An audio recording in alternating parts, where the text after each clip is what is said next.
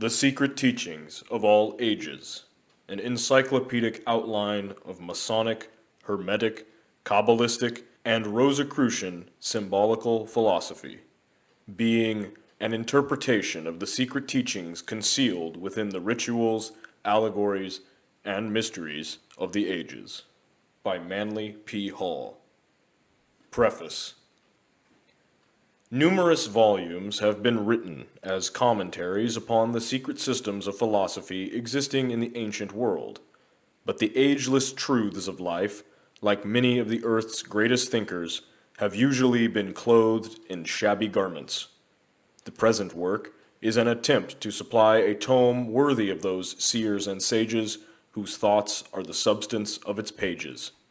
To bring about this coalescence of beauty and truth has proved most costly, but I believe that the result will produce an effect upon the mind of the reader which will more than justify the expenditure. Work upon the text of this volume was begun the first day of January 1926, and has continued almost uninterruptedly for over 2 years. The greater part of the research work, however, was carried on prior to the writing of the manuscript. The collection of reference material was begun in 1921, and 3 years later, the plans for the book took definite form. For the sake of clarity, all footnotes were eliminated, the various quotations and references to other authors being embodied in the text in their logical order. The bibliography is appended primarily to assist those interested in selecting for future study the most authoritative and important items dealing with philosophy and symbolism. To make readily accessible the abstruse information contained in the book, an elaborate topical cross-index is included. I make no claim for either the infallibility or the originality of any statement herein contained. I have studied the fragmentary writings of the ancients sufficiently to realize that dogmatic utterances concerning their tenets are worse than foolhardy. Traditionalism is the curse of modern philosophy, particularly that of the European schools. While many of the statements contained in this treatise may appear at first wildly fantastic, I have sincerely endeavored to refrain from haphazard metaphysical speculation, presenting the material as far as possible in the spirit rather than the letter of the original authors. By assuming responsibility only for the mistakes which may appear herein, I hope to escape the accusation of plagiarism, which has been directed against nearly every writer on the subject of mystical philosophy. Having no particular ism of my own to promulgate, I have not attempted to twist the original writings to substantiate preconceived notions, nor have I distorted doctrines in any effort to reconcile the irreconcilable differences present in the various systems of religio-philosophic thought. The entire theory of the book is diametrically opposed to the modern method of thinking, for it is concerned with subjects openly ridiculed by the sophists of the 20th century. Its true purpose is to introduce the mind of the reader to a hypothesis of living wholly beyond the pale of materialistic theology, philosophy, or science. The mass of abstruse material between its covers is not susceptible to perfect organization, but so far as possible, related topics have been grouped together. Rich as the English language is in media of expression, it is curiously lacking in terms suitable to the conveyance of abstract philosophical premises. A certain intuitive grasp of the subtler meanings concealed within groups of inadequate words is necessary, therefore, to an understanding of the ancient mystery teachings. Although the majority of the items in the bibliography are in my own library, I wish to acknowledge gratefully the assistance rendered by the public libraries of San Francisco and Los Angeles, the libraries of the Scottish Rite in San Francisco and Los Angeles, the libraries of the University of California in Berkeley and Los Angeles, the Mechanics Library in San Francisco, and the Crotona Theosophical Library at Ojai, California. Special recognition for their help is also due to the following persons: Mrs. Max Heindel, Mrs. Alice Palmer Henderson, Mr. Ernest Dawson and staff, Mr. John Howell, Mr. Paul Elder, Mr. Philip Watson Hackett, and Mr. John R. Ruckstell. Single books were lent by other persons and organizations, to whom thanks are also given. The matter of translation was the greatest single task in the research work incident to the preparation of this volume. The necessary German translations, which required nearly 3 years, were generously undertaken by Mr. Alfred Berry, who declined all remuneration for his labor. The Latin, Italian, French, and Spanish translations were made by Professor Homer P. Earle. The Hebrew text was edited by Rabbi Jacob M. Alco. Miscellaneous short translations and checking also were done by various individuals. The editorial work was under the supervision of Dr. C. B. Rawlingson, through whose able efforts literary order was often brought out of literary chaos. Special recognition is also due the services rendered by Mr. Robert B. Tummins of the staff of H.S. Crocker Company, Incorporated, to whom were assigned the technical difficulties of fitting the text matter into its allotted space. For much of the literary charm of the work, I am also indebted to Mr. M. M. Saxton, to whom the entire manuscript was first dictated and to whom was also entrusted the preparation of the index. The splendid efforts of Mr. J. Augustus Knapp, the illustrator, have resulted in a series of color plates which add materially to the beauty and completeness of the work. The printing of the book was in the hands of Mr. Frederick E. Keast of H.S. Crocker Company, Incorporated, whose great personal interest in the volume has been manifested by an untiring effort to improve the quality thereof. Through the gracious cooperation of Dr. John Henry Nash, the foremost designer of printing on the American continent, the book appears in a unique and appropriate form, embodying the finest elements of the printer's craft. An increase in the number of plates and also a finer quality of workmanship than was first contemplated have been made possible by Mr. C. E. Benson of the Los Angeles Engraving Company, who entered heart and soul into the production of this volume. The pre-publication sale of this book has been without known precedent. The subscription list for the first edition of 550 copies was closed a year before the manuscript was given to the printer. The second, or King Solomon edition, 550 copies. The third, or Theosophical edition, 200 copies. And the fourth, or Rosicrucian edition, 100 copies, were sold before the finished volume was received from the printer. For so ambitious a production, this constitutes a unique achievement.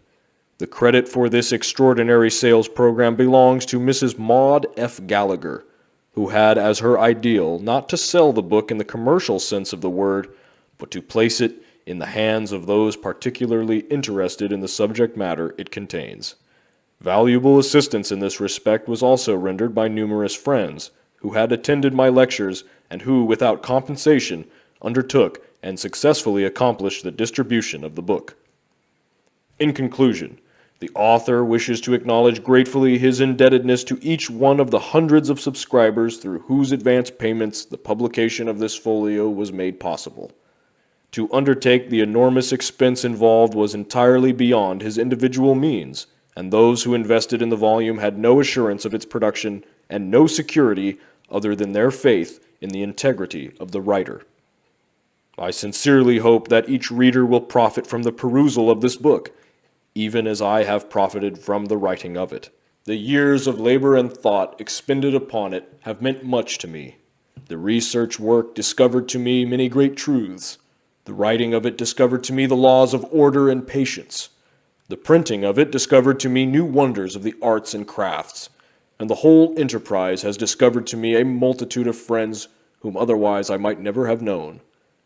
And so, in the words of John Bunyan, I penned it down until at last it came to be, for length and breadth, the bigness which you see.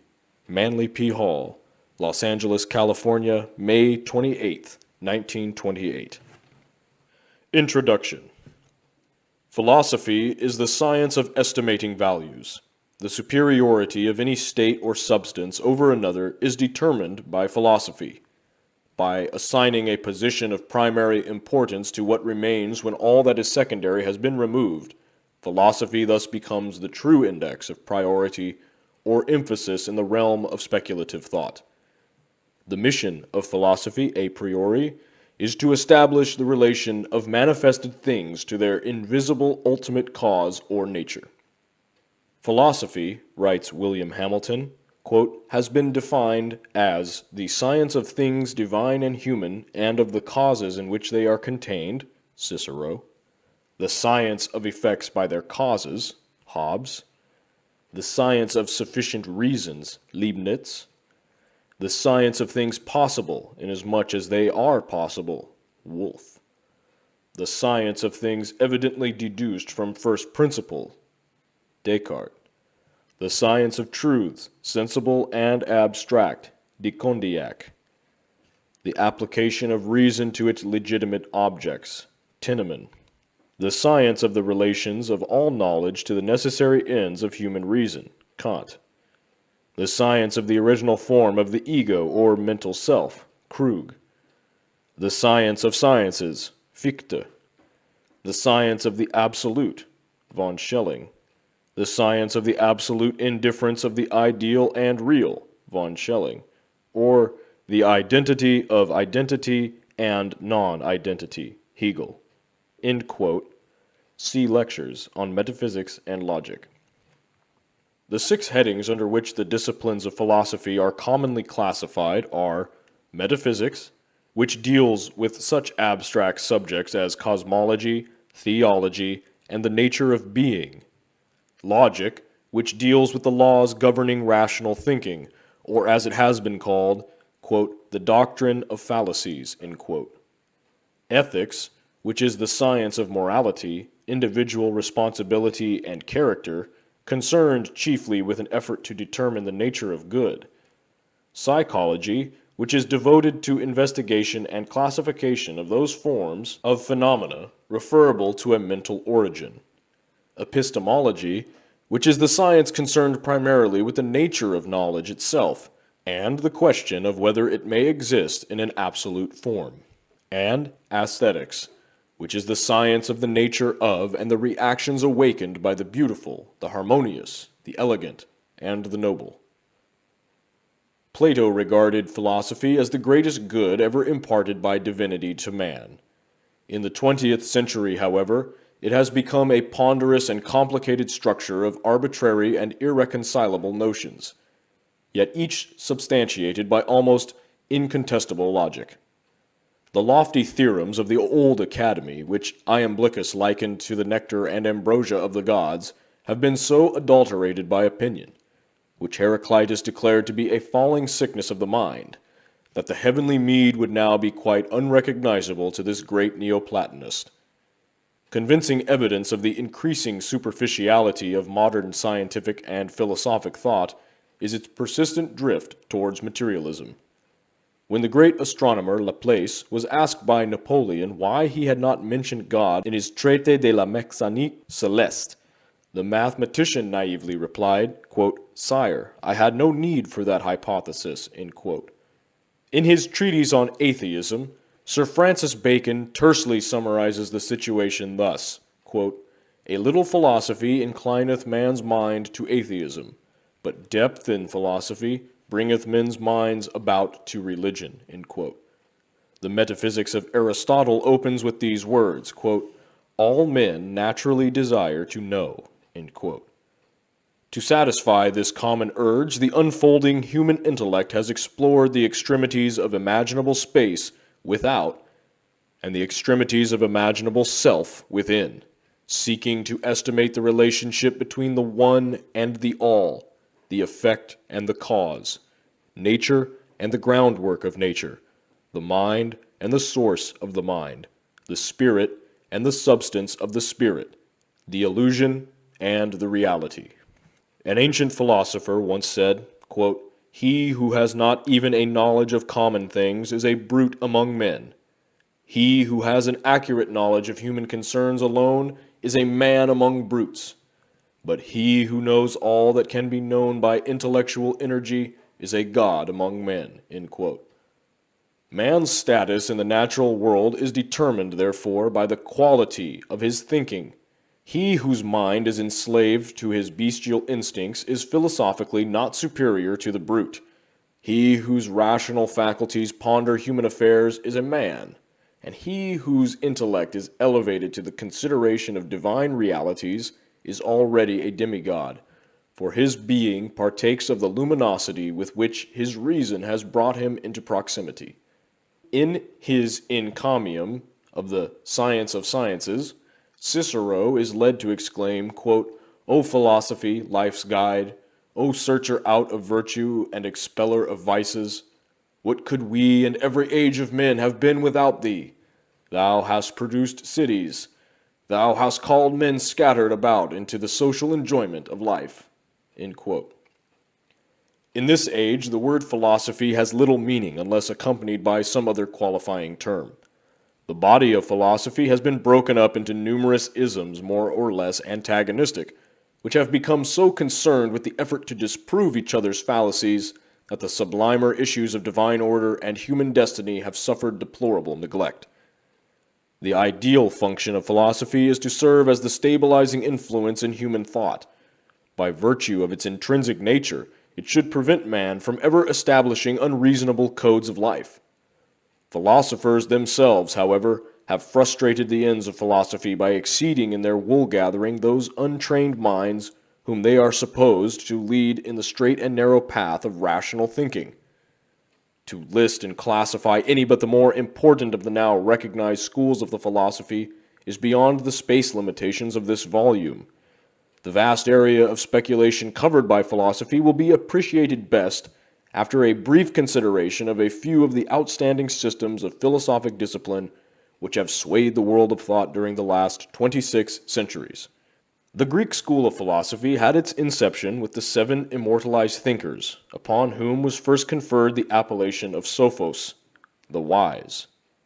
According to Diogenes Laertius, these were Thales, Solon, Chelon, Pittacus, Bias, Leobulus, and Periander. Water was conceived by Thales to be the primal principle or element, upon which the earth floated like a ship, and earthquakes were the result of disturbances in this universal sea. Since Thales was an Ionian, the school perpetuating his tenets became known as the Ionic. He died in 546 BC, and was succeeded by Anaximander, who in turn was followed by Anaximenes, Anaxagoras, and Archelaus, with whom the Ionic school ended. Anaximander, differing from his master Thales, declared measureless and indefinable infinity to be the principle from which all things were generated. Anaximenes asserted air to be the first element of the universe, that souls and even the deity itself were composed of it. Anaxagoras, whose doctrine savors of atomism, held God to be, quote, "an infinite, self-moving mind, that this divine infinite mind, not enclosed in any body, is the efficient cause of all things. Out of the infinite matter consisting of similar parts, everything being made according to its species by the divine mind, who, when all things were at first confusedly mingled together, came and reduced them to order." End quote. Archelaus declared the principle of all things to be twofold: mind, which was incorporeal, and air, which was corporeal, the rarefaction and condensation of the latter resulting in fire and water respectively. The stars were conceived by Archelaus to be burning iron plates. Heraclitus, who lived from 536 to 470 BC, and is sometimes included in the Ionic school, in his doctrine of change and eternal flux, asserted fire to be the first element and also the state into which the world would ultimately be reabsorbed. The soul of the world he regarded as an exhalation from its humid parts, and he declared the ebb and flow of the sea to be caused by the sun. After Pythagoras of Samos, its founder, the Italic or Pythagorean school numbers among its most distinguished representatives Empedocles, Epicharmus, Archytas, Alcmaeon, Hippasus, Philolaus, and Eudoxus. Pythagoras, 580 to 500 BC, conceived mathematics to be the most sacred and exact of all the sciences, and demanded of all who came to him for study a familiarity with arithmetic, music, astronomy, and geometry. He laid special emphasis upon the philosophic life as a prerequisite to wisdom. Pythagoras was one of the first teachers to establish a community wherein all the members were of mutual assistance to one another in the common attainment of the higher sciences. He also introduced the discipline of retrospection as essential to the development of the spiritual mind. Pythagoreanism may be summarized as a system of metaphysical speculation concerning the relationships between numbers and the causal agencies of existence. This school also first expounded the theory of celestial harmonics, or the music of the spheres.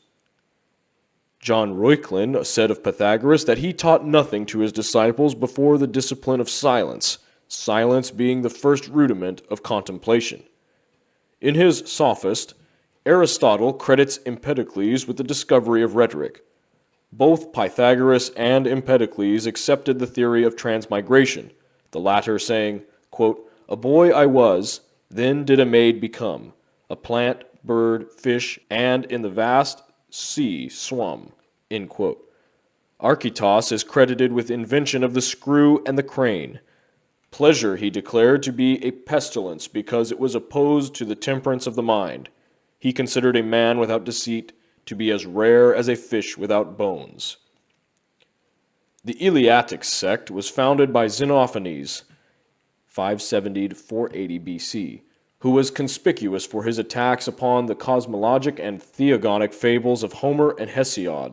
Xenophanes declared that God was, quote, "one and incorporeal, in substance and figure round, in no way resembling man, that he is all sight and all hearing, but breathes not, that he is all things, the mind and wisdom, not generate, but eternal, impassible, immutable, and rational." End quote. Xenophanes believed that all existing things were eternal, that the world was without beginning or end, and that everything which was generated was subject to corruption. He lived to great age and is said to have buried his sons with his own hands. Parmenides studied under Xenophanes, but never entirely subscribed to his doctrines. Parmenides declared the senses to be uncertain and reason the only criterion of truth. He first asserted the earth to be round, and also divided its surface into zones of heat and cold. Melissus, who is included in the Eleatic school, held many opinions in common with Parmenides. He declared the universe to be immovable because, occupying all space, there was no place to which it could be moved.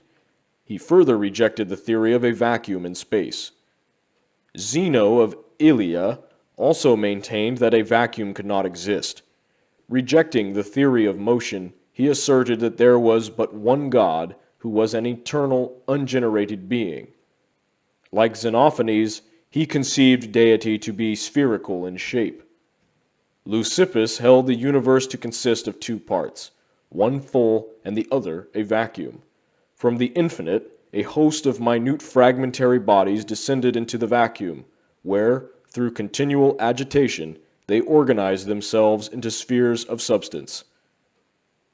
The great Democritus, to a certain degree, enlarged upon the atomic theory of Leucippus. Democritus declared the principles of all things to be twofold, atoms and vacuum. Both, he asserted, are infinite, atoms in number, vacuum in magnitude. Thus, all bodies must be composed of atoms or vacuum.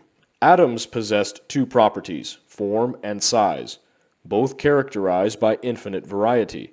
The soul Democritus also conceived to be atomic in structure and subject to dissolution with the body. The mind he believed to be composed of spiritual atoms. Aristotle intimates that Democritus obtained his atomic theory from the Pythagorean doctrine of the monad. Among the Eleatics are also included Protagoras and Anaxarchus. Socrates, 469 to 399 BC, the founder of the Socratic sect, being fundamentally a skeptic, did not force his opinions upon others, but through the medium of questionings caused each man to give expression to his own philosophy. According to Plutarch, Socrates conceived every place as appropriate for teaching in that the whole world was a school of virtue. He held that the soul existed before the body, and, prior to immersion therein, was endowed with all knowledge, that when the soul entered into the material form it became stupefied, but that by discourses upon sensible objects it was caused to reawaken and to recover its original knowledge. On these premises was based his attempt to simulate the soul power through irony and inductive reasoning. It has been said of Socrates that the whole subject of his philosophy was man. He himself declared philosophy to be the way of true happiness, and its purpose twofold: 1, to contemplate God, and 2, to abstract the soul from corporeal sense. The principles of all things he conceived to be 3 in number: God, matter, and ideas. Of God, he said, quote, "What he is I know not, what he is not I know." End quote. Matter he defined as the subject of generation and corruption. Idea as an incorruptible substance, the intellect of God. Wisdom he considered the sum of the virtues. Among the prominent members of the Socratic sect were Xenophon, Aeschines, Crito, Simon, Glauco, Simmias, and Cebes. Professor Zeller, the great authority on ancient philosophies, has recently declared the writings of Xenophon relating to Socrates to be forgeries. When The Clouds of Aristophanes, a comedy written to ridicule the theories of Socrates, was first presented, the great skeptic himself attended the play. During the performance, which caricatured him seated in a basket high in the air studying the sun, Socrates rose calmly in his seat, the better to enable the Athenian spectators to compare his own unpossessing features with the grotesque mask worn by the actor impersonating him. The Elean sect was founded by Phaedo of Elis, a youth of noble family, who was bought from slavery at the instigation of Socrates, and who became his devoted disciple. Plato so highly admired Phaedo's mentality that he named one of the most famous of his discourses the Phaedo. Phaedo was succeeded in his school by Plisthenes, who in turn was followed by Menedemus. Of the doctrines of the Elean sect little is known. Menedemus is presumed to have been inclined toward the teachings of Stilpo and the Megarian sect. When Menedemus's opinions were demanded, he answered that he was free, thus intimating that most men were enslaved to their opinions. Menedemus was apparently of a somewhat belligerent temperament and often returned from his lectures in a badly bruised condition. The most famous of his propositions is stated thus: "That which is not the same is different from that which it is not the same." This point being admitted, Menedemus continued, "To benefit is not the same as good, therefore good does not benefit." After the time of Menedemus, the Elean sect became known as the Eretrian. Its exponents denounced all negative propositions and all complex and abstruse theories, declaring that only affirmative and simple doctrines could be true. The Megarian sect was founded by Euclid of Megara, not the celebrated mathematician, a great admirer of Socrates. The Athenians passed a law decreeing death to any citizen of Megara found in the city of Athens. Nothing daunted, Euclid donned women's clothing and went at night to study with Socrates. After the cruel death of their teacher, the disciples of Socrates, fearing a similar fate, fled to Megara, where they were entertained with great honor by Euclid. The Megarian school accepted the Socratic doctrine that virtue is wisdom, adding to it the Eleatic concept that goodness is absolute unity and all change an illusion of the senses. Euclid maintained that good has no opposite and therefore evil does not exist. Being asked about the nature of the gods, he declared himself ignorant of their disposition, save that they hated curious persons. The Megarians are occasionally included among the dialectic philosophers. Euclid, who died in 374 BC, was succeeded in his school by Eubylides, among whose disciples were Alexinus and Apollonius Cronus. Euphantus, who lived to great age and wrote many tragedies, was among the foremost followers of Eubylides.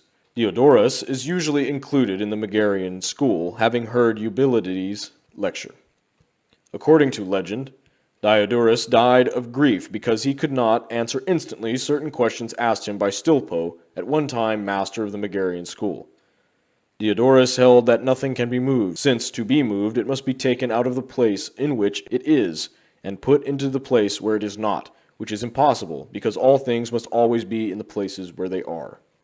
The Cynics were a sect founded by Antisthenes of Athens, 444 to 365 BC, a disciple of Socrates.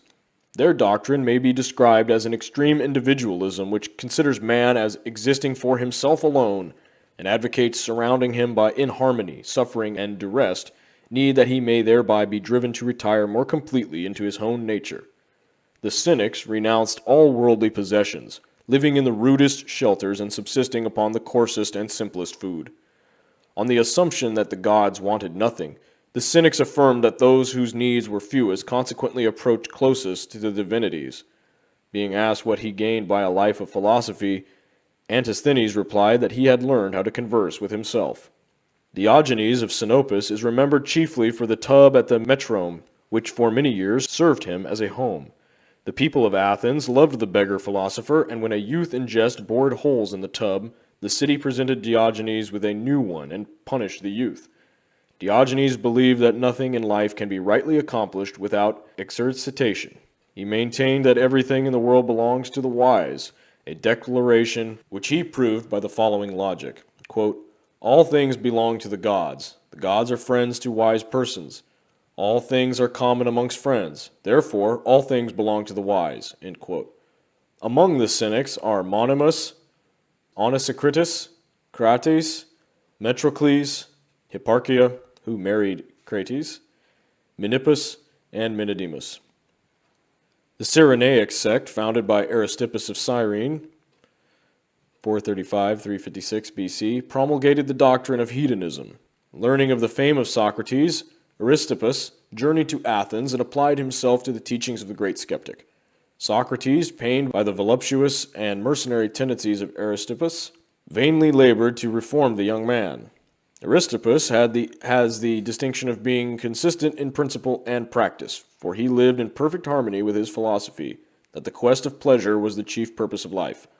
The doctrines of the Cyrenaics may be summarized thus. All that is actually known concerning any object or condition is the feeling which it awakens in man's own nature. In the sphere of ethics, that which awakens the most pleasant feeling is consequently to be esteemed as the greatest good. Emotional reactions are classified as pleasant or gentle, harsh and mean. The end of pleasant emotion is pleasure, the end of harsh emotion grief, and the end of mean emotion nothing. Through mental perversity, some men do not desire pleasure. In reality, however, pleasure, especially of a physical nature, is the true end of existence, and exceeds in every way mental and spiritual enjoyments. Pleasure, furthermore, is limited wholly to the moment. Now is the only time. The past cannot be regarded without regret, and the future cannot be faced without misgiving. Therefore, neither is conducive to pleasure. No man should grieve, for grief is the most serious of all diseases. Nature permits man to do anything he desires. He is limited only by his own laws and customs. A philosopher is one free from envy, love, and superstition, and whose days are one long round of pleasure. Indulgence was thus elevated by Aristippus to the chief position among the virtues. He further declared philosophers to differ markedly from other men in that they alone would not change the order of their lives if all the laws of men were abolished. Among prominent philosophers influenced by the Cyrenaic doctrines were Hegesias, Anaxagoras, Theodorus, and Bion. The sect of academic philosophers instituted by Plato, 427 to 347 BC, was divided into three major parts: the Old, the Middle, and the New Academy. Among the old academics were Speusippus, Xenocrates, Polemon, Crates, and Crantor. Arcesilaus instituted the Middle Academy, and Carneades founded the New. Chief among the masters of Plato was Socrates. Plato traveled widely and was initiated by the Egyptians into the profundities of Hermetic philosophy. He also derived much from the doctrines of the Pythagoreans. Cicero describes the threefold constitution of Platonic philosophy as comprising ethics, physics, and dialectics. Plato defined good as threefold in character: good in the soul, expressed through the virtues; good in the body, expressed through the symmetry and endurance of the parts; and good in the external world, expressed through social position and companionship. In the book of Speusippus, on Platonic definitions, that great Platonist thus defines God, quote, "a being that lives immortally by means of himself alone, sufficing for his own blessedness, the eternal essence, cause of his own goodness." End quote. According to Plato, the One is the term most suitable for defining the Absolute, since the whole precedes the parts and diversity is dependent on unity, but unity not on diversity. The One, moreover, is before being, for to be is an attribute or condition of the One. Platonic philosophy is based upon the postulation of three orders of being: that which moves unmoved, that which is self-moved, and that which is moved. That which is immovable but moves is anterior to that which is self-moved, which likewise is anterior to that which it moves. That in which motion is inherent cannot be separated from its motive power. It is therefore incapable of dissolution. Of such nature are the immortals. That which has motion imparted to it from another can be separated from the source of its animating principle. It is therefore subject to dissolution. Of such nature are mortal beings. Superior to both the mortal and the immortals is that condition which continually moves yet itself is unmoved. To this constitution the power of abundance is inherent. It is therefore the divine permanence upon which all things are established. Being nobler even than self-motion, the unmoved mover is the first of all dignities. The Platonic discipline was founded upon the theory that learning is really reminiscence, or the bringing into objectivity of knowledge formerly acquired by the soul in a previous state of existence. At the entrance of the Platonic school in the academy were written the words, quote, "Let none ignorant of geometry enter here." End quote. After the death of Plato, his disciples separated into two groups. One, the academics, continued to meet in the academy where once he had presided. The other, the Peripatetics, removed to the Lyceum under the leadership of Aristotle. Plato recognized Aristotle as his greatest disciple, and, according to Philoponus, referred to him as the mind of the school. If Aristotle were absent from the lectures, Plato would say, "The intellect is not here."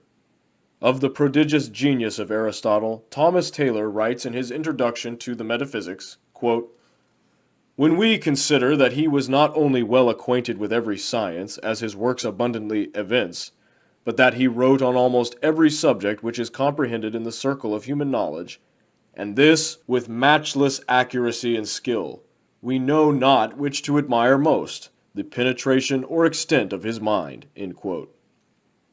Of the philosophy of Aristotle, the same author says, quote, "The end of Aristotle's moral philosophy is perfection through the virtues, and the end of his contemplative philosophy an union with the one principle of all things." End quote. Aristotle conceived philosophy to be twofold: practical and theoretical. Practical philosophy embraced ethics and politics; theoretical philosophy, physics and logic. Metaphysics he considered to be the science concerning that substance which has the principle of motion and rest inherent to itself. To Aristotle, the soul is that by which man first lives, feels, and understands. Hence to the soul he assigned three faculties: nutritive, sensitive, and intellective. He further considered the soul to be twofold: rational and irrational, and in some particulars elevated the sense perceptions above the mind. Aristotle defined wisdom as the science of first causes. The four major divisions of his philosophy are dialectics, physics, ethics, and metaphysics. God is defined as the first mover, the best of beings, an immovable substance, separate from sensible things, void of corporeal quantity, without parts, and indivisible. Platonism is based on a priori reasoning, Aristotelianism upon a posteriori reasoning. Aristotle taught his pupil, Alexander the Great, to feel that if he had not done a good deed, he had not reigned that day. Among his followers were Theophrastus, Strato, Lyco, Aristo, Critolus, and Diodorus. Of skepticism, as propounded by Pyrrho of Elis, 365 to 275 BC, and by Timon, Sextus Empiricus said that those who seek must find or deny they have found or can find or persevere in the inquiry. Those who suppose they have found truth are called dogmatists. Those who think it incomprehensible are the academics. Those who still seek are the skeptics. The attitude of skepticism towards the knowable is summed up by Sextus Empiricus in the following words, quote, "But the chief ground of skepticism is that to every reason there is an opposite reason equivalent, which makes us forbear to dogmatize." End quote. The skeptics were strongly opposed to the dogmatists and were agnostic in that they held the accepted theories regarding deity to be self-contradictory and undemonstratable. How, asked the skeptic, can we indubiate knowledge of God, knowing not his substance, form, or place? For, while philosophers disagree irreconcilably on these points, their conclusions cannot be considered as undoubtedly true.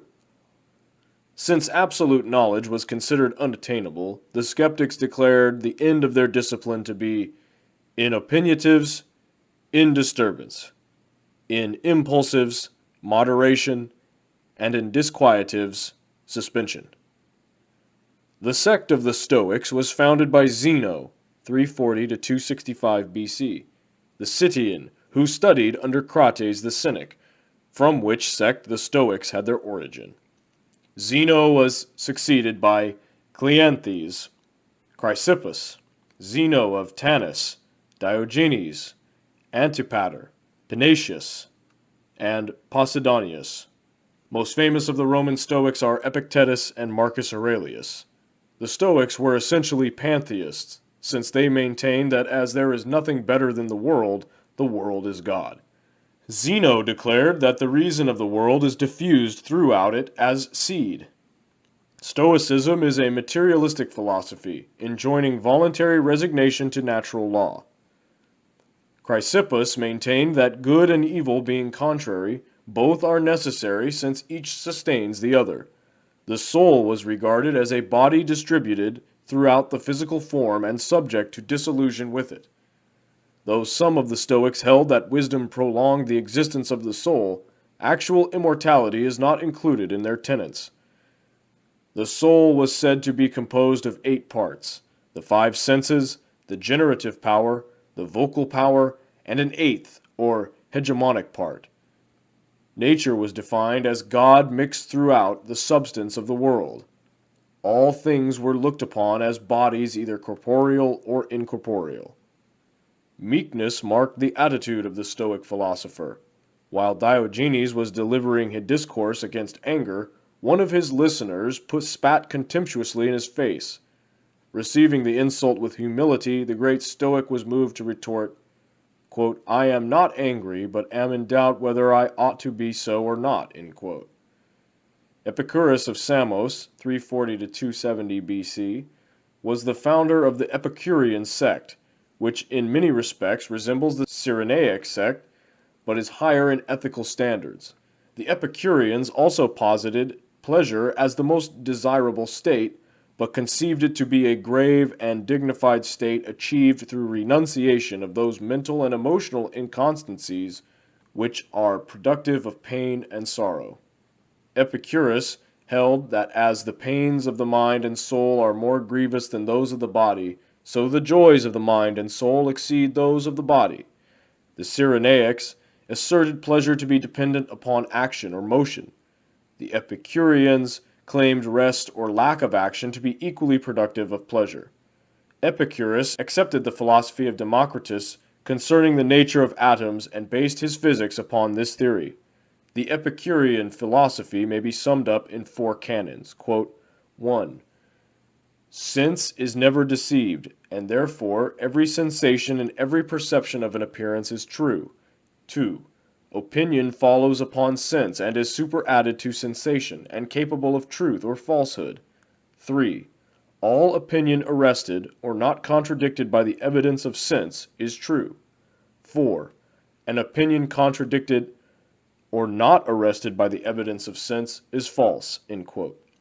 Among the Epicureans, of note, were Metrodorus of Lampsacus, Zeno of Sidon, and Phaedrus. Eclecticism may be defined as the practice of choosing apparently irreconcilable doctrines from antagonistic schools and constructing therefrom a composite philosophic system in harmony with the convictions of the eclectic himself. Eclecticism can scarcely be considered philosophically or logically sound, for as individual schools arrive at their conclusions by different methods of reasoning, so the philosophic product of fragments from these schools must necessarily be built upon the foundation of conflicting premises. Eclecticism, accordingly, has been designated the layman's cult. In the Roman Empire, little thought was devoted to philosophic theory. Consequently, most of its thinkers were of the eclectic type. Cicero is the outstanding example of early eclecticism, for his writings are a veritable potpourri of invaluable fragments from earlier schools of thought. Eclecticism appears to have had its inception at the moment when men first doubted the possibility of discovering ultimate truth. Observing all so-called knowledge to be mere opinion at best, the less studious furthermore concluded that the wiser course to pursue was to accept that which appeared to be the most reasonable of the teachings of any school or individual. From this practice, however, arose a pseudo-broad-mindedness devoid of the element of preciseness found in true logic and philosophy. The Neo-Pythagorean school flourished in Alexandria during the 1st century of the Christian era. Only 2 names stand out in connection with it: Apollonius of Tyana and Moderatus of Gades. Neo-Pythagoreanism is a link between the older pagan philosophies and Neoplatonism. Like the former, it contained many exact elements of thought derived from Pythagoras and Plato. Like the latter, it emphasized metaphysical speculation and ascetic habits. A striking similarity has been observed by several authors between Neo-Pythagoreanism and the doctrines of the Essenes. Special emphasis was laid upon the mystery of numbers, and it is possible that Neo-Pythagoreans had a far wider knowledge of the true teachings of Pythagoras than is available today. Even in the 1st century, Pythagoras was regarded more as a god than a man, and the revival of his philosophy was resorted to, apparently, in the hope that his name would stimulate interest in the deeper systems of learning. But Greek philosophy had passed the zenith of its splendor. The mass of humanity was awakening to the importance of physical life and physical phenomena. The emphasis upon earthly affairs which began to assert itself later reached maturity of expression in 20th century materialism and commercialism, even though Neoplatonism was to intervene in many centuries past before this emphasis took definite form. Although Ammonius Saccas was long believed to be the founder of the Neoplatonism, the school had its true beginning in Plotinus, AD 204 to 269. Prominent among the Neoplatonists of Alexandria, Syria, Rome, and Athens, Porphyry, Iamblichus, Sallustius, the Emperor Julian, Plutarch, and Proclus. Neoplatonism was the supreme effort of decadent pagandom to publish and thus preserve for posterity its secret or unwritten doctrine. In its teachings, ancient idealism found its most perfect expression. Neoplatonism was concerned almost exclusively with the problems of higher metaphysics. It recognized the existence of a secret and all-important doctrine which from the time of the earliest civilizations had been concealed within the rituals, symbols, and allegories of religions and philosophies. To the mind unacquainted with its fundamental tenets, Neoplatonism may appear to be a mass of speculations interspersed with extravagant flights of fancy. Such a viewpoint, however, ignores the institutions of the mysteries, those secret schools into whose profundities of idealism nearly all of the first philosophers of antiquity were initiated. When the physical body of pagan thought collapsed, an attempt was made to resurrect the form by instilling new life into it by the unveiling of its mystical truths. This effort apparently was barren of results.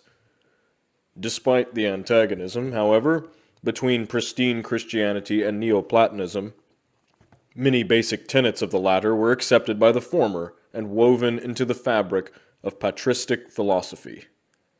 Briefly described, Neoplatonism is a philosophic code which conceives every physical or concrete body of doctrine to be merely the shell of a spiritual verity which may be discovered through meditation and certain exercises of a mystic nature. In comparison to the esoteric spiritual truths which they contain, the corporeal bodies of religion and philosophy were considered relatively of little value. Likewise, no emphasis was placed upon the material sciences. The term patristic is employed to designate the philosophy of the fathers of the early Christian Church. Patristic philosophy is divided into two general epochs, ante-Nicene and post-Nicene. The ante-Nicene period, in the main, was devoted to attacks upon paganism and to apologies and defenses of Christianity.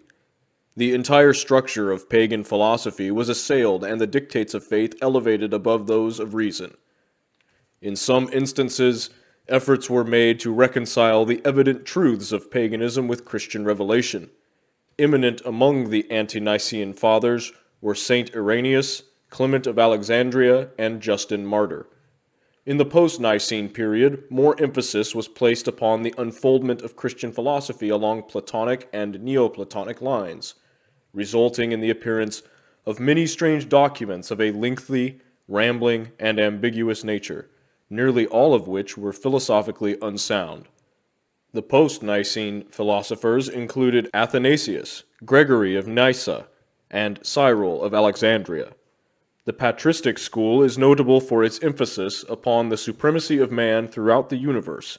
Man was conceived to be a separate and divine creation, the crowning achievement of deity, and an exception to the suzerainty of natural law. To the patristics, it was inconceivable that there should ever exist another creature so noble, so fortunate, or so able as man, for whose sole benefit and edification all the kingdoms of nature were primarily created. Patristic philosophy culminated in Augustinianism, which may best be defined as Christian Platonism. Opposing the Pelagian doctrine that man is the author of his own salvation, Augustinianism elevated the Church and its dogmas to a position of absolute infallibility, a position which it successfully maintained under the Reformation. Gnosticism, a system of emanationism, interpreting Christianity in terms of Greek, Egyptian, and Persian metaphysics, appeared in the latter part of the first century of the Christian era. Practically all the information extant regarding the Gnostics and their doctrines, stigmatized as heresy by the ante-Nicene Church Fathers, is derived from the accusations made against them, particularly from the writings of Saint Irenaeus. In the 3rd century appeared Manichaeism, a dualistic system of Persian origin, which taught that good and evil were forever contending for universal supremacy. In Manichaeism, Christ is conceived to be the principle of redeeming good in contradistinction to the man Jesus, who was viewed as an evil personality. The death of Boethius in the 6th century marked the close of the ancient Greek school of philosophy. The 9th century saw the rise of the new school of scholasticism, which sought to reconcile philosophy with theology. Representative of the main divisions of the scholastic school were the eclecticism of John of Salisbury, the mysticism of Bernard of Clairvaux and Saint Bonaventura, the rationalism of Peter Abelard, the pantheistic mysticism of Meister Eckhart. Among the Arabian Aristotelians were of Avicenna and Averroes. The zenith of scholasticism was reached with the advent of Albertus Magnus and his illustrious disciple, St. Thomas Aquinas. Thomism, the philosophy of St. Thomas Aquinas, sometimes referred to as the Christian Aristotle, sought to reconcile the various factions of the scholastic school. Thomism was basically Aristotelian, with the added concept that faith is a projection of reason. Scotism, or the doctrine of voluntarism, promulgated by Johann Duns Scotus, a Franciscan scholastic, emphasized the power and efficacy of the individual will as opposed to Thomism. The outstanding characteristic of scholasticism was its frantic effort to cast all European thought in an Aristotelian mold. Eventually, the schoolmen descended to the level of mere word-mongers who picked the words of Aristotle so clean that nothing but the bones remained. It was this decadent school of meaningless verbiage against which Sir Francis Bacon directed his bitter shafts of irony, and which he relegated to the potter's field of discarded notions. The Baconian, or inductive, system of reasoning, where facts are arrived at by a process of observation and verified by experimentation, cleared the way for the schools of modern science. Bacon was followed by Thomas Hobbes, for some time his secretary, who held mathematics to be the only exact science and thought to be essentially a mathematical process. Hobbes declared matter to be the only reality, and scientific investigation to be limited to the study of bodies, the phenomena relative to their probable causes, and the consequences which flow from them under every variety of circumstance. Hobbes laid special stress upon the significance of words, declaring understanding to be the faculty of perceiving the relationship between words and the objects for which they stand. Having broken away from the scholastic and theological schools, post-Reformation, or modern philosophy, experienced a most prolific growth along many diverse lines. According to humanism, man is the measure of all things. Rationalism makes the reasoning faculties the basis of all knowledge.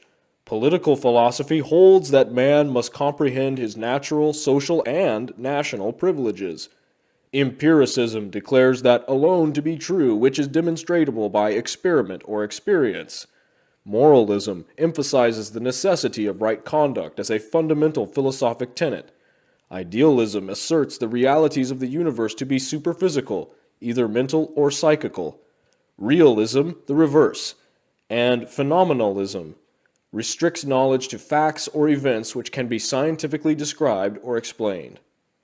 The most recent developments in the field of philosophic thought are behaviorism and neorealism.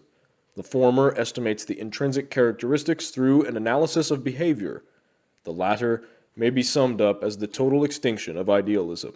Baruch de Spinoza, the eminent Dutch philosopher, conceived God to be the substance absolutely self-existent and needing no other conception besides itself to render it complete and intelligible. The nature of this being was held by Spinoza to be comprehensible only through its attributes, which are extension and thought. These combine to form an endless variety of aspects or modes. The mind of man is one of the modes of infinite thought, the body of man one of the modes of infinite extension. Through reason, man is enabled to elevate himself above the illusionary world of the senses and find eternal repose in perfect union with the divine essence. Spinoza, it has been said, deprived God of all personality, making deity synonymous with the universe. German philosophy had its inception with Gottfried Wilhelm von Leibniz, whose theories are permeated with the qualities of optimism and idealism. Leibniz's criteria of sufficient reason revealed to him the insufficiency of Descartes' theory of extension, and he therefore concluded that substance itself contained an inherent power in the form of an incalculable number of separate and all-sufficient units. Matter reduced to its ultimate particles ceases to exist as a substantial body, being resolved into a mass of immaterial ideas or metaphysical units of power, to which Leibniz applied the term monad. Thus, the universe is composed of an infinite number of separate monadic entities unfolding spontaneously through the objectification of innate active qualities. All things are conceived as consisting of single monads of varying magnitudes, or of aggregations of these bodies, which may exist as physical, emotional, mental, or spiritual substances. God is the first and greatest monad. The spirit of man is an awakened monad in contradistinction to the lower kingdoms, whose governing monadic powers are in a semi-dormant state.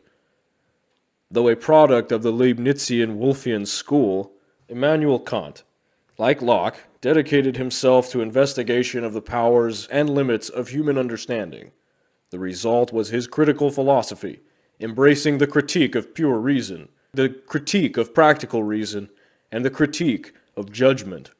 Dr. W. J. Durant sums up Kant's philosophy in the concise statement that he rescued mind from matter. The mind Kant conceived to be the selector and coordinator of all perceptions, which in turn are the result of sensations grouping themselves about some external object. In the classification of sensations and ideas, the mind employs certain categories of sense, time, and space, of understanding, quality, relation, modality, and causation, and the unity of apperception. Being subject to mathematical laws, time and space are considered absolute and sufficient bases for exact thinking. Kant's practical reason declared that while the nature of noumenon could never be comprehended by the reason, the fact of morality proves the existence of three necessary postulates: free will, immortality, and God. In the Critique of Judgment, Kant demonstrates the union of the noumenon and the phenomenon in art and biological evolution.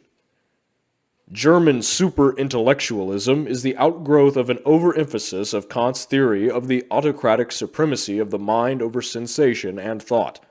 The philosophy of Johann Gottlieb Fichte was a projection of Kant's philosophy, wherein he attempted to unite Kant's practical reason with his pure reason.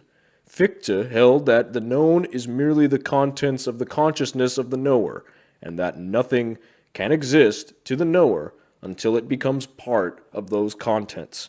Nothing is actually real, therefore, except the facts of one's own mental experience.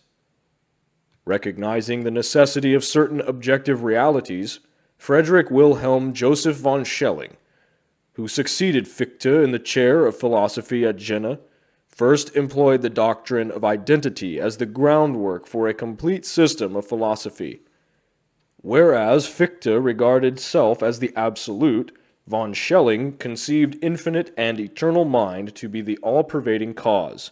Realization of the absolute is made possible by intellectual intuition, which, being a superior or spiritual sense, is able to disassociate itself from both subject and object.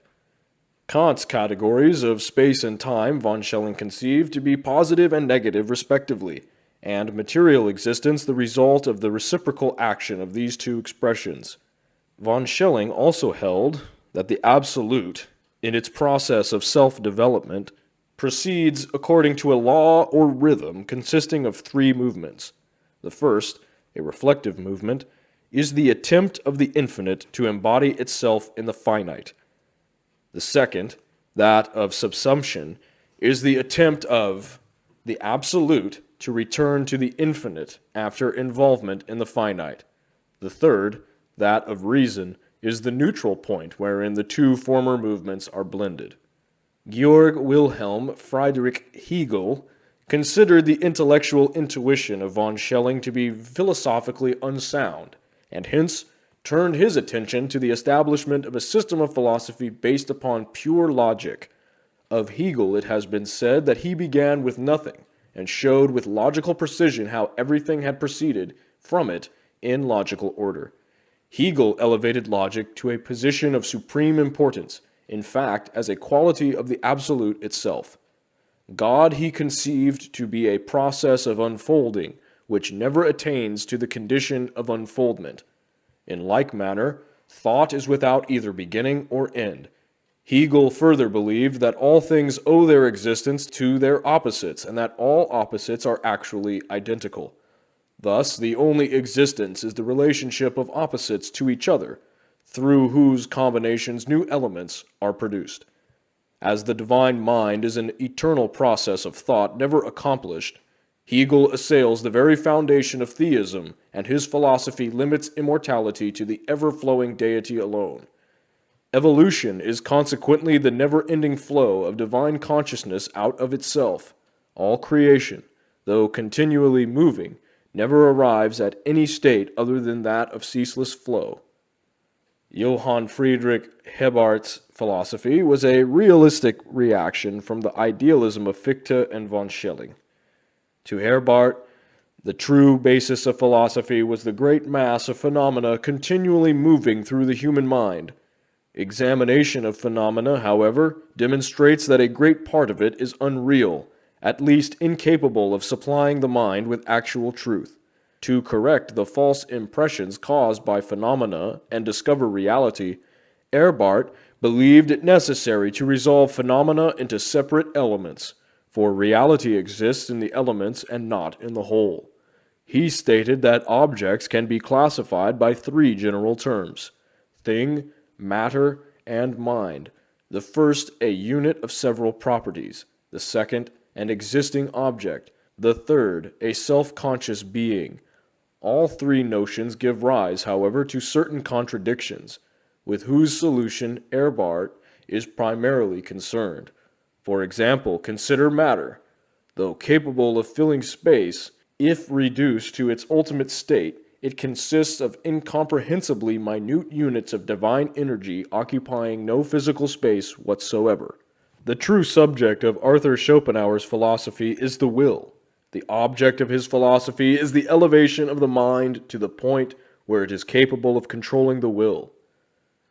Schopenhauer likens the will to a strong blind man who carries on his shoulders the intellect, which is a weak lame man possessing the power of sight.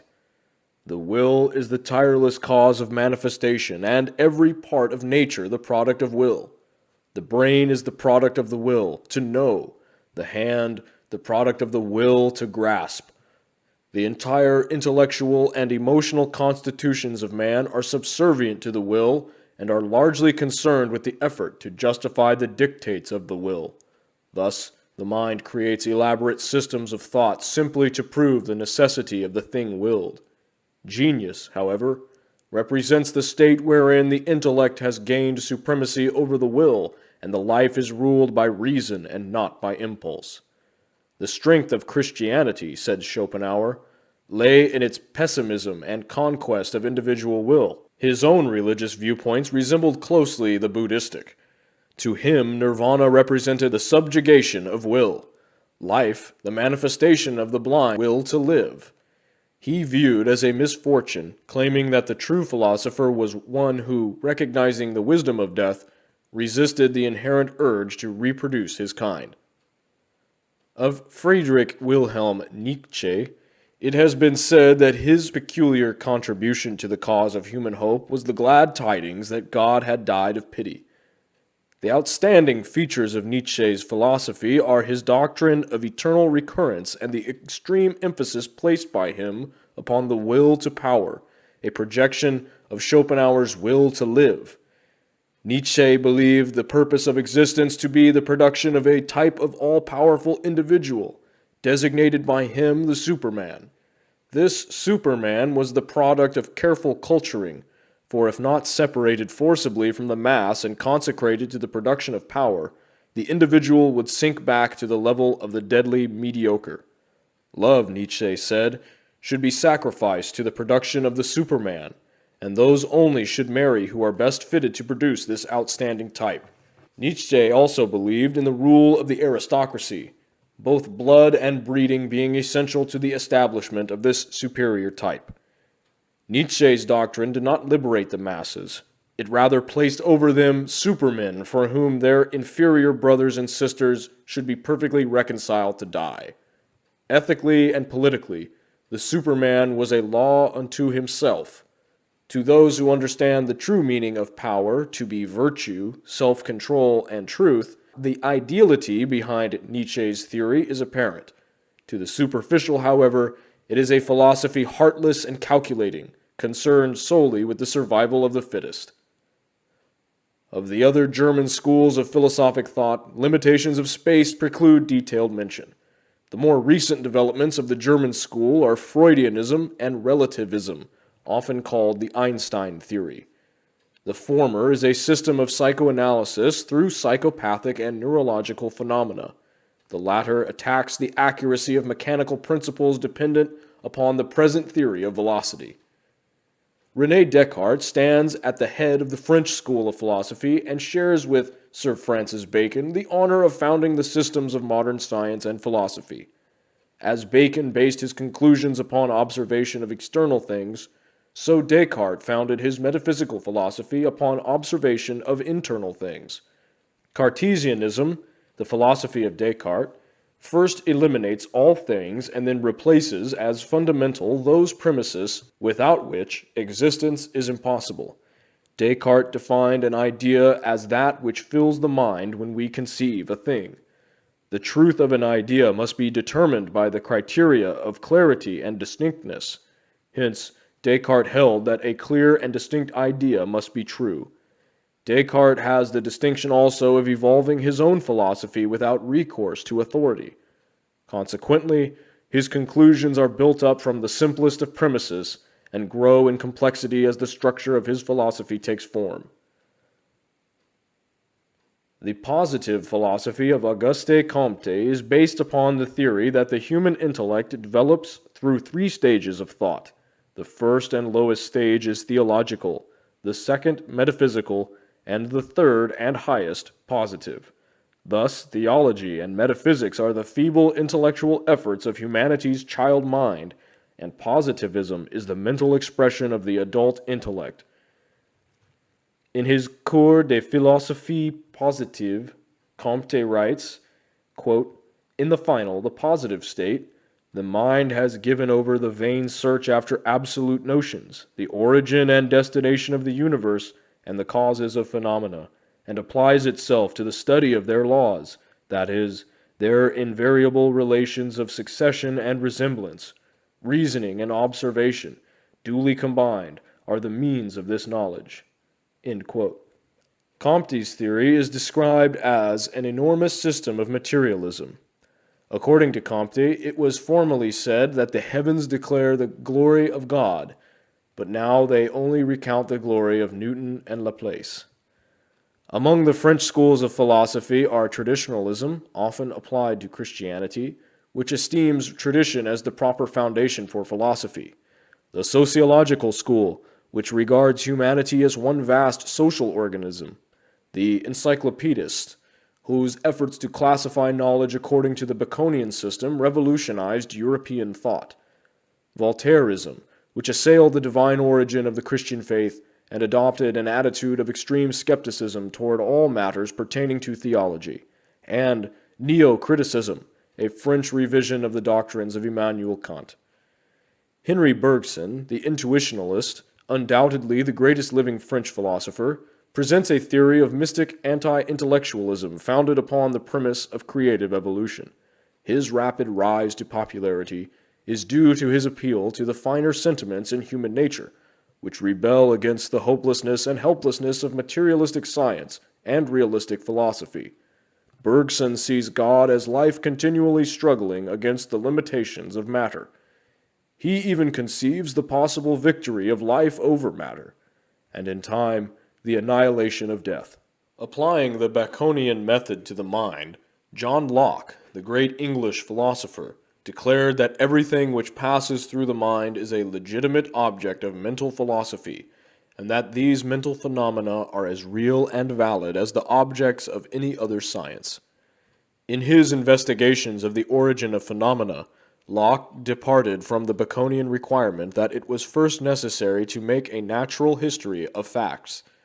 The mind was regarded by Locke to be blank until experience is inscribed upon it. Thus the mind is built up of received impressions plus reflection. The soul, Locke believed, to be incapable of apprehension of deity, and man's realization or cognition of God to be merely an inference of the reasoning faculty. David Hume was the most enthusiastic and also the most powerful of the disciples of Locke.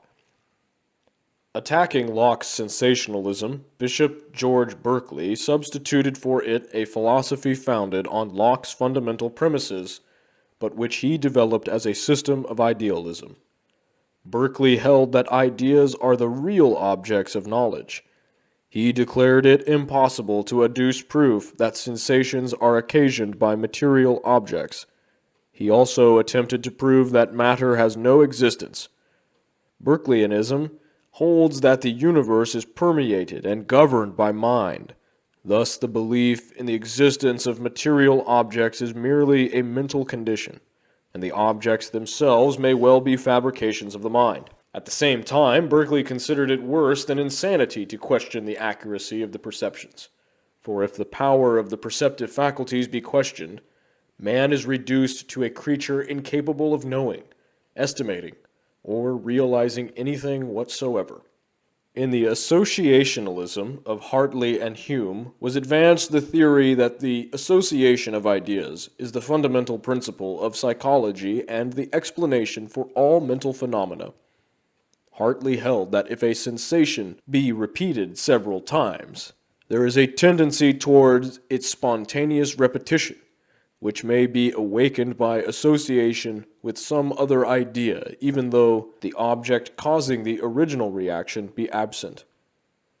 The utilitarianism of Jeremy Bentham, Archdeacon Paley, and James and John Stuart Mill declares that to be the greatest good which is the most useful to the greatest number. John Stuart Mill believed that if it is possible through sensation to secure knowledge of the properties of things, it is also possible through a higher state of the mind, that is, intuition or reason, to gain a knowledge of the true substance of things.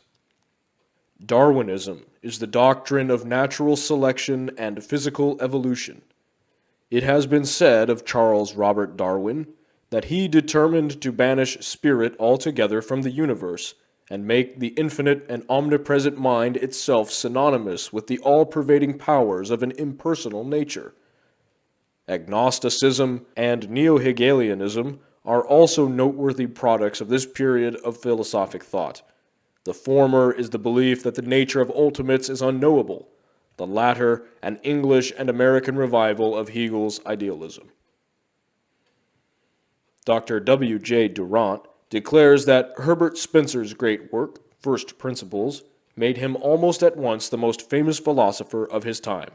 Spencerianism is a philosophic positivism, which describes evolution as an ever-increasing complexity with equilibrium as its highest possible state. According to Spencer, life is a continuous process from homogeneity to heterogeneity, and back from heterogeneity to homogeneity. Life also involves the continual adjustment of internal relations to external relations. Most famous of all Spencer's aphorisms is his definition of deity. Quote, God is infinite intelligence, infinitely diversified through infinite time and infinite space, manifesting through an infinitude of ever-evolving individualities. End quote. The universality of the law of evolution was emphasized by Spencer, who applied it not only to the form, but also to the intelligence behind the form. In every manifestation of being, he recognized the fundamental tendency of unfoldment from simplicity to complexity, observing that when the point of equilibrium is reached, it is always followed by the process of dissolution. According to Spencer, however, disintegration took place only that reintegration might follow upon a higher level of being. The chief position in the Italian school of philosophy should be awarded to Giordano Bruno, who, after enthusiastically accepting Copernicus's theory that the sun is the center of the solar system, declared the sun to be a star and all the stars to be suns. In Bruno's time, the earth was regarded as the center of all creation. Consequently, when he thus relegated the world and man to an obscure corner in space, the effect was cataclysmic. For the heresy of affirming a multiplicity of universes and conceiving cosmos to be so vast that no single creed could fill it, Bruno paid the forfeit of his life. Vicoism is a philosophy based upon the conclusions of Giovanni Battista Vico, who held that God controls his world not miraculously but through natural law. The laws by which men rule themselves, Vico declared, issue from a spiritual source within mankind which is in rapport with the law of the deity. Hence, material law is of divine origin and reflects the dictates of the spiritual father. The philosophy of ontologism developed by Vincenzo Gioberti, generally considered more as a theologian than a philosopher, posits God as the only being and the origin of all knowledge, knowledge being identical with deity itself. God is consequently called being. All other manifestations are existences. Truth is to be discovered through reflection upon this mystery. The most important of modern Italian philosophers is Benedetto Croce, a Hegelian idealist. Croce conceives ideas to be the only reality. He is anti-theological in his viewpoints, does not believe in the immortality of the soul, and seeks to substitute ethics and aesthetics for religion.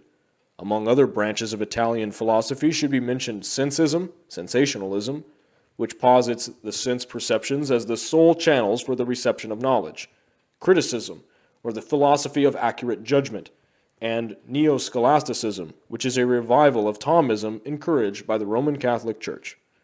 The two outstanding schools of American philosophy are transcendentalism and pragmatism. Transcendentalism, exemplified in the writings of Ralph Waldo Emerson, emphasizes the power of the transcendental over the physical. Many of Emerson's writings show pronounced Oriental influence, particularly his essays on the oversoul and the law of compensation. The theory of pragmatism, while not original with Professor William James, owes its widespread popularity as a philosophic tenet to his efforts. Pragmatism may be defined as the doctrine that the meaning and true nature of things are to be discovered from consideration of their consequences. The true, according to James, quote, is only an expedient in the way of our thinking, just as the right is only an expedient in the way of our behaving, end quote. See his pragmatism. John Dewey, the instrumentalist, who applies the experimental attitude to all the aims of his life, should be considered a commentator of James. To Dewey, growth and change are limitless and no ultimates are postulated. The long residence in America of George Santayana warrants the listing of this great Spaniard among the ranks of American philosophers. Defending himself with the shield of skepticism alike from the illusions of the senses and the cumulative errors of the ages, Santayana seeks to lead mankind into a more apprehending state denominated by him the life of reason.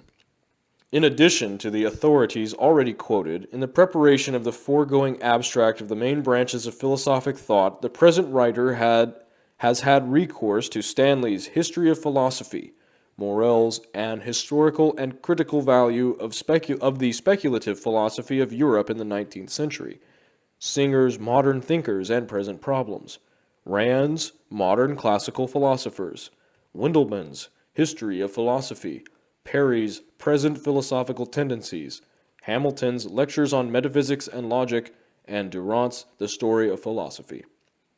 Having thus traced the more or less sequential development of philosophic speculation from Thales to James and Bergson, it is now in order to direct the reader's attention to the elements leading to and the circumstances attendant upon the genesis of philosophic thinking. Although the Hellenes proved themselves particularly responsive to the disciplines of philosophy, this science of sciences should not be considered indigenous to them. Although some of the Grecians, writes Thomas Stanley, quote, have challenged to their nation the original of philosophy, yet the more learned of them have acknowledged it to be derived from the East, end quote. The magnificent institutions of Hindu, Chaldean, and Egyptian learning must be recognized as the actual source of Greek wisdom. The last was patterned after the shadow cast by the sanctuaries of Ellora, Ur, and Memphis upon the thought substance of a primitive people. Thales, Pythagoras, and Plato in their philosophic wanderings contacted many distant cults and brought back the lore of Egypt and the inscrutable Orient. From indisputable facts such as these, it is evident that philosophy emerged from the religious mysteries of antiquity, not being separated from religion until after the decay of the mysteries. Hence, He who would fathom the depths of philosophic thought must familiarize himself with the teachings of those initiated priests designated as the first custodians of divine revelation. The mysteries claimed to be the guardians of a transcendental knowledge so profound as to be incomprehensible, save to the most exalted intellect, and so potent as to be revealed with safety only to those in whom personal ambition was dead, and who had consecrated their lives to the unselfish service of humanity. Both the dignity of these sacred institutions and the validity of their claim to possession of universal wisdom are attested by the most illustrious philosophers of antiquity, who were themselves initiated into the profundities of the secret doctrine and who bore witness to its efficacy.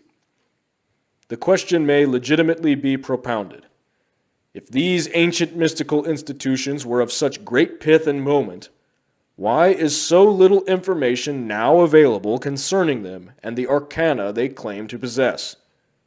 The answer is simple enough.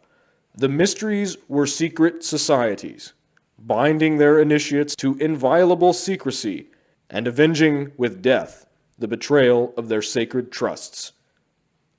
Although these schools were the true inspiration of the various doctrines promulgated by the ancient philosophers, the fountainhead of those doctrines was never revealed to the profane.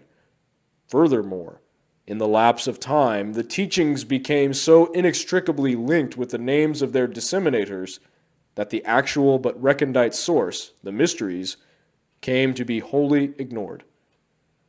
Symbolism is the language of the mysteries. In fact, it is the language not only of mysticism and philosophy, but of all nature. For every law and power active in universal procedure is manifested to the limited sense perceptions of man through the medium of symbol. Every form existing in the diversified sphere of being is symbolic of the divine activity by which it is produced. By symbols, men have ever sought to communicate to each other those thoughts which transcend the limitations of language. Rejecting man-conceived dialects as inadequate and unworthy to perpetuate divine ideas, the mysteries thus chose symbolism as a far more ingenious and ideal method of preserving their transcendental knowledge.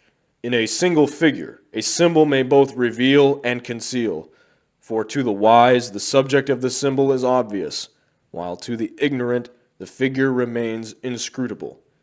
Hence, he who seeks to unveil the secret doctrine of antiquity must search for that doctrine not upon the open pages of books, which might fall into the hands of the unworthy, but in the place where it was originally concealed.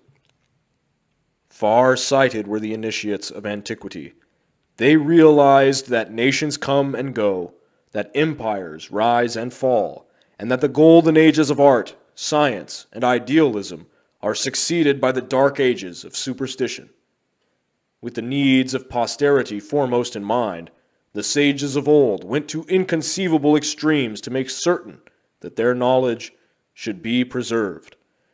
They engraved it upon the face of mountains and concealed it within the measurements of colossal images, each of which was a geometric marvel. Their knowledge of chemistry and mathematics they hid within mythologies which the ignorant would perpetuate, or in the spans and arches of their temples, which time has not entirely obliterated. They wrote in characters that neither the vandalism of men nor the ruthlessness of the elements could completely efface. Today men gaze with awe and reverence upon the mighty Memons standing alone on the sands of Egypt, or upon the strange terraced pyramids of Palenque. Mute testimonies these are of the lost arts and sciences of antiquity, and concealed this wisdom must remain until this race has learned to read the universal language, symbolism. The book to which this is the introduction is dedicated to the proposition that concealed within the emblematic figures, allegories, and rituals of the ancients is a secret doctrine concerning the inner mysteries of life, which doctrine has been preserved in toto among a small band of initiated minds since the beginning of the world. Departing, these illumined philosophers left their formula, that others too might attain to understanding. But lest these secret processes fall into uncultured hands and be perverted, the great arcanum was always concealed in symbol or allegory, and those who can today discover its lost keys may open with them a treasure house of philosophic, scientific, and religious truths. 2.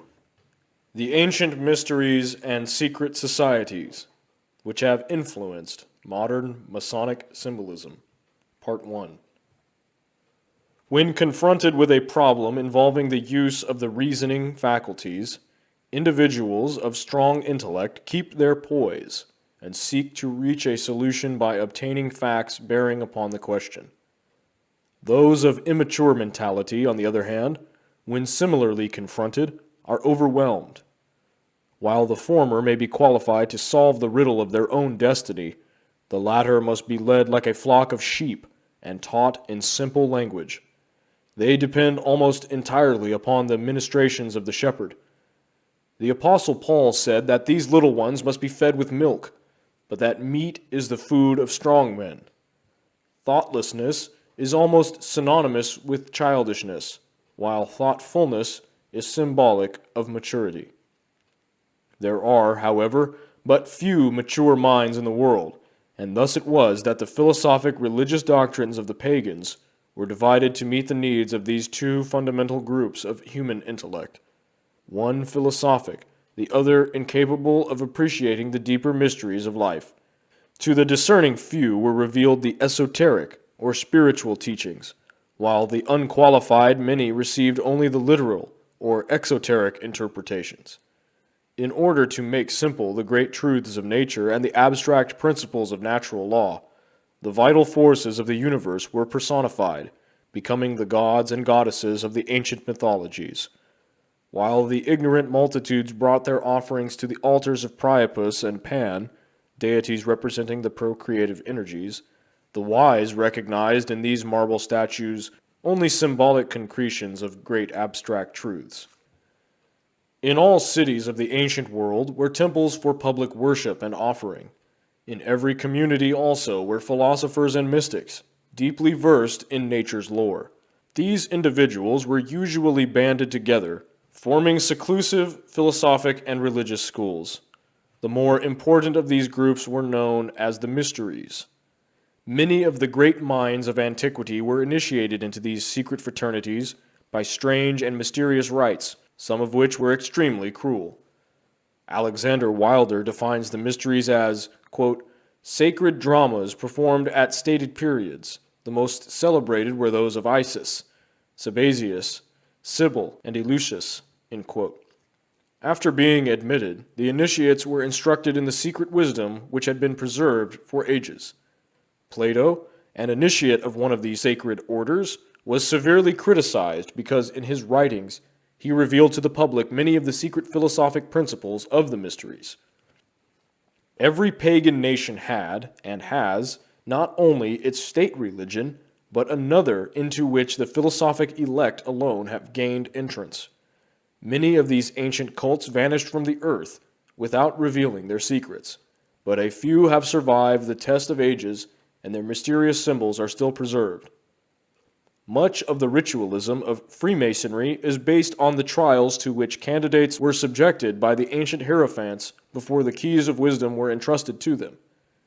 Few realize the extent to which the ancient secret schools influence contemporary intellects and, through those minds, posterity. Robert McCoy, 33rd degree, in his General History of Freemasonry, pays a magnificent tribute to the part played by the ancient mysteries in the rearing of the edifice of human culture. He says in part, quote, it appears that all the perfection of civilization and all the advancement made in philosophy, science, and art among the ancients are due to those institutions which, under the veil of mystery, sought to illustrate the sublimest truths of religion, morality, and virtue, and impress them on the hearts of their disciples. Their chief object was to teach the doctrine of one God, the resurrection of man to eternal life, the dignity of the human soul, and to lead the people to see the shadow of the deity in the beauty, magnificence, and splendor of the universe. End quote. With the decline of virtue, which has preceded the destruction of every nation in history, the mysteries became perverted. Sorcery took the place of the divine magic. Indescribable practices, such as the Bacchanalia, were introduced, and perversion ruled supreme. For no institution can be any better than the members of which it is composed. In despair, the few who were true sought to preserve the secret doctrines from oblivion. In some cases they succeeded, but more often the arcanum was lost and only the empty shell of the mysteries remained. Thomas Taylor has written, quote, "Man is naturally a religious animal," end quote. From the earliest dawning of his consciousness, man has worshipped and revered things as symbolic of the invisible, omnipresent, indescribable thing, concerning which he could discover practically nothing.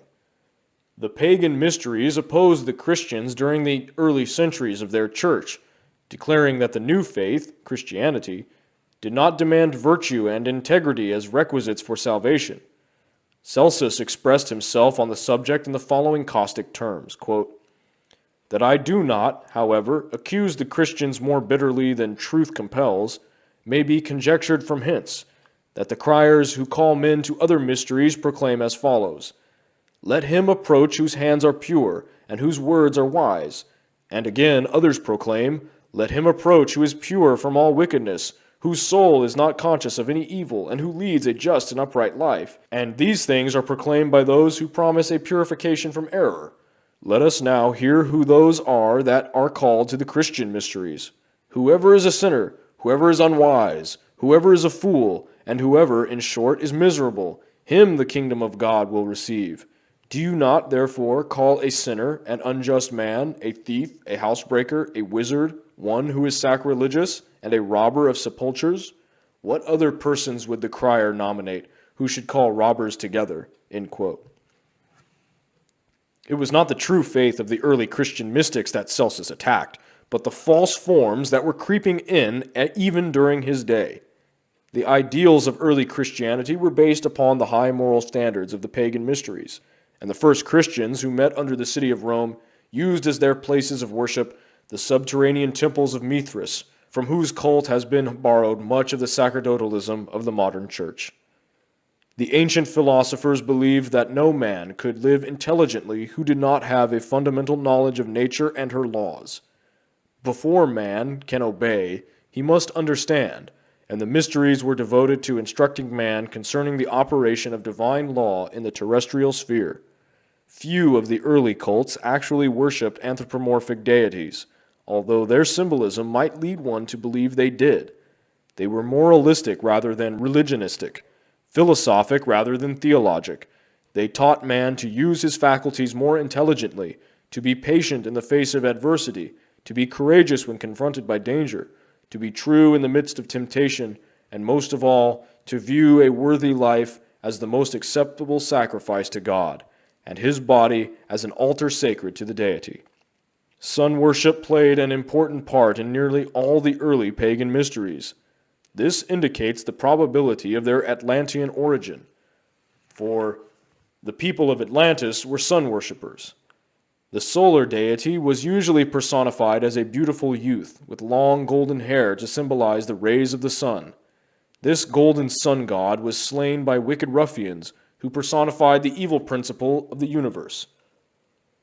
By means of certain rituals and ceremonies, symbolic of purification and regeneration, this wonderful God of good was brought back to life and became the savior of his people.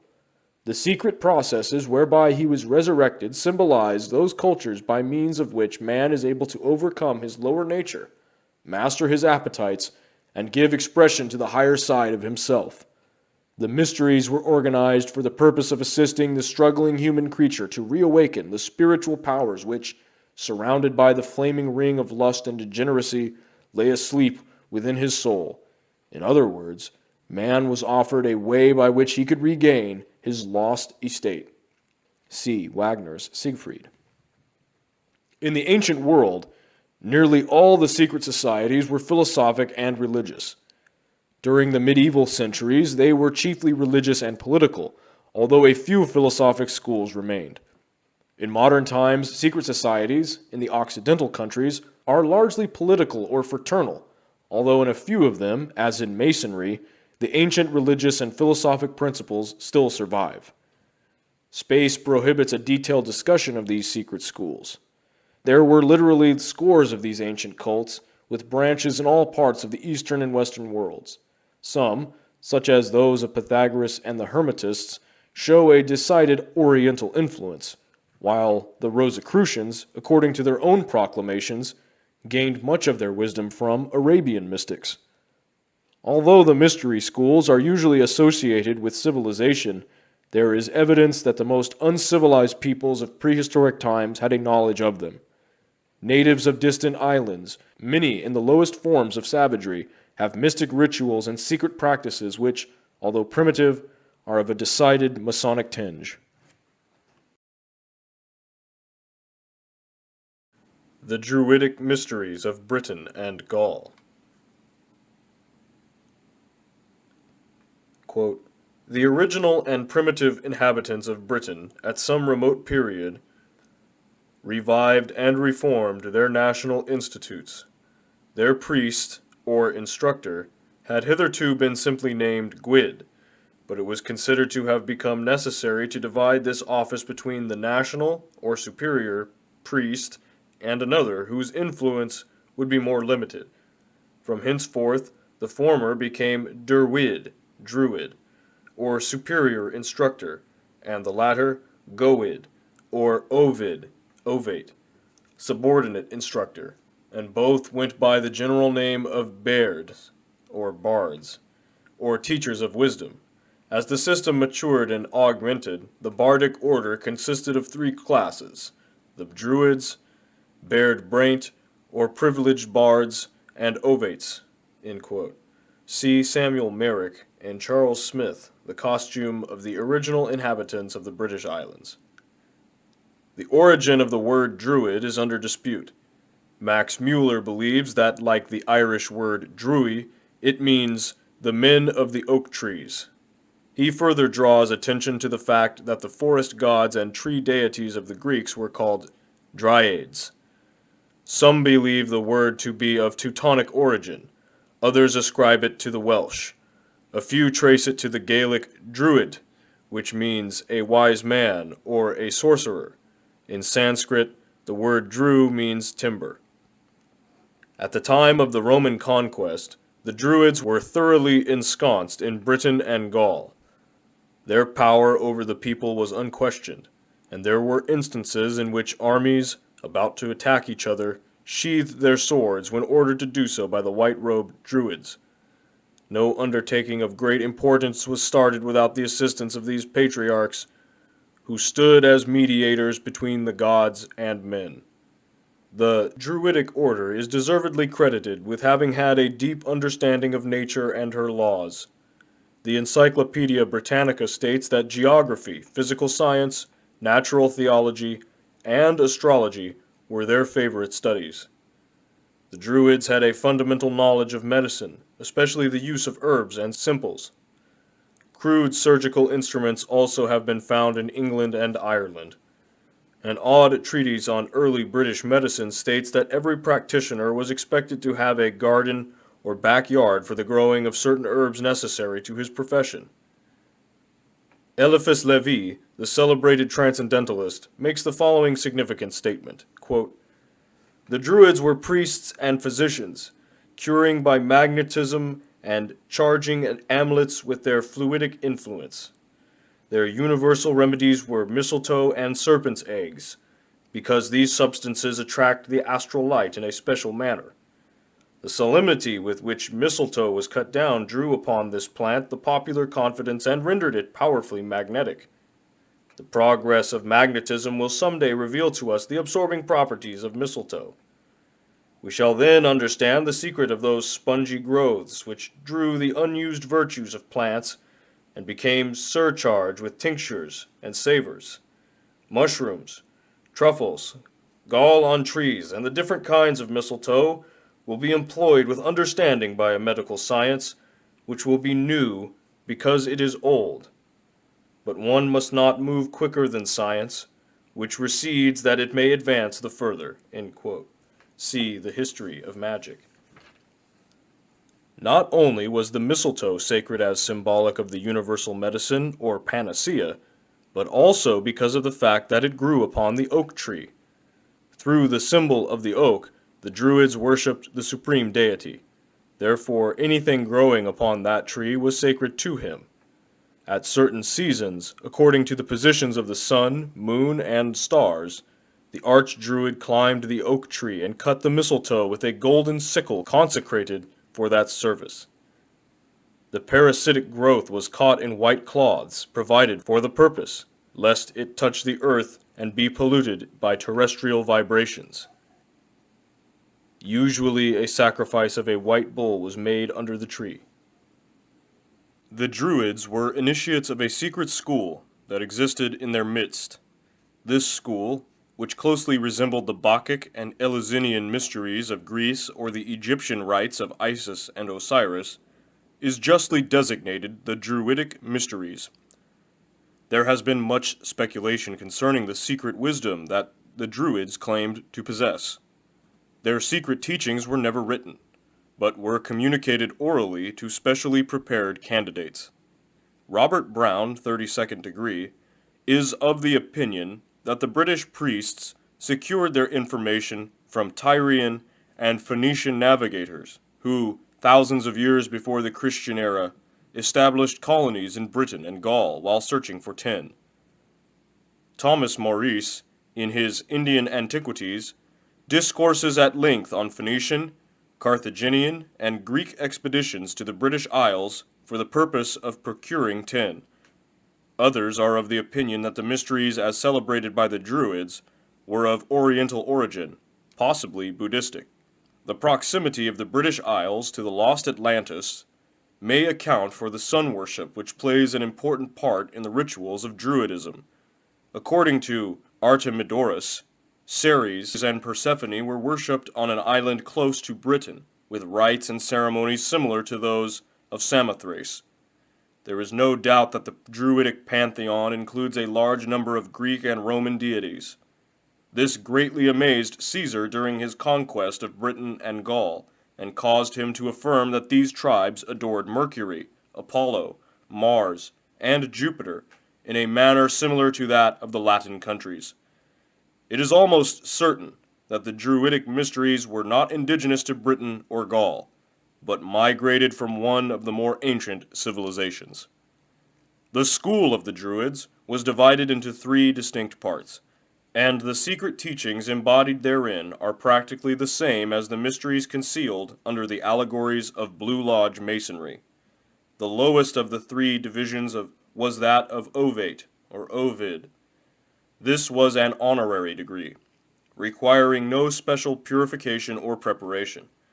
The Ovates dressed in green, the Druidic color of learning, and were expected to know something about medicine, astronomy, poetry if possible, and sometimes music. An Ovate was an individual admitted to the Druidic order because of his general excellence and superior knowledge concerning the problems of life. The second division was that of Bard, or Baird. Its members were robed in sky blue, to represent harmony and truth, and to them was assigned the labor of memorizing, at least in part, the 20,000 verses of Druidic sacred poetry. They were often pictured with the primitive British or Irish harp, an instrument strung with human hair, and having as many strings as there were ribs on one side of the human body. These bards were often chosen as teachers of candidates seeking entrance into the Druidic mysteries. Neophytes wore striped robes of blue, green, and white, these being the 3 sacred colors of the Druidic order. The third division was that of Druid, or Druidon. Its particular labor was to minister to the religious needs of the people. To reach this dignity, the candidate must first become a bard braint. The Druids always dressed in white, symbolic of their purity, and the color used by them to symbolize the sun. In order to reach the exalted position of Archdruid, or spiritual head of the organization, It was necessary for a priest to pass through the 6 successive degrees of the Druidic order. The members of the different degrees were differentiated by the colors of their sashes, for all of them wore robes of white. Some writers are of the opinion that the title of Archdruid was hereditary, descending from father to son, but it is more probable that this honor was conferred by ballot election. Its recipient was chosen for his virtues and integrity from the most learned members of the higher Druidic degrees. According to James Gardner, there were usually 2 Archdruids in Britain, one residing on the Isle of Anglesia and the other on the Isle of Man. Presumably there were others in Gaul. These dignitaries generally carried golden scepters and were crowned with wreaths of oak leaves, symbolic of their authority. The younger members of the Druidic order were clean-shaven and modestly dressed, but the more aged had long gray beards and wore magnificent golden ornaments. The educational system of the Druids in Britain was superior to that of their colleagues on the continent, and consequently many of the Gallic youths were sent to the Druidic colleges in Britain for their philosophical instruction and training. Eliphas Levi states that the Druids lived in strict abstinence, studied the natural sciences, preserved the deepest secrecy, and admitted new members only after long probationary periods. Many of the priests of the order lived in buildings not unlike the monasteries of the modern world. They were associated in groups like ascetics of the Far East. Although celibacy was demanded of them, few married. Many of the Druids retired from the world and lived as recluses in caves, in rough stone houses, or in little shacks built in the depths of the forest. Here they prayed and meditated, emerging only to perform their religious duties. James Freeman Clarke, in his 10 Great Religions, describes the beliefs of the Druids as follows. Quote, "The Druids believed in 3 worlds and in transmigration from one to the other, in a world above this in which happiness predominated, a world below of misery, and this present state. This transmigration was to punish and reward and also to purify the soul. In the present world, said they, good and evil are so exactly balanced that man has the utmost freedom and is able to choose or reject either. The Welsh triads tell us there are 3 objects of metempsychosis: to collect into the soul the properties of all being, to acquire a knowledge of all things, and to get power to conquer evil. There are also, they say, 3 kinds of knowledge: knowledge of the name of each thing, of its cause and its influence. There are 3 things which continually grow less: darkness, falsehood, and death. There are 3 which constantly increase: light, life, and truth." End quote. Like nearly all schools of the mysteries, the teachings of the Druids were divided into 2 distinct sections. The simpler, a moral code, was taught to all the people, while the deeper, esoteric doctrine was given only to initiated priests. To be admitted to the order, a candidate was required to be of good family and of high moral character. No important secrets were entrusted to him until he had been tempted in many ways and his strength of character severely tried. The Druids taught the people of Britain and Gaul concerning the immortality of the soul. They believed in transmigration and apparently in reincarnation. They borrowed in one life, promising to pay back in the next. They believed in a purgatorial type of hell, where they would be purged of their sins, afterward passing on to the happiness of unity with the gods. The Druids taught that all men would be saved, but that some must return to earth many times to learn the lessons of human life and to overcome the inherent evil of their own natures. Before a candidate was instructed with the secret doctrines of the Druids, he was bound with a vow of secrecy.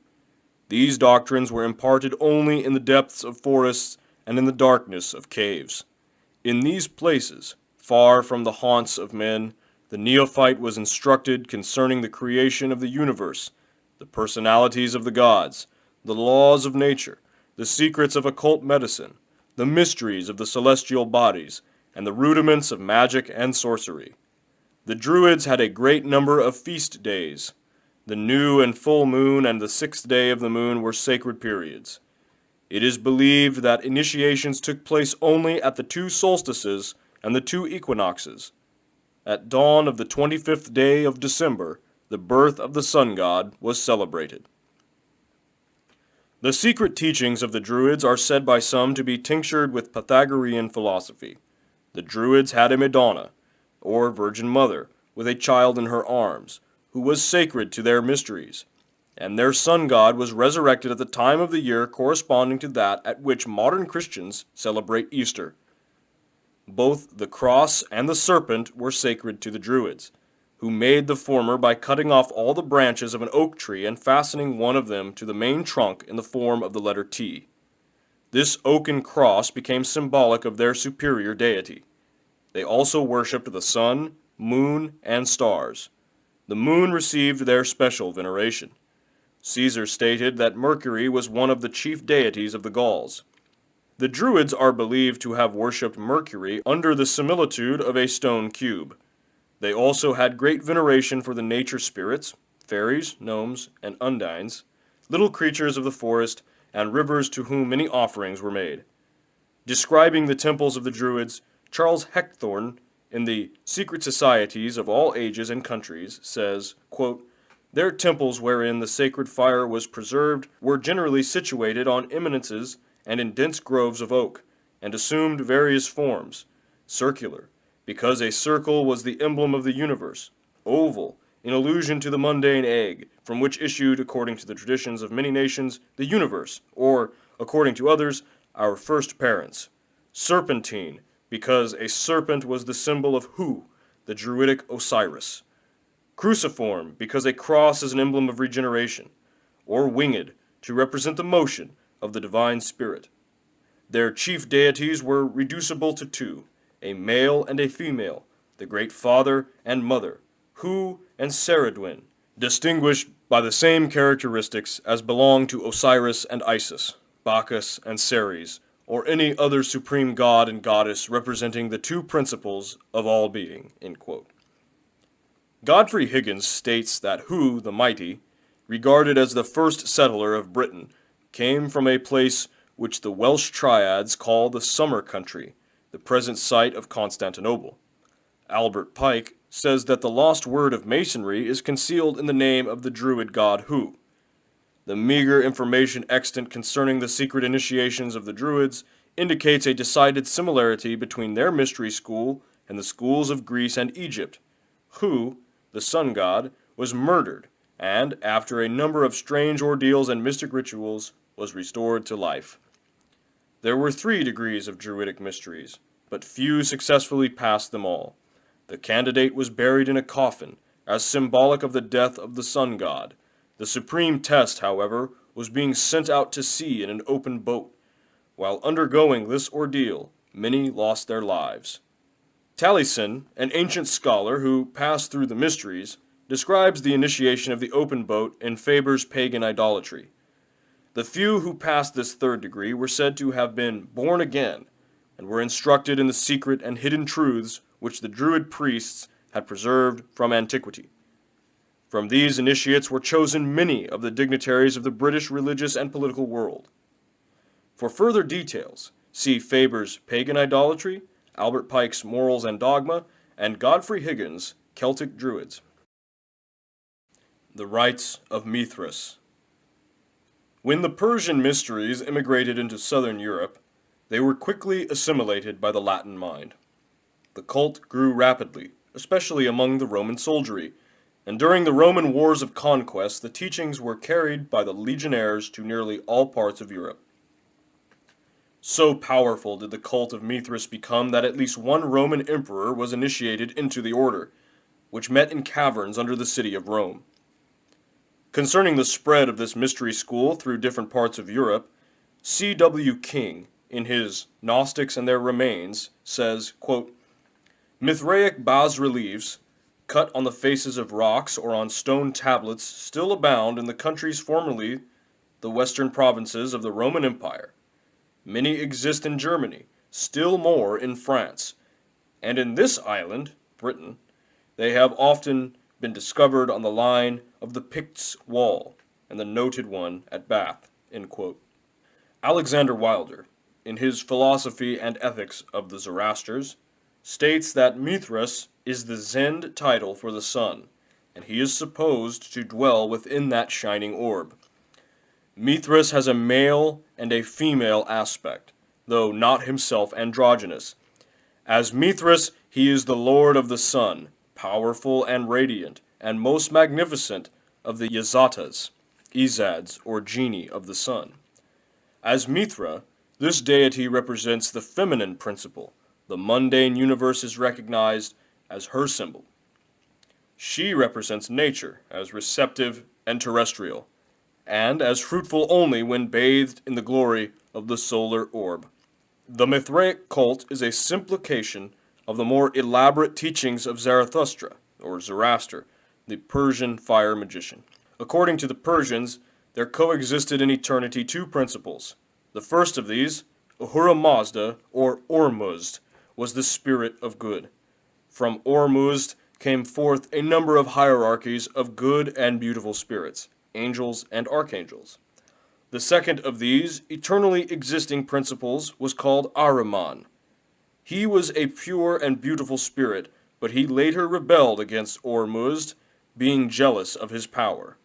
This did not occur, however, until after Ormuzd had created light, for previously Ahriman had not been conscious of the existence of Ormuzd. Because of his jealousy and rebellion, Ahriman became the spirit of evil. From himself, he individualized a host of destructive creatures to injure Ormuzd. When Ormuzd created the earth, Ahriman entered into its grosser elements. Whenever Ormuzd did a good deed, Ahriman placed the principle of evil within it.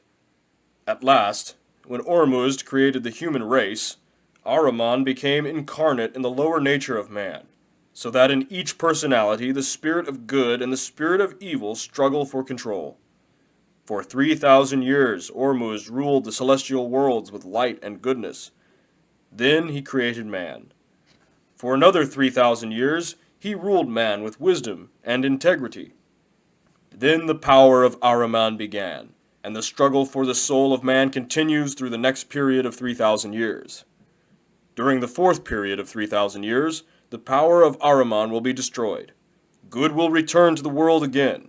Evil and death will be vanquished, and at last the spirit of evil will bow humbly before the throne of Ormuzd.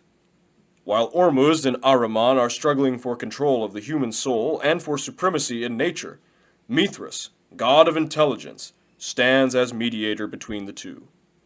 Many authors have noted the similarity between Mercury and Mithras. As the chemical mercury acts as a solvent, according to alchemists, so Mithras seeks to harmonize the two celestial opposites. There are many points of resemblance between Christianity and the cult of Mithras. One of the reasons for this probably is that the Persian mystics invaded Italy during the 1st century after Christ, and the early history of both cults was closely interwoven.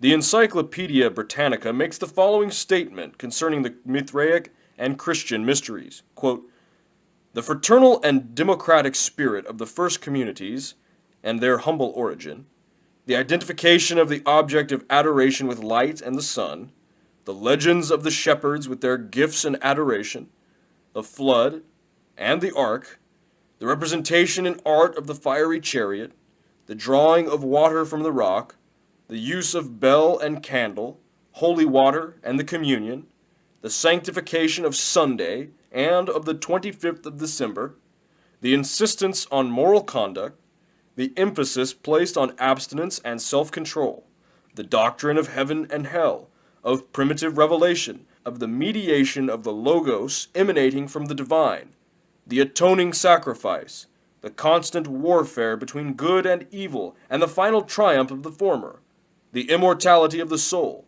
the last judgment, the resurrection of the flesh, and the fiery destruction of the universe.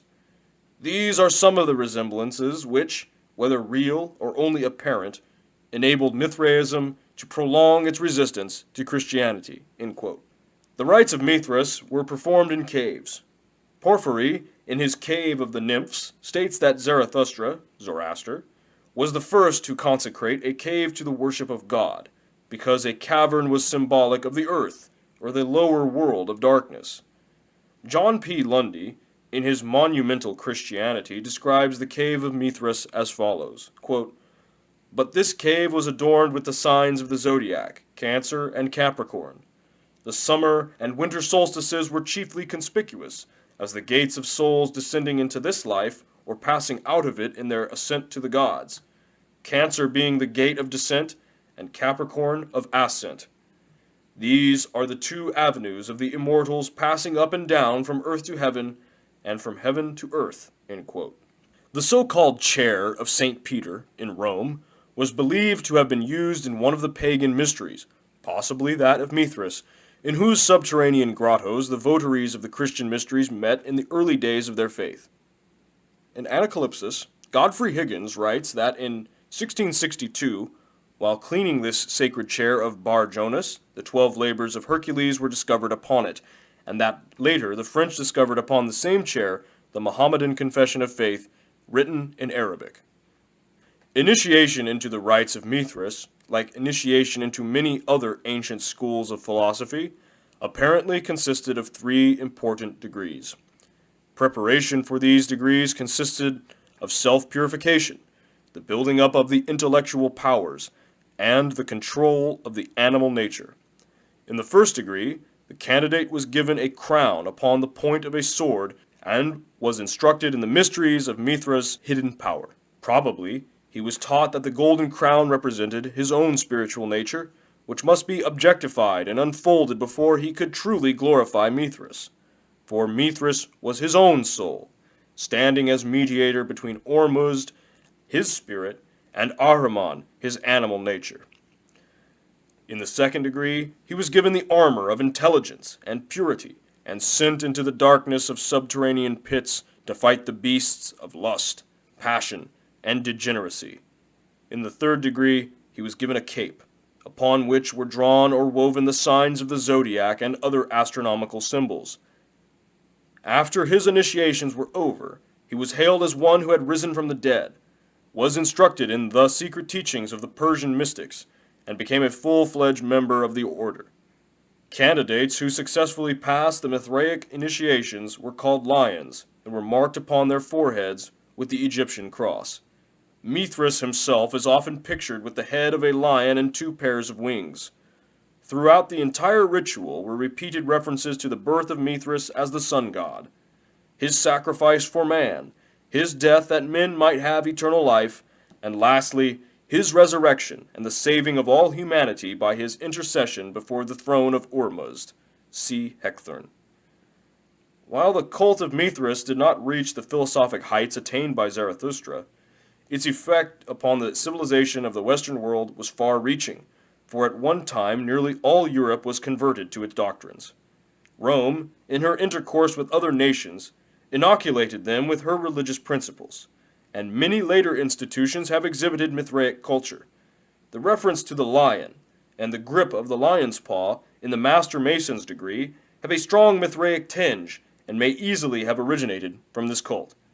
A ladder of 7 rungs appears in the Mithraic initiation. Faber is of the opinion that this ladder was originally a pyramid of 7 steps. It is possible that the Masonic ladder, with 7 rungs, had its origin in this Mithraic symbol. Women were never permitted to enter the Mithraic order, but children of the male sex were initiates long before they reached maturity. The refusal to permit women to join the Masonic order may be based on the esoteric reason given in the secret instructions of the Mithraics. This cult is another excellent example of those secret societies whose legends are largely symbolic representations of the sun and his journey through the houses of the heavens. Mithras, rising from a stone, is merely the sun rising over the horizon, or as the ancients supposed, out of the horizon, at the vernal equinox. John O'Neill disputes the theory that Mithras was intended as a solar deity. In The Night of the Gods, he writes, quote, "The Avestan Mithra, the Azata of light, has 10,000 eyes, high, with full knowledge, strong, sleepless, and ever awake. The supreme god Ahura Mazda also has one eye, or else it is said that with his eyes, the sun, moon, and stars, he sees everything. The theory that Mithra was originally a title of the supreme heavens god, putting the sun out of court, is the only one that answers all requirements. It will be evident that here we have origins in abundance for the Freemason's eye, and its nunquam dormio, end quote. The reader must not confuse the Persian Mithra with the Vedic Mitra. According to Alexander Wilder, quote, the Mithraic rites superseded the mysteries of Bacchus and became the foundation of the Gnostic system, which for many centuries prevailed in Asia, Egypt, and even the remote West, end quote.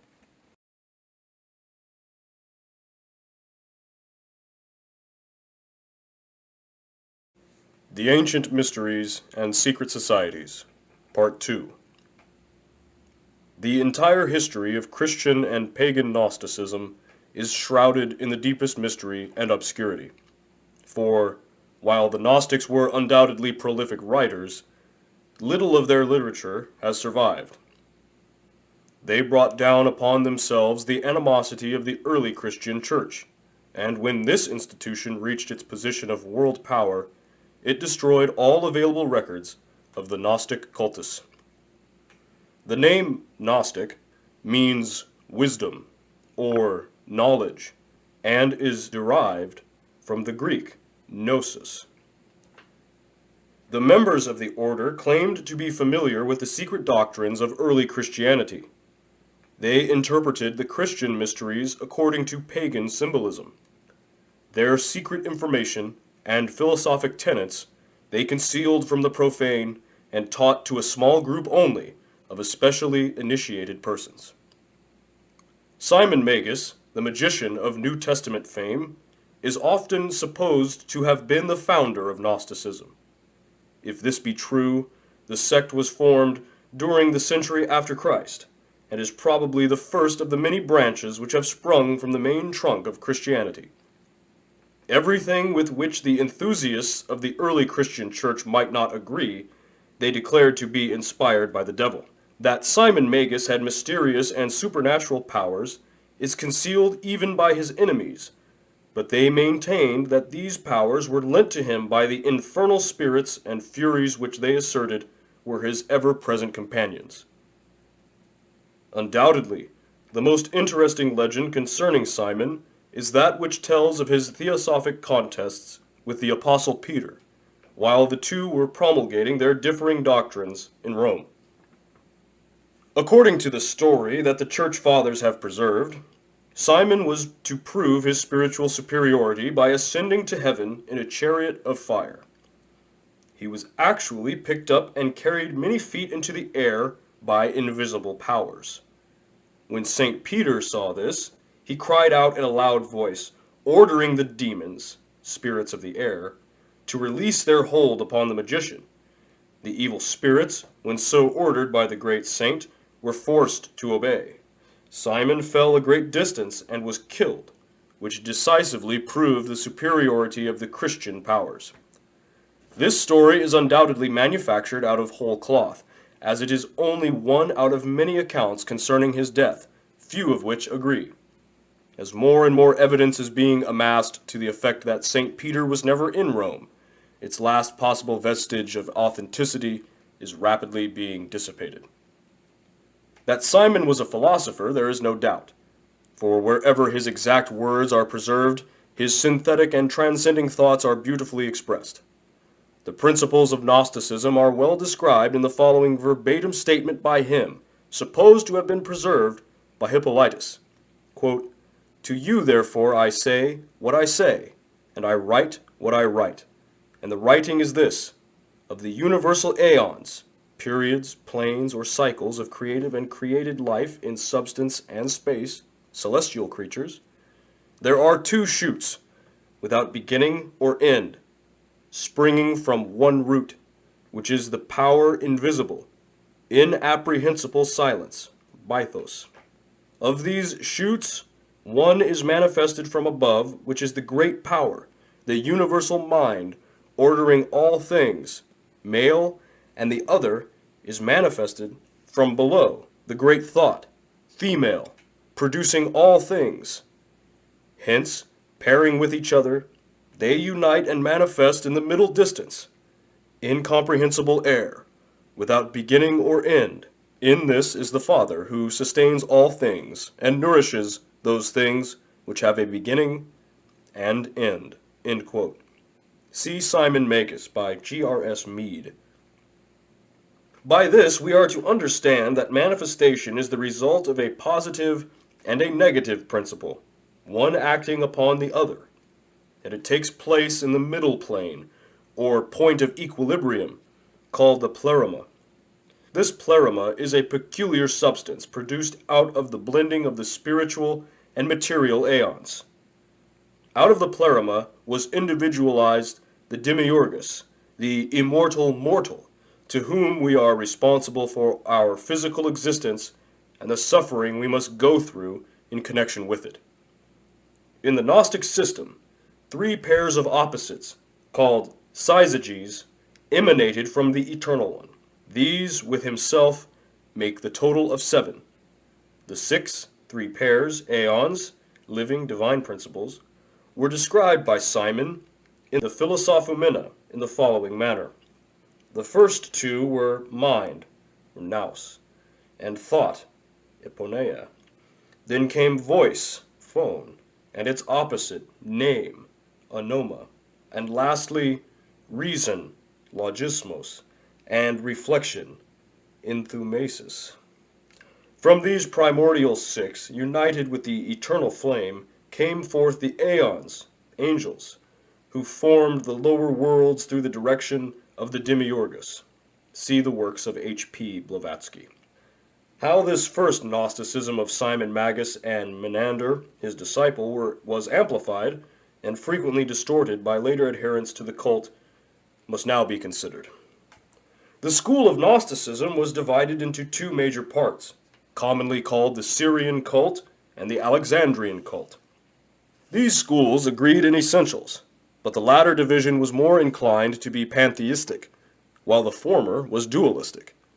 While the Syrian cult was largely Simonian, the Alexandrian school was the outgrowth of the philosophical deductions of a clever Egyptian Christian, Basilides by name, who claimed to have received his instructions from the Apostle Matthew.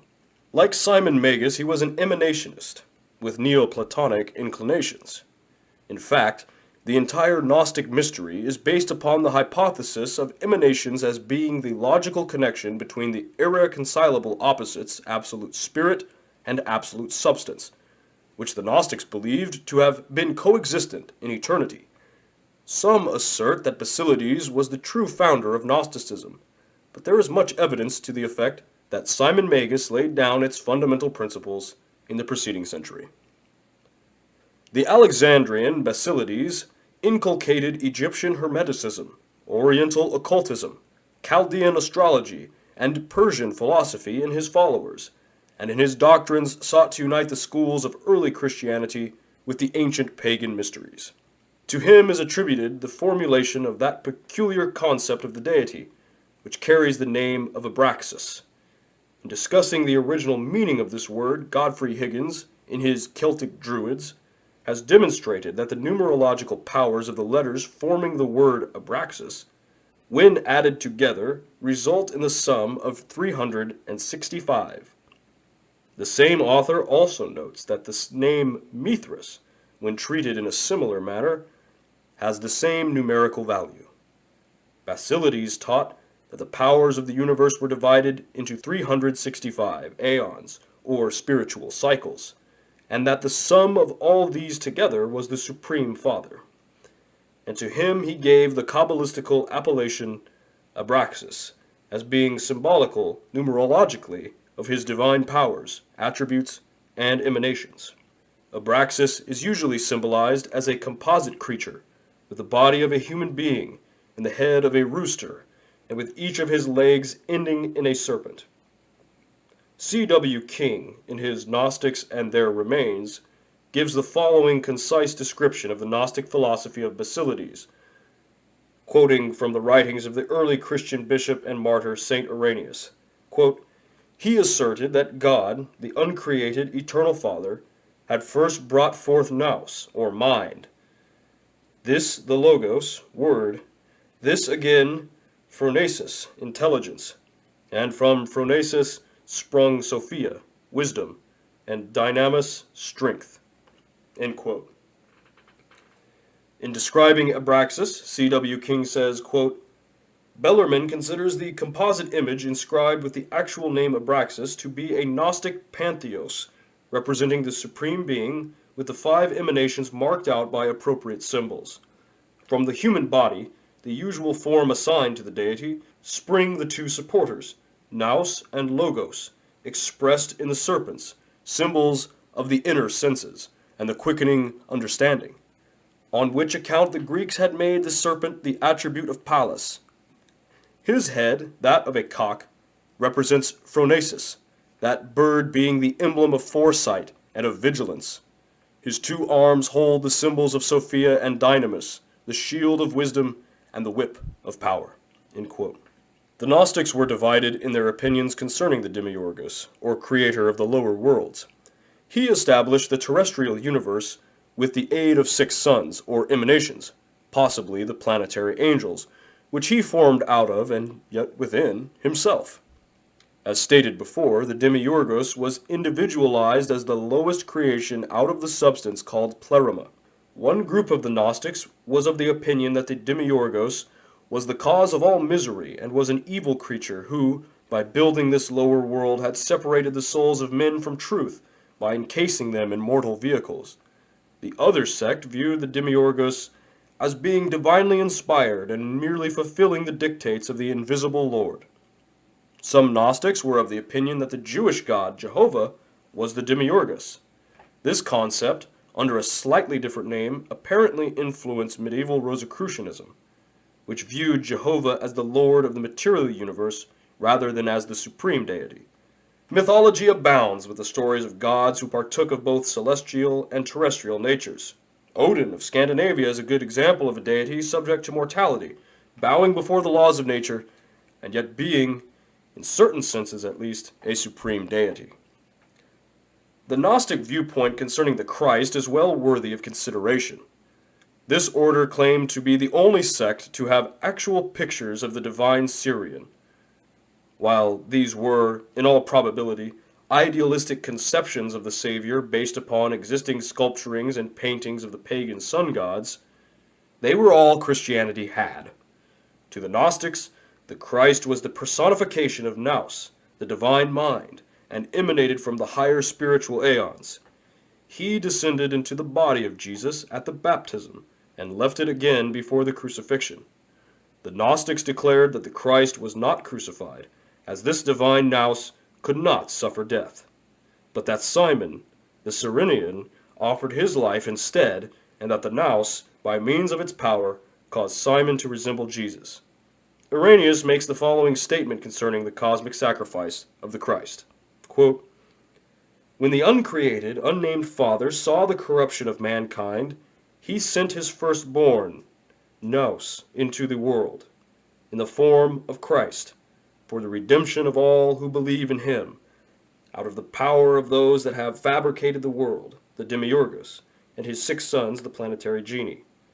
He appeared amongst men as the man Jesus, and wrought miracles. End quote. See King's Gnostics and Their Remains. The Gnostics divided humanity into 3 parts. Those who, as savages, worshipped only the visible nature. Those who, like the Jews, worshipped the Demiurgus, and lastly, themselves, or others of a similar cult, including certain sects of Christians who worshipped nous, Christ, and the true spiritual light of the higher aeons. After the death of Basilides, Valentinus became the leading inspiration of the Gnostic movement. He still further complicated the systems of Gnostic philosophy by adding infinitely to the details. He increased the number of emanations from the Great One, the Abyss, to 15 pairs, and also laid much emphasis on the Virgin Sophia, or wisdom. In the books of the Savior, parts of which are commonly known as the Pistis Sophia, may be found much material concerning this strange doctrine of aeons and their strange inhabitants. James Freeman Clarke, in speaking of the doctrines of the Gnostics, says, quote, "These doctrines, strange as they seem to us, had a wide influence in the Christian church." End quote. Many of the theories of the ancient Gnostics, especially those concerning scientific subjects, have been substantiated by modern research. Several sects branched off from the main stem of Gnosticism, such as the Valentinians, the Ophites, or serpent worshippers, and the Adamites.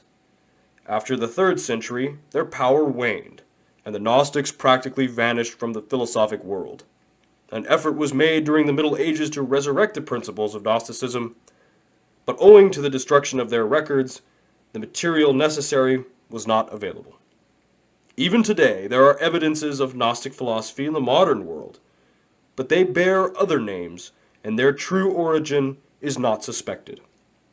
Many of the Gnostic concepts have actually been incorporated into the dogmas of the Christian Church, and our newer interpretations of Christianity are often along the lines of Gnostic emanationism. The Mysteries of Assar-Hapi. The identity of the Greco-Egyptian Serapis, known to the Greeks as Serapis and the Egyptians as Assar-Hapi, is shrouded by an impenetrable veil of mystery. While this deity was a familiar figure among the symbols of the secret Egyptian initiatory rites, his arcane nature was revealed only to those who had fulfilled the requirements of the Serapic cultus. Therefore, in all probability, excepting the initiated priests, the Egyptians themselves were ignorant of his true character.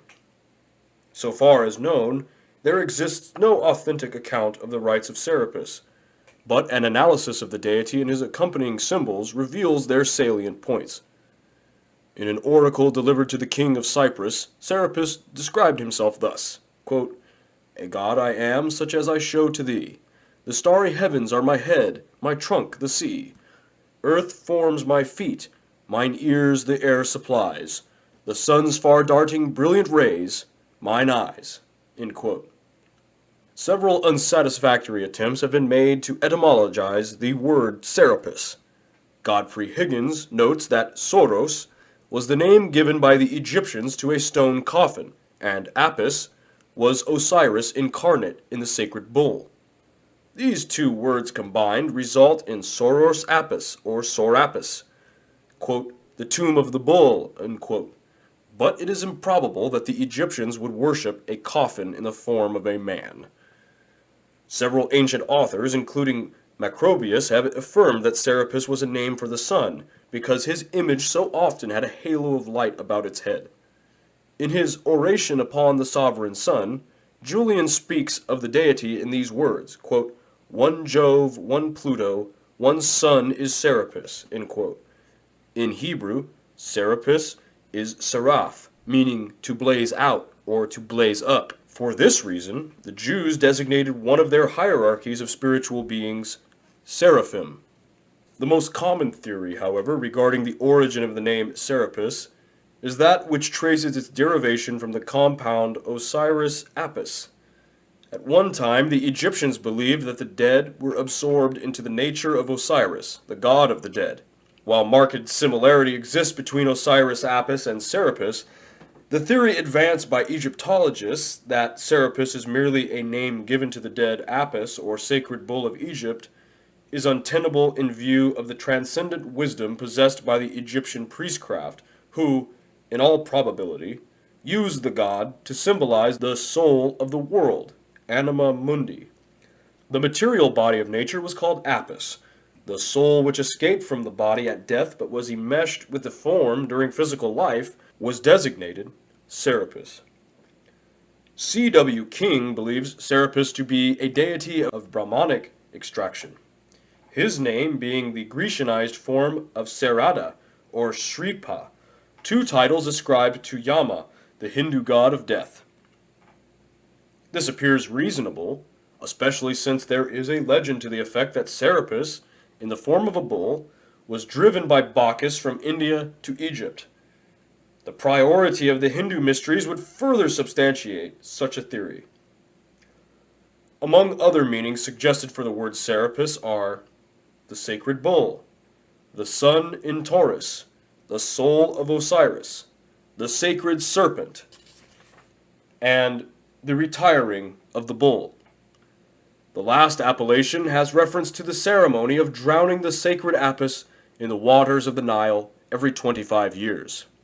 There is considerable evidence that the famous statue of Serapis in the Serapeum at Alexandria was originally worshipped under another name at Sinope, from which it was brought to Alexandria.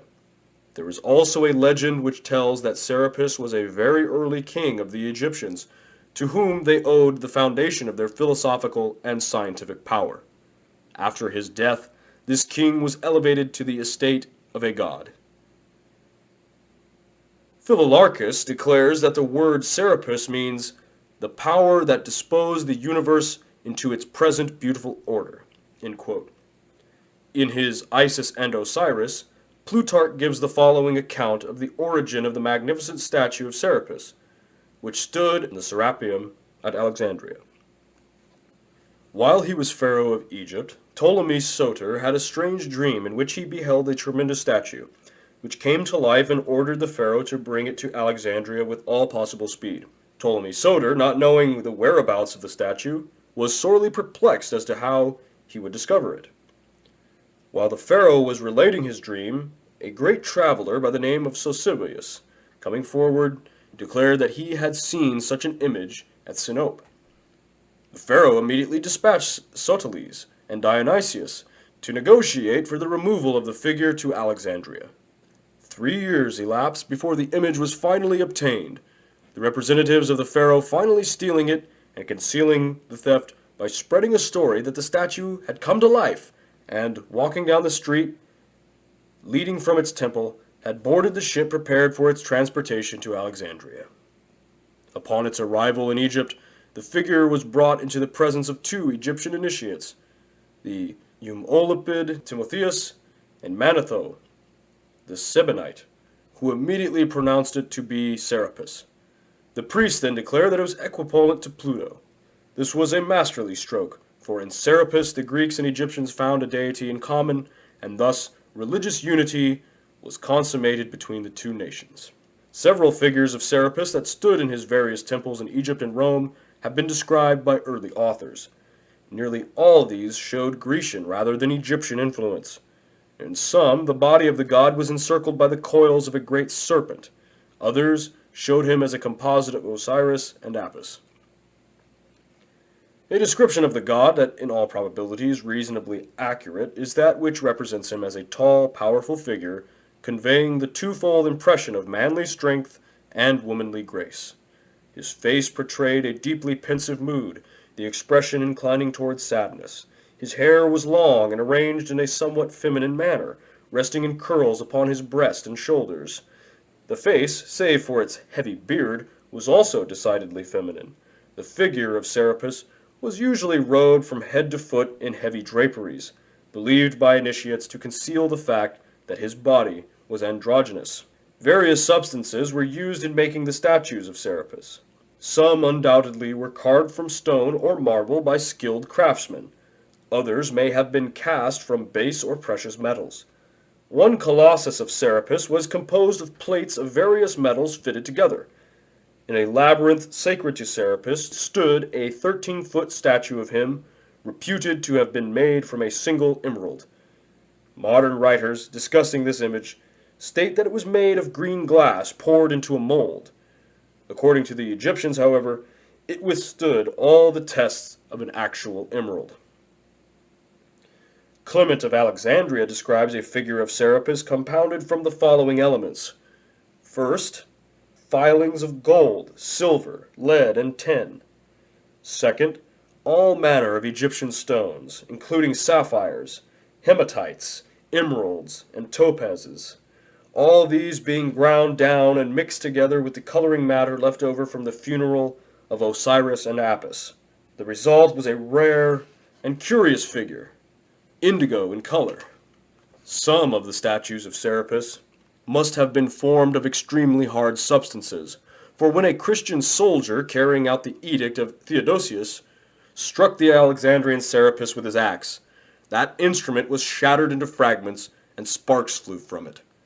It is also quite probable that Serapis was worshipped in the form of a serpent, in common with many of the higher deities of the Egyptian and Greek pantheons. Serapis was called Theon Heptagrammaton, or the god with the name of 7 letters. The name Serapis, like Abraxas and Mithras, contains 7 letters. In their hymns to Serapis, the priests chanted the 7 vowels. Occasionally, Serapis is depicted with horns or a coronet of 7 rays. That evidently represented the 7 divine intelligences, manifesting through the solar light. The Encyclopedia Britannica notes that the earliest authentic mention of Serapis is in connection with the death of Alexander. Such was the prestige of Serapis that he alone of the gods was consulted in behalf of the dying king. The Egyptian secret school of philosophy was divided into the lesser and the greater mysteries, the former being sacred to Isis, and the latter to Serapis and Osiris. Wilkinson is of the opinion that only the priests were permitted to enter the greater mysteries. Even the heir to the throne was not eligible until he had been crowned pharaoh, when, by virtue of his kingly office, he automatically became a priest and the temporal head of the state religion. See Wilkinson's Manners and Customs of the Egyptians. A limited number were admitted into the greater mysteries. These preserved their secrets inviolate. Much of the information concerning the rituals of the higher degrees of the Egyptian mysteries has been gleaned from an examination of the chambers and passageways in which the initiations were given. Under the temple of Serapis, destroyed by Theodosius, were found strange mechanical contrivances constructed by the priests in their subterranean crypts and caverns, where the nocturnal initiatory rites were celebrated. These machines indicate the severe tests of moral and physical courage undergone by the candidates. After passing through these torturous ways, the neophytes who survived the ordeals were ushered into the presence of Serapis, a noble and awe-inspiring figure illumined by unseen lights. Labyrinths were also a striking feature in connection with the rite of Serapis, and E.A. Wallace Budge, in his Gods of the Egyptians, depicts Serapis, minotaur-like, with the body of a man and the head of a bull. Labyrinths were symbolic of the involvement and illusions of the lower world through which wanders the soul of man in its search for truth. In the labyrinth dwells the lower animal man, with the head of a bull, who seeks to destroy the soul entangled in the maze of worldly ignorance. In this relation, Serapis becomes the trier, or adversary, who tests the souls of those seeking union with the immortals. The maze was also doubtless used to represent the solar system, the bull man representing the sun dwelling in the mystic maze of its planets, moons, and asteroids. The Gnostic mysteries were acquainted with the arcane meaning of Serapis, and through the medium of Gnosticism, this god became inextricably associated with early Christianity. In fact, the Emperor Hadrian, while traveling in Egypt in AD 134, declared in a letter to Servianus that the worshippers of Serapis were Christians and that the bishops of the church also worshipped at his shrine. He even declared that the patriarch himself, when in Egypt, was forced to adore Serapis as well as Christ. See Parsons' New Light on the Great Pyramid.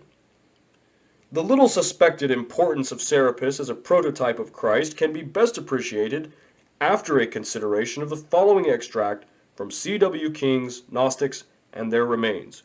Quote, "There can be no doubt that the head of Serapis, marked as the face is by a grave and pensive majesty, supplied the first idea for the conventional portraits of the Savior.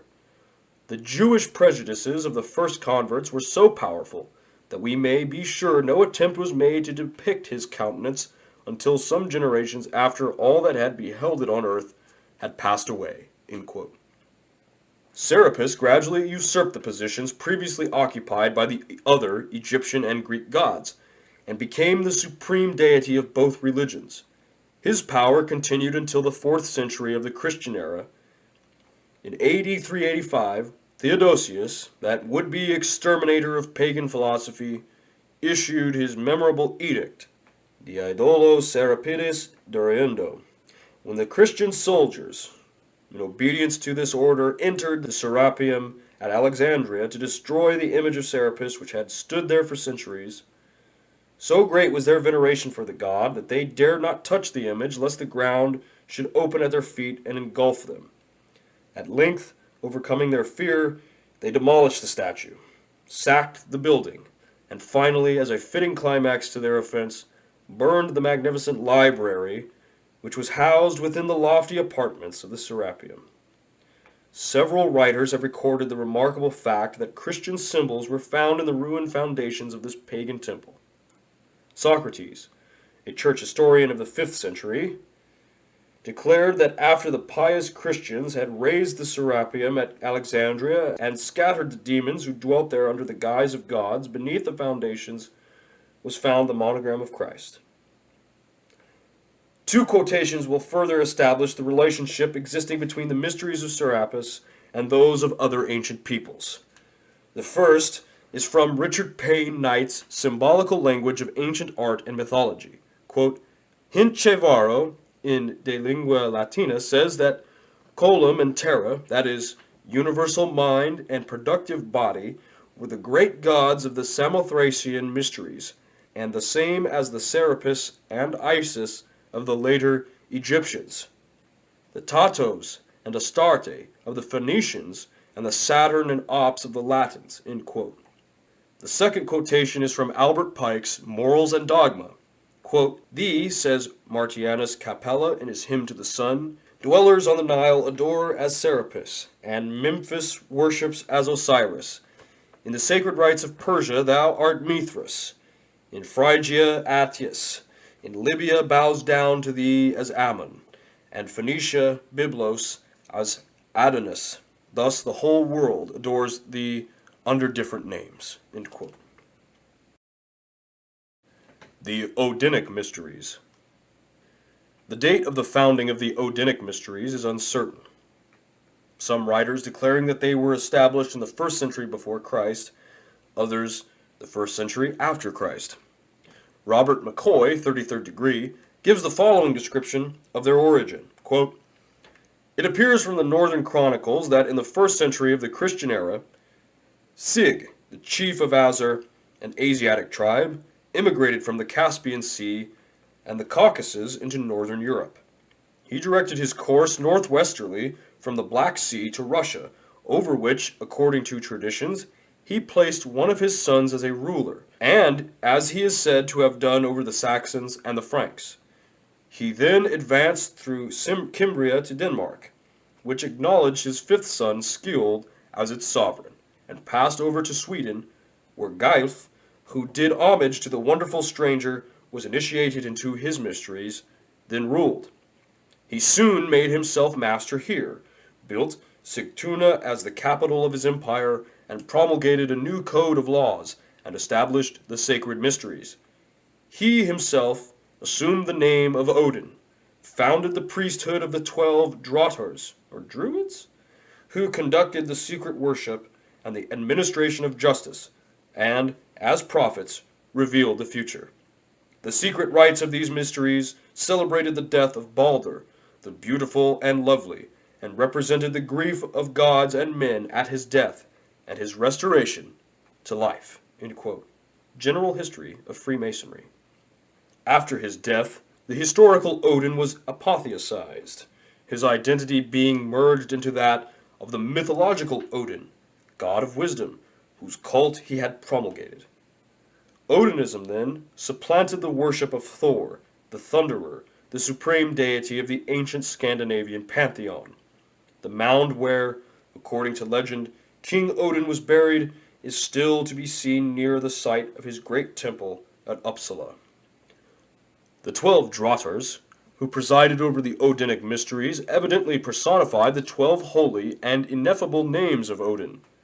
The rituals of the Odinic mysteries were very similar to those of the Greeks, Persians, and Brahmins, after which they were patterned. The Drottars, who symbolized the signs of the zodiac, were the custodians of the arts and sciences, which they revealed to those who passed successfully the ordeals of initiation. Like many other pagan cults, the Odinic mysteries, as an institution, were destroyed by Christianity, but the underlying cause of their fall was the corruption of the priesthood. Mythology is nearly always the ritual and the symbolism of a mystery school. Briefly stated, the sacred drama which formed the basis of the Odinic mysteries was as follows. The supreme invisible creator of all things was called All-Father. His regent in nature was Odin, the one-eyed god. Like Quetzalcoatl, Odin was elevated to the dignity of the supreme deity. According to the Draughtars, the universe was fashioned from the body of Ymir, the hoarfrost giant. Ymir was formed from the clouds of mist that roam from the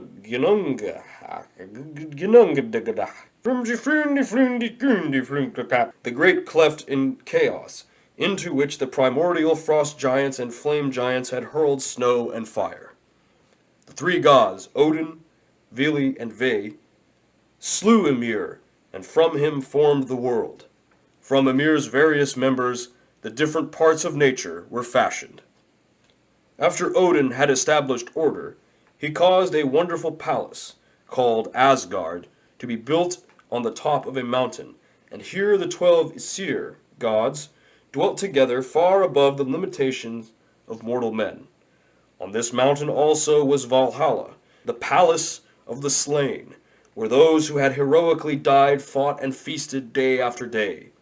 Each night their wounds were healed, and the boar whose flesh they ate renewed itself as rapidly as it was consumed. Balder the Beautiful, the Scandinavian Christ, was the beloved son of Odin. Balder was not warlike. His kindly and beautiful spirit brought peace and joy to the hearts of the gods, and they all loved him, save one. As Jesus had a Judas among his 12 disciples, so one of the 12 gods was false. Loki, the personification of evil. Loki caused Hottir, the blind god of fate, to shoot Balder with a mistletoe arrow. With the death of Balder, light and joy vanished from the lives of the other deities. Heartbroken, the gods gathered to find a method whereby they could resurrect this spirit of eternal life and youth. The result was the establishment of the mysteries. The Odinic mysteries were given in underground crypts or caves. The chambers, 9 in number, representing the 9 worlds of the mysteries. The candidate, seeking admission, was assigned the task of raising Balder from the dead.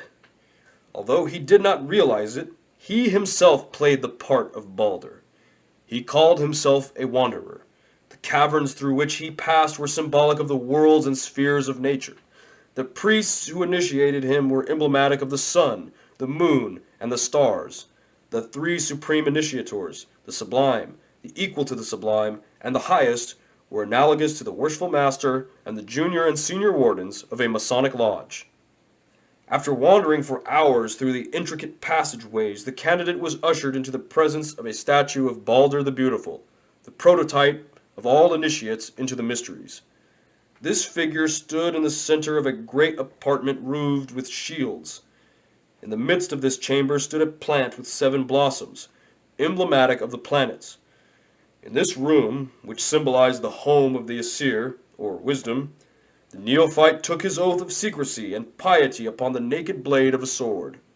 He drank the sanctified mead from a bowl made of a human skull, and, having passed successfully through all the tortures and trials designed to divert him from the course of wisdom, he was finally permitted to unveil the mystery of Odin, the personification of wisdom. He was presented in the name of Balder, with the sacred ring of the order. He was hailed as a man reborn, and it was said of him that he had died and had been raised again without passing through the gates of death.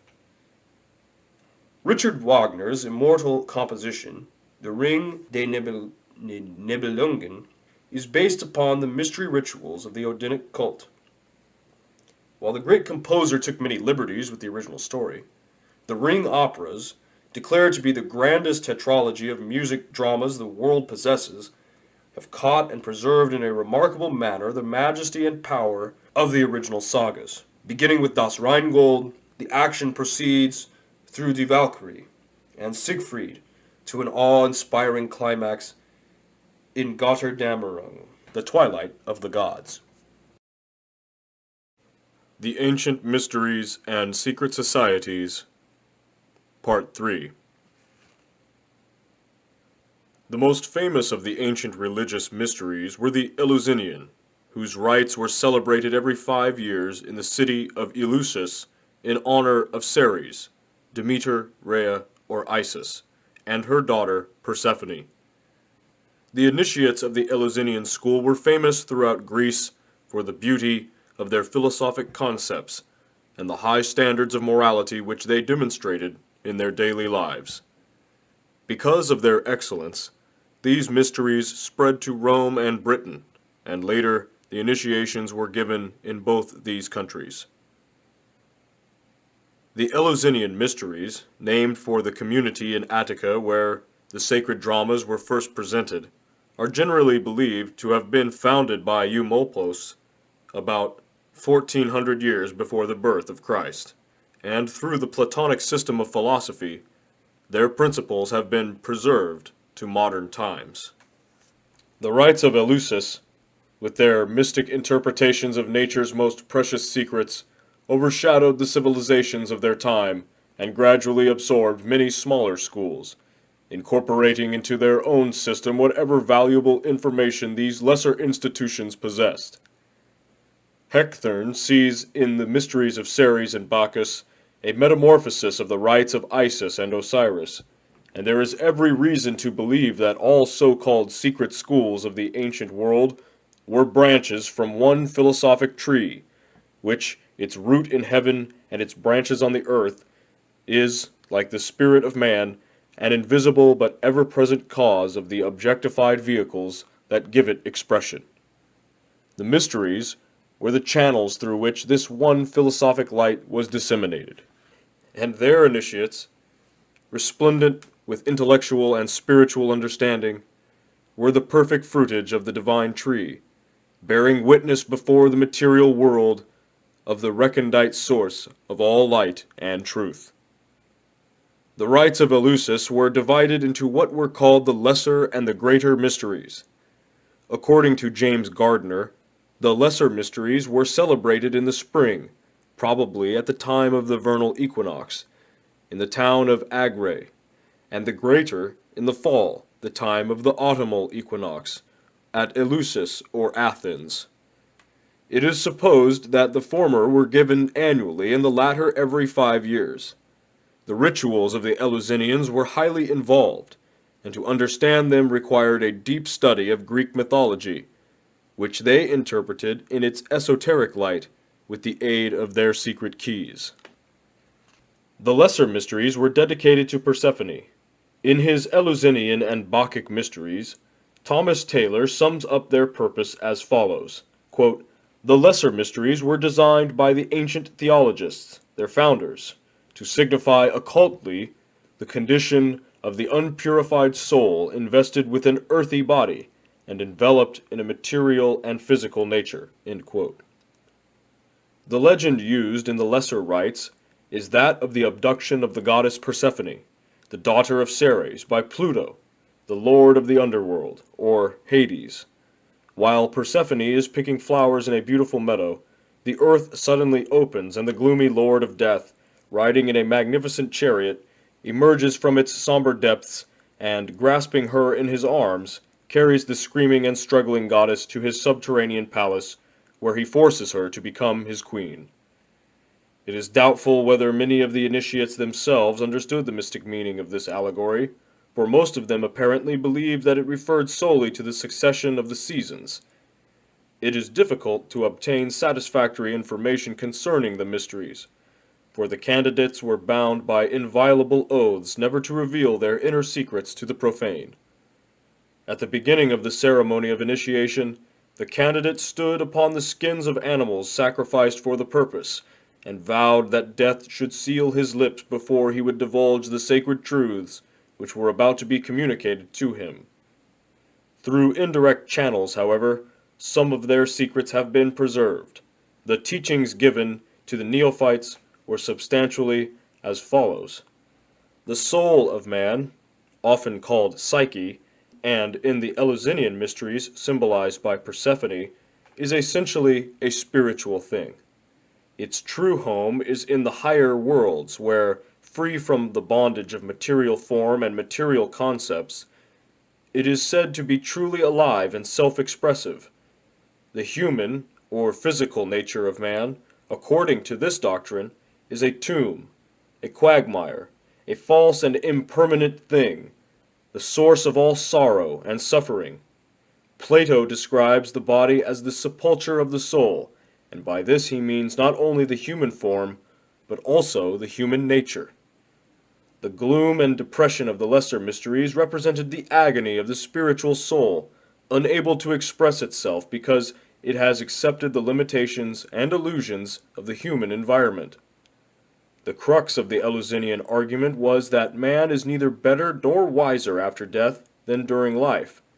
If he does not rise above ignorance during his sojourn here, man goes at death into eternity to wander about forever, making the same mistakes which he made here. If he does not outgrow the desire for material possessions here, he will carry it with him into the invisible world, where, because he can never gratify the desire, he will continue in endless agony.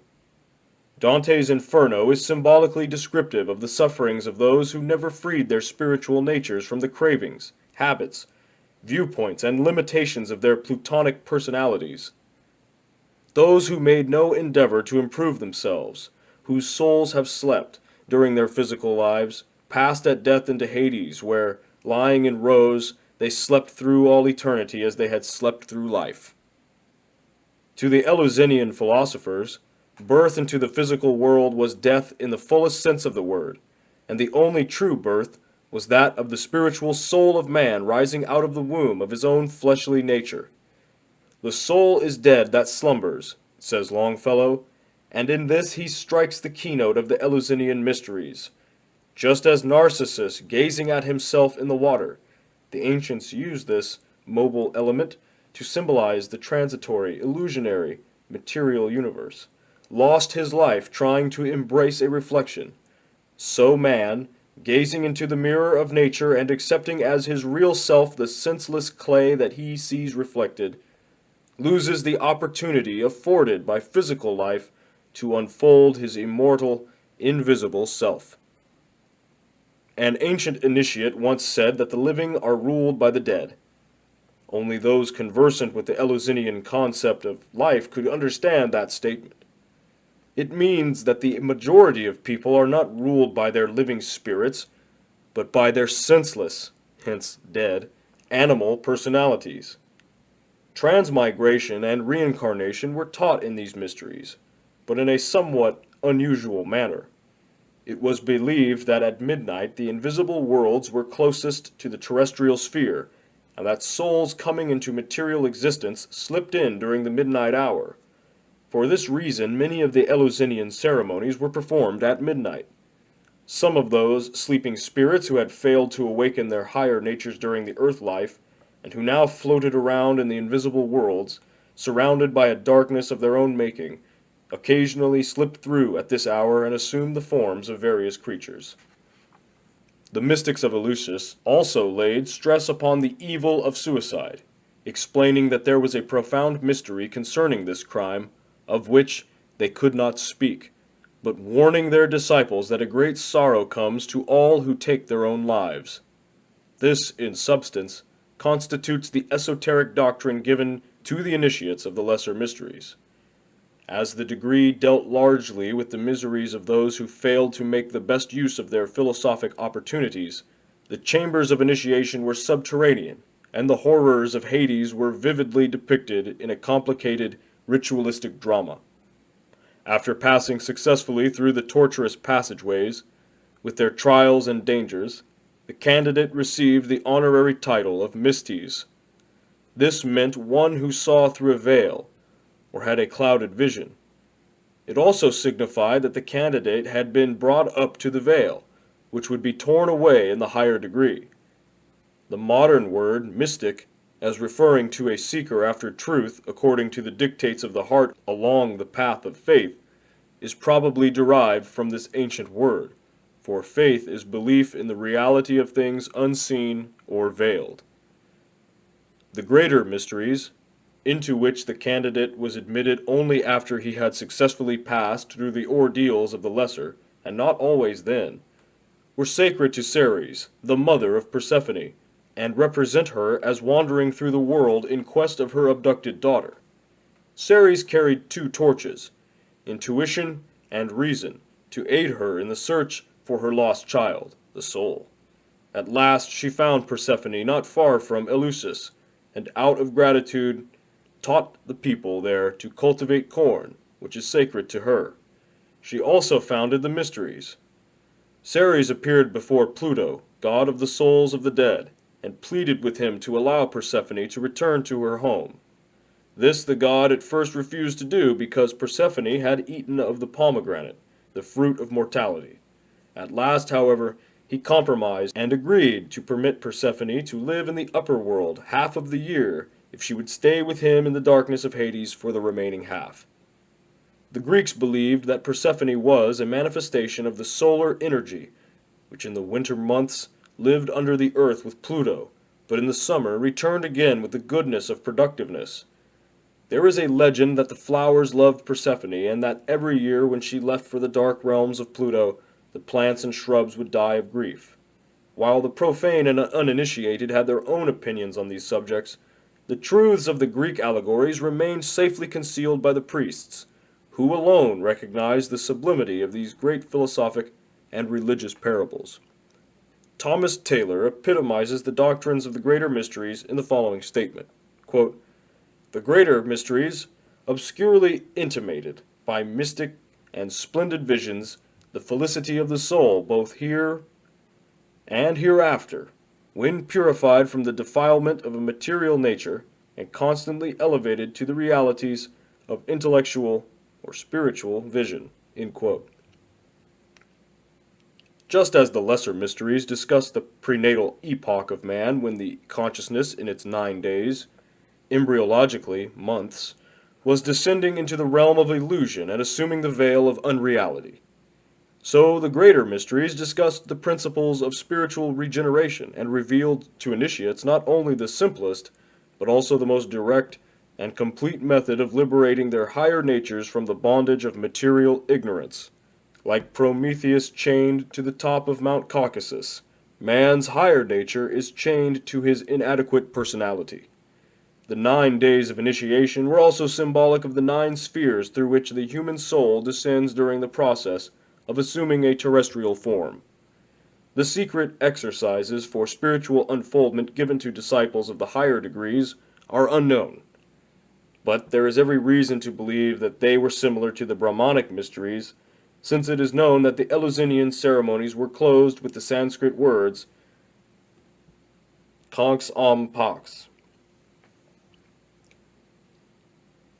That part of the allegory referring to the 2 6-month periods during one of which Persephone must remain with Pluto, while during the other she may revisit the upper world, offers material for deep consideration. It is probable that the Eleusinians realized that the soul left the body during sleep, or at least was made capable of leaving by the special training which undoubtedly they were in a position to give. Thus, Persephone would remain as the queen of Pluto's realm during the waking hours, but would ascend to the spiritual worlds during the periods of sleep. The initiate was taught how to intercede with Pluto to permit Persephone, the initiate's soul, to ascend from the darkness of his material nature into the light of understanding. When thus freed from the shackles of clay and crystallized concepts, the initiate was liberated not only for the period of his life, but for all eternity, for never thereafter was he divested of those soul qualities which after death were his vehicles for manifestation and expression in the so-called heaven world. In contrast to the idea of Hades as a state of darkness below, the gods were said to inhabit the tops of mountains, a well-known example being Mount Olympus, where the 12 deities of the Greek pantheon were said to dwell together. In his initiatory wanderings, the neophyte therefore entered chambers of ever-increasing brilliancy, to portray the ascent of the spirit from the lower worlds into the realms of bliss. As the climax to such wanderings, he entered a great vaulted room, in the center of which stood a brilliantly illumined statue of the goddess Ceres. Here, in the presence of the Hierophant and surrounded by priests in magnificent robes, he was instructed in the highest of the secret mysteries of the Eleusis. At the conclusion of this ceremony, he was hailed as an ipoptes, which means one who has beheld or seen directly. For this reason also, initiation was termed autopsy. The ipoptes was then given certain sacred books, probably written in cipher, together with tablets of stone on which secret instructions were engraved. In The Obelisk in Freemasonry, John A. Weiss describes the officiating personages of the Eleusinian Mysteries as consisting of a male and a female hierophant who directed the initiations, a male and a female torchbearer, a male herald, and a male and a female altar attendant. There were also numerous minor officials. He states that, according to Porphyry, the hierophant represents Plato's Demiurgus, or creator of the world, the torchbearer the sun, the altar man the moon, the herald Hermes, or Mercury, and the other officials minor stars. From the records available, a number of strange and apparently supernatural phenomena accompanied the rituals. Many initiates claimed to have actually seen the living gods themselves. Whether this was the result of religious ecstasy or the actual cooperation of invisible powers with the visible priests must remain a mystery. In The Metamorphosis, or Golden Ass, Apuleius thus describes what in all probability is his initiation into the Eleusinian mysteries. Quote, I approached to the confines of death, and having trod on the threshold of Proserpine, I returned from it, being carried through all the elements. At midnight I saw the sun shining with a splendid light, and I manifestly drew near to the gods beneath, and the gods above, and proximately adored them. End quote. Women and children were admitted to the Eleusinian mysteries, and at one time there were literally thousands of initiates. Because this vast host was not prepared for the highest spiritual and mystical doctrines, a division necessarily took place within the society itself. The higher teachings were given to only a limited number of initiates who, because of superior mentality, showed a comprehensive grasp of their underlying philosophical concepts. Socrates refused to be initiated into the Eleusinian mysteries, for knowing its principles without being a member of the order, he realized that membership would seal his tongue. That the mysteries of Eleusis were based upon great and eternal truths is attested by the veneration in which they were held by the great minds of the ancient world. M. Overoff asks, quote, would Pindar, Plato, Cicero, Epictetus have spoken of them with such admiration if the Hierophant had satisfied himself with loudly proclaiming his own opinions, or those of his order? End quote. The garments in which candidates were initiated were preserved for many years and were believed to possess almost sacred properties. Just as the soul can have no covering save wisdom and virtue, so the candidates, being as yet without true knowledge, were presented to the mysteries unclothed, being first given the skin of an animal, and later a consecrated robe to symbolize the philosophical teachings received by the initiate. During the course of initiation, the candidate passed through two gates. The first led downward into the lower worlds and symbolized his birth into ignorance. The second led upward into a room brilliantly lighted by unseen lamps, in which was the statue of Ceres and which symbolized the upper world, or the abode of light and truth. Strabo states that the great temple of Eleusis would hold between 20 and 30,000 people. The caves dedicated by Zarathustra also had these two doors, symbolizing the avenues of birth and death. The following paragraph from Porphyry gives a fairly adequate conception of Eleusinian symbolism. Quote, God being a luminous principle, residing in the midst of the most subtle fire, he remains forever invisible to the eyes of those who do not elevate themselves above material life. On this account, the sight of transparent bodies, such as crystal, Parian marble, and even ivory, recalls the idea of divine light, as the sight of gold excites an idea of its purity, for gold cannot be sullied. Some have thought by a black stone was signified the invisibility of the divine essence. To express supreme reason, the divinity was represented under the human form, and beautiful, for God is the source of beauty, or of different ages and in various attitudes, sitting or upright, of one or the other sex, as a virgin or a young man, a husband or a bride, that all the shades and gradations might be marked.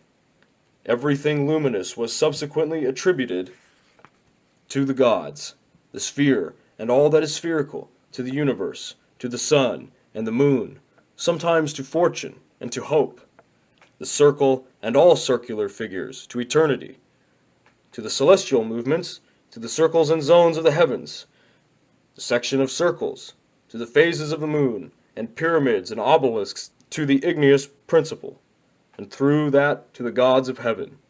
A cone expresses the sun, a cylinder the earth, the phallus and a triangle, a symbol of the matrix, designate generation." End quote. From Essay on the Mysteries of Eleusis by M. Overoff. The Eleusinian mysteries, according to Hector, survived all others, and did not cease to exist as an institution until nearly 400 years after Christ, when they were finally suppressed by Theodosius, styled the Great, who cruelly destroyed all who did not accept the Christian faith. Of this greatest of all philosophical institutions, Cicero said that it taught men not only how to live, but also how to die. The Orphic Mysteries. Orpheus, the Thracian bard, the great initiator of the Greeks, ceased to be known as a man and was celebrated as a divinity several centuries before the Christian era. As to Orpheus himself, writes Thomas Taylor, quote, "Scarcely a vestige of his life is to be found amongst the immense ruins of time. For who has ever been able to affirm anything with certainty of his origin, his age, his country, and condition? This alone may be depended on, from general assent, that there formerly lived a person named Orpheus, who was the founder of theology among the Greeks, the institutor of their lives and morals, the first of the prophets, and the prince of poets, himself the offspring of a muse, who taught the Greeks their sacred rites and mysteries, and from whose wisdom, as from a perennial and abundant fountain, the divine muse of Homer and the sublime theology of Pythagoras and Plato flowed." End quote. See The Mystical Hymns of Orpheus. Orpheus was founder of the Grecian mythological system, which he used as the medium for the promulgation of his philosophical doctrines. The origin of his philosophy is uncertain. He may have got it from the Brahmins, there being legends to the effect that he was a Hindu, his name possibly being derived from meaning dark. Orpheus was initiated into the Egyptian mysteries, from which he secured extensive knowledge of magic, astrology, sorcery, and medicine. The mysteries of the Kabiri at Samothrace were also conferred upon him, and these undoubtedly contributed to his knowledge of medicine and music. The romance of Orpheus and Eurydice is one of the tragic episodes of Greek mythology and apparently constitutes the outstanding feature of the Orphic rite. Eurydice, in her attempt to escape from a villain seeking to seduce her, died from the venom of a poisonous serpent which stung her in the heel. Orpheus, penetrating to the very heart of the underworld, so charmed Pluto and Persephone with the beauty of his music that they agreed to permit Eurydice to return to life if Orpheus would lead her back to the sphere of the living without once looking round to see if she were following. So great was his fear, however, that she would stray from him, that he turned his head, and Eurydice, with a heartbroken cry, was swept back into the land of death. Orpheus wandered the earth for a while, disconsolate, and there are several conflicting accounts of the manner of his death. Some declare that he was slain by a bolt of lightning. Others, that failing to save his beloved Eurydice, he committed suicide. The generally accepted version of his death, however, is that he was torn to pieces by Sicyonian women. whose advances he had spurned. In the 10th book of Plato's Republic, it is declared that, because of his sad fate at the hands of women, the soul that had once been Orpheus, upon being destined to live again in the physical world, chose rather to return in the body of a swan than be born of woman. The head of Orpheus, after being torn from his body, was cast with his lyre into the river Hebrus, down which it floated to the sea, where, wedging in a cleft in a rock, it gave oracles for many years. The lyre, after being stolen from its shrine and working the destruction of the thief, was picked up by the gods and fashioned into a constellation. Orpheus has long been sung as the patron of music. On his 7-stringed lyre he played such perfect harmonies that the gods themselves were moved to acclaim his power. When he touched the strings of his instrument, the birds and beasts gathered about him, and as he wandered through the forests, his enchanting melodies caused even the ancient trees with mighty effort to draw their gnarled roots from out the earth and follow him. Orpheus is one of the many immortals who have sacrificed themselves that mankind might have the wisdom of the gods.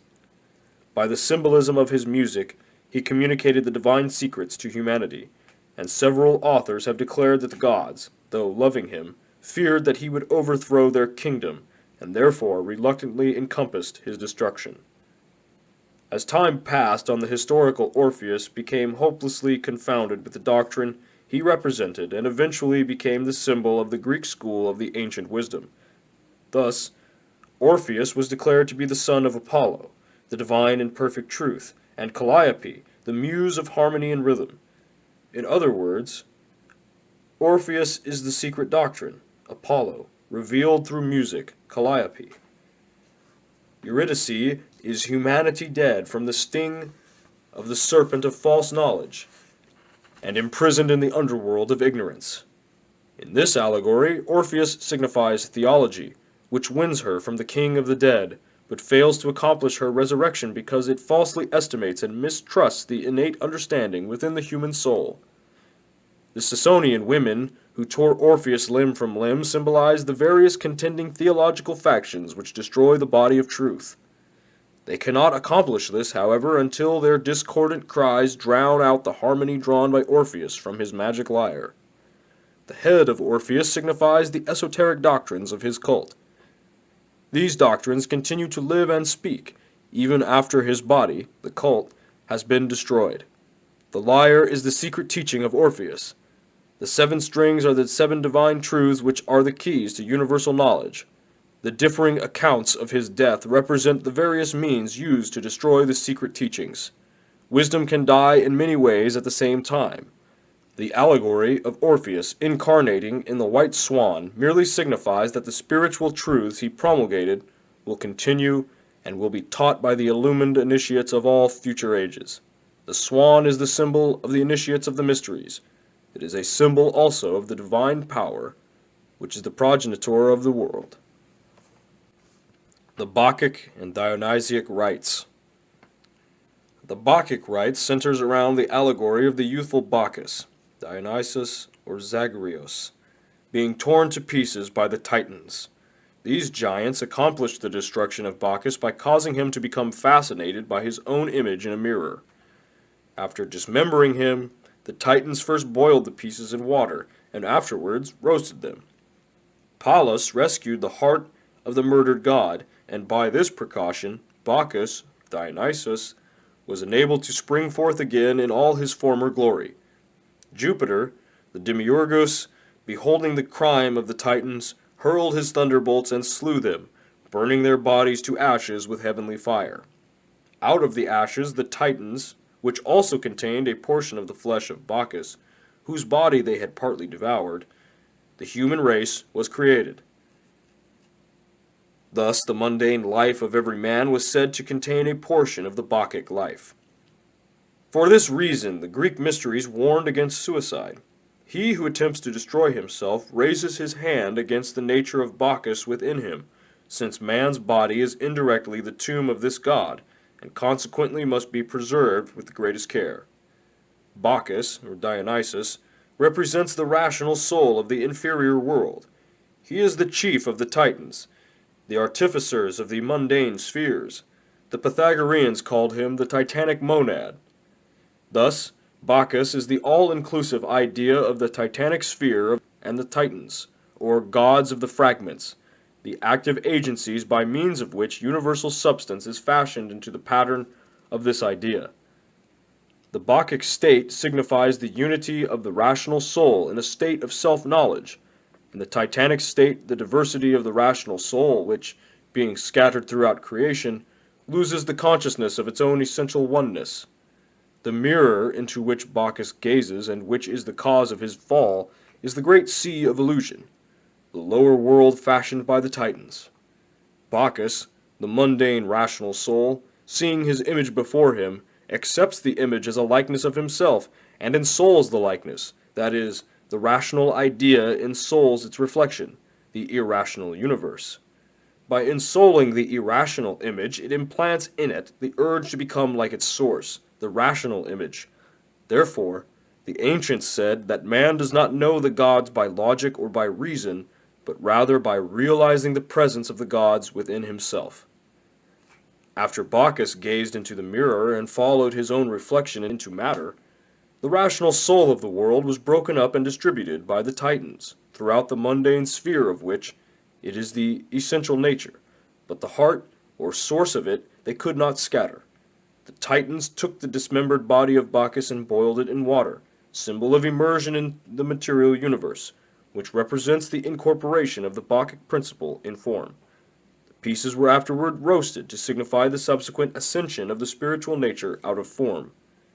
When Jupiter, the father of Bacchus and the demiurgos of the universe, saw that the Titans were hopelessly involving the rational or divine idea by scattering its members throughout the constituent parts of this lower world, he slew the Titans in order that the divine idea might not be entirely lost. From the ashes of the Titans he formed mankind, whose purpose of existence was to preserve and eventually to release the Bacchic idea or rational soul from the Titanic fabrication. Jupiter, being the demiurgos and fabricator of the material universe, is the third person of the creative triad, consequently the Lord of Death, for death exists only in the lower sphere of being over which he presides. Disintegration takes place so that reintegration may follow upon a higher level of form or intelligence. The thunderbolts of Jupiter are emblematic of his disintegrative power. They reveal the purpose of death, which is to rescue the rational soul from the devouring power of the irrational nature. Man is a composite creature, his lower nature consisting of the fragments of the Titans, and his higher nature, the sacred immortal flesh, life, of Bacchus. Therefore, man is capable of either a Titanic, irrational, or a Bacchic, rational existence. The Titans of Hesiod, who were 12 in number, are probably analogous to the celestial zodiac, whereas the Titans who murdered and dismembered Bacchus represent the zodiacal powers distorted by their involvement in the material world. Thus, Bacchus represents the sun, who is dismembered by the signs of the zodiac, and from whose body the universe is formed. When the terrestrial forms were created from the various parts of his body, the sense of wholeness was lost, and the sense of separateness established.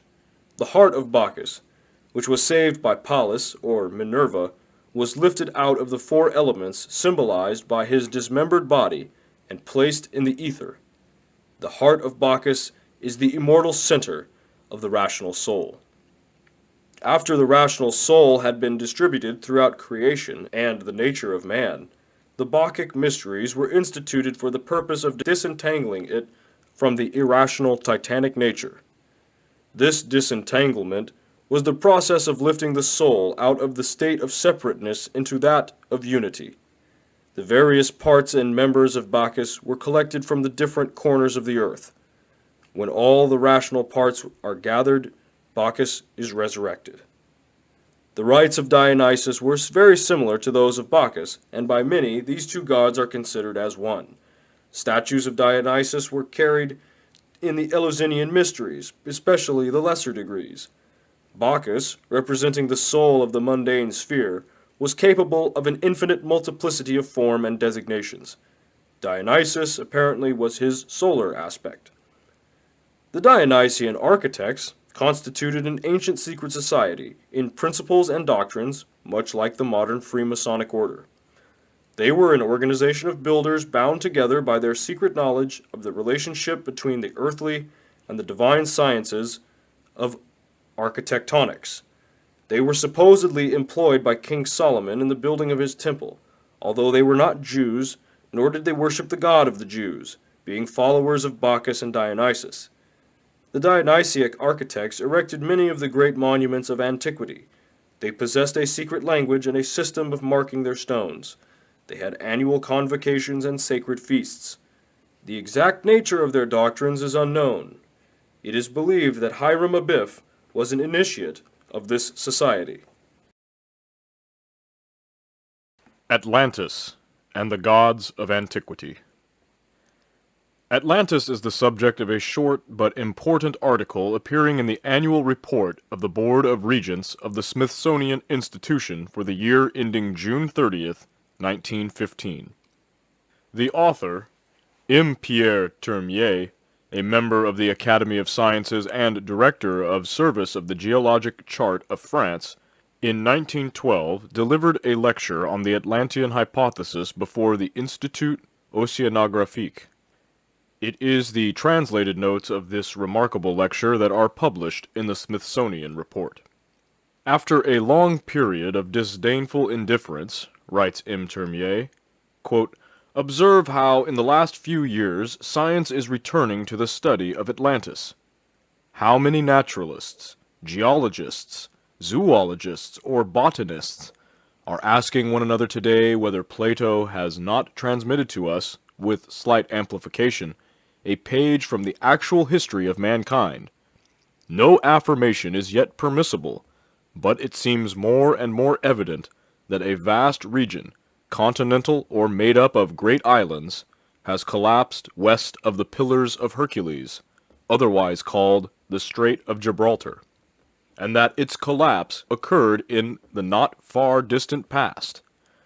In any event, the question of Atlantis is placed anew before men of science, and since I do not believe that it can ever be solved without the aid of oceanography, I have thought it natural to discuss it here, in this temple of maritime science, and to call to such a problem, long scorned but now being revived, the attention of oceanographers, as well as the attention of those who, though immersed in the tumult of cities, lend an ear to the distant murmur of the sea. End quote.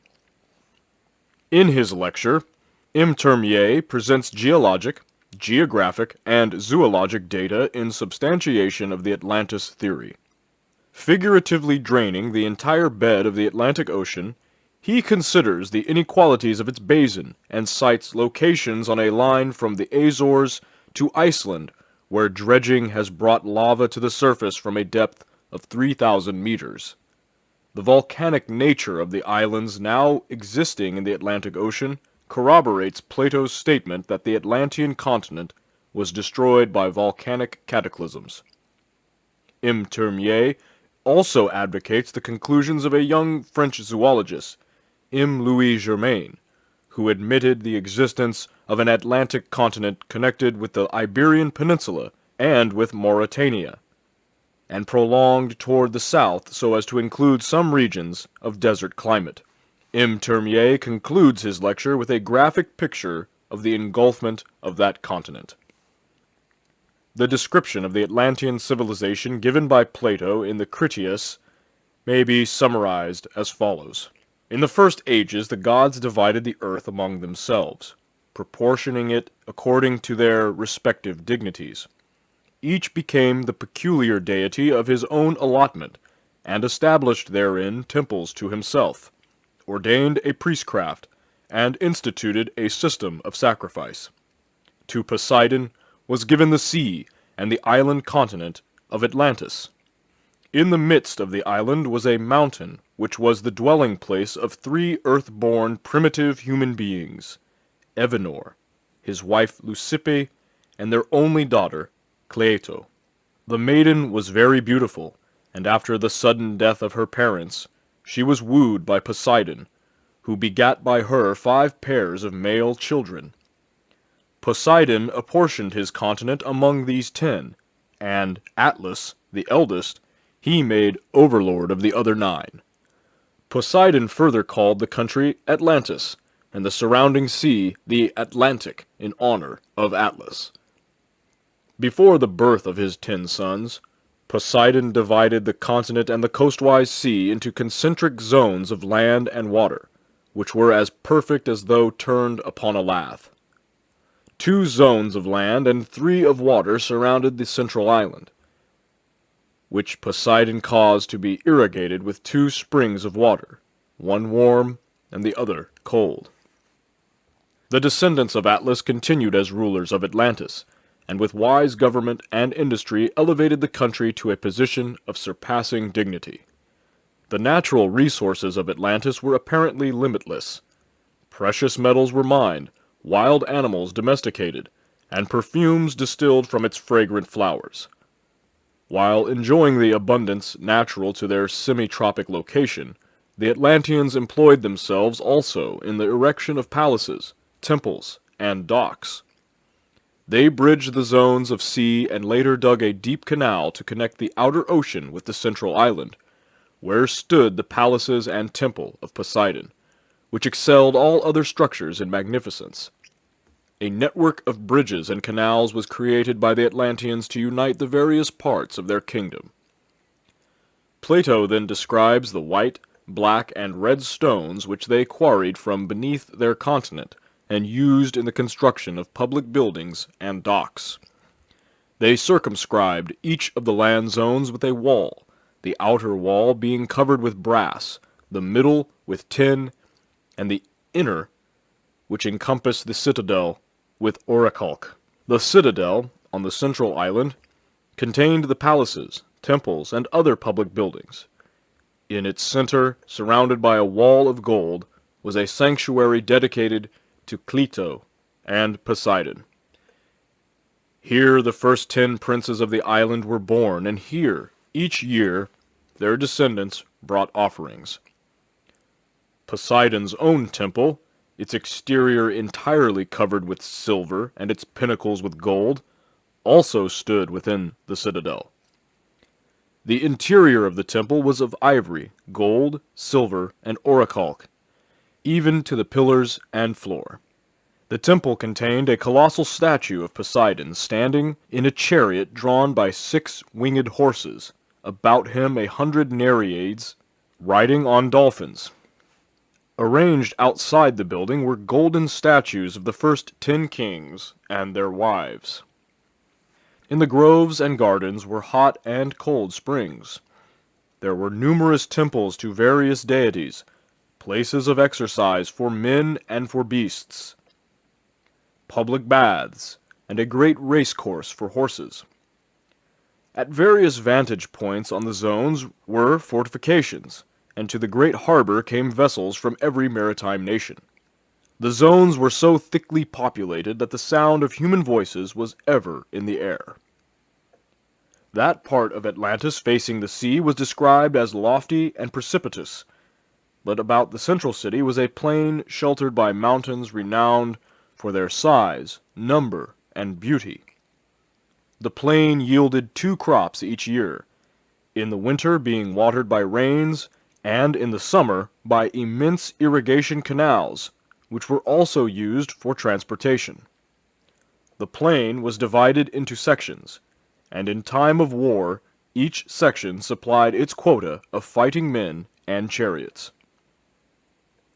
The 10 governments differed from each other in details concerning military requirements. Each of the kings of Atlantis had complete control over his own kingdom, but their mutual relationships were governed by a code engraved by the first 10 kings on a column of orichalc standing in the temple of Poseidon. At alternate intervals of 5 and 6 years, a pilgrimage was made to this temple that equal honor might be conferred upon both the odd and the even numbers. Here, with appropriate sacrifice, each king renewed his oath of loyalty upon the sacred inscription. Here also the kings donned azure robes and sat in judgment. At daybreak, They wrote their sentences upon a golden tablet and deposited them with their robes as memorials. The chief laws of the Atlantean kings were that they should not take up arms against each other, and that they should come to the assistance of any of their number who was attacked.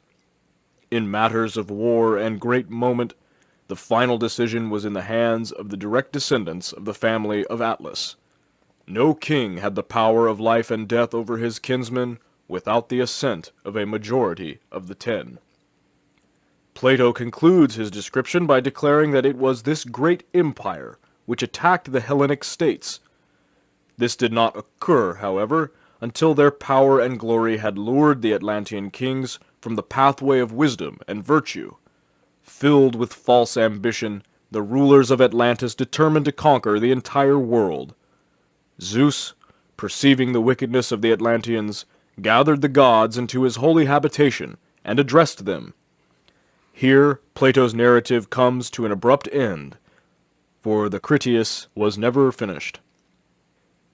In the Timaeus is a further description of Atlantis, supposedly given to Solon by an Egyptian priest, and which concludes as follows, quote, "But afterwards there occurred violent earthquakes and floods, and in a single day and night of rain all your warlike men in a body sank to the earth, and the island of Atlantis in like manner disappeared, and was sunk beneath the sea. And that is the reason why the sea in those parts is impassable and impenetrable, because there is such a quantity of shallow mud in the way, and this was caused by the subsidence of the island." End quote. In the introduction to his translation of the Timaeus, Thomas Taylor quotes from a history of Ethiopia written by Marcellus, which contains the following reference to Atlantis. Quote, "For they relate that, in their time, there were 7 islands in the Atlantic Sea, sacred to Persephone, and besides these 3 others of an immense magnitude, one of which was sacred to Pluto, another to Ammon, and another, which is the middle of these, and is of 1,000 stadia, to Neptune." End quote. Crantor, commenting upon Plato, asserted that the Egyptian priests declared the story of Atlantis to be written upon pillars which were still preserved circa 300 BC. See Beginnings or Glimpses of Vanished Civilizations. Ignatius Donnelly, who gave the subject of Atlantis profound study, believed that horses were first domesticated by the Atlanteans, for which reason they have always been considered peculiarly sacred to Poseidon. See Atlantis. From a careful consideration of Plato's description of Atlantis, it is evident that the story should not be regarded as wholly historical, but rather as both allegorical and historical. Origen, Porphyry, Proclus, Iamblichus, and Syrianus realized that the story concealed a profound philosophical mystery, but they disagreed as to the actual interpretation. Plato's Atlantis symbolizes the threefold nature of both the universe and the human body.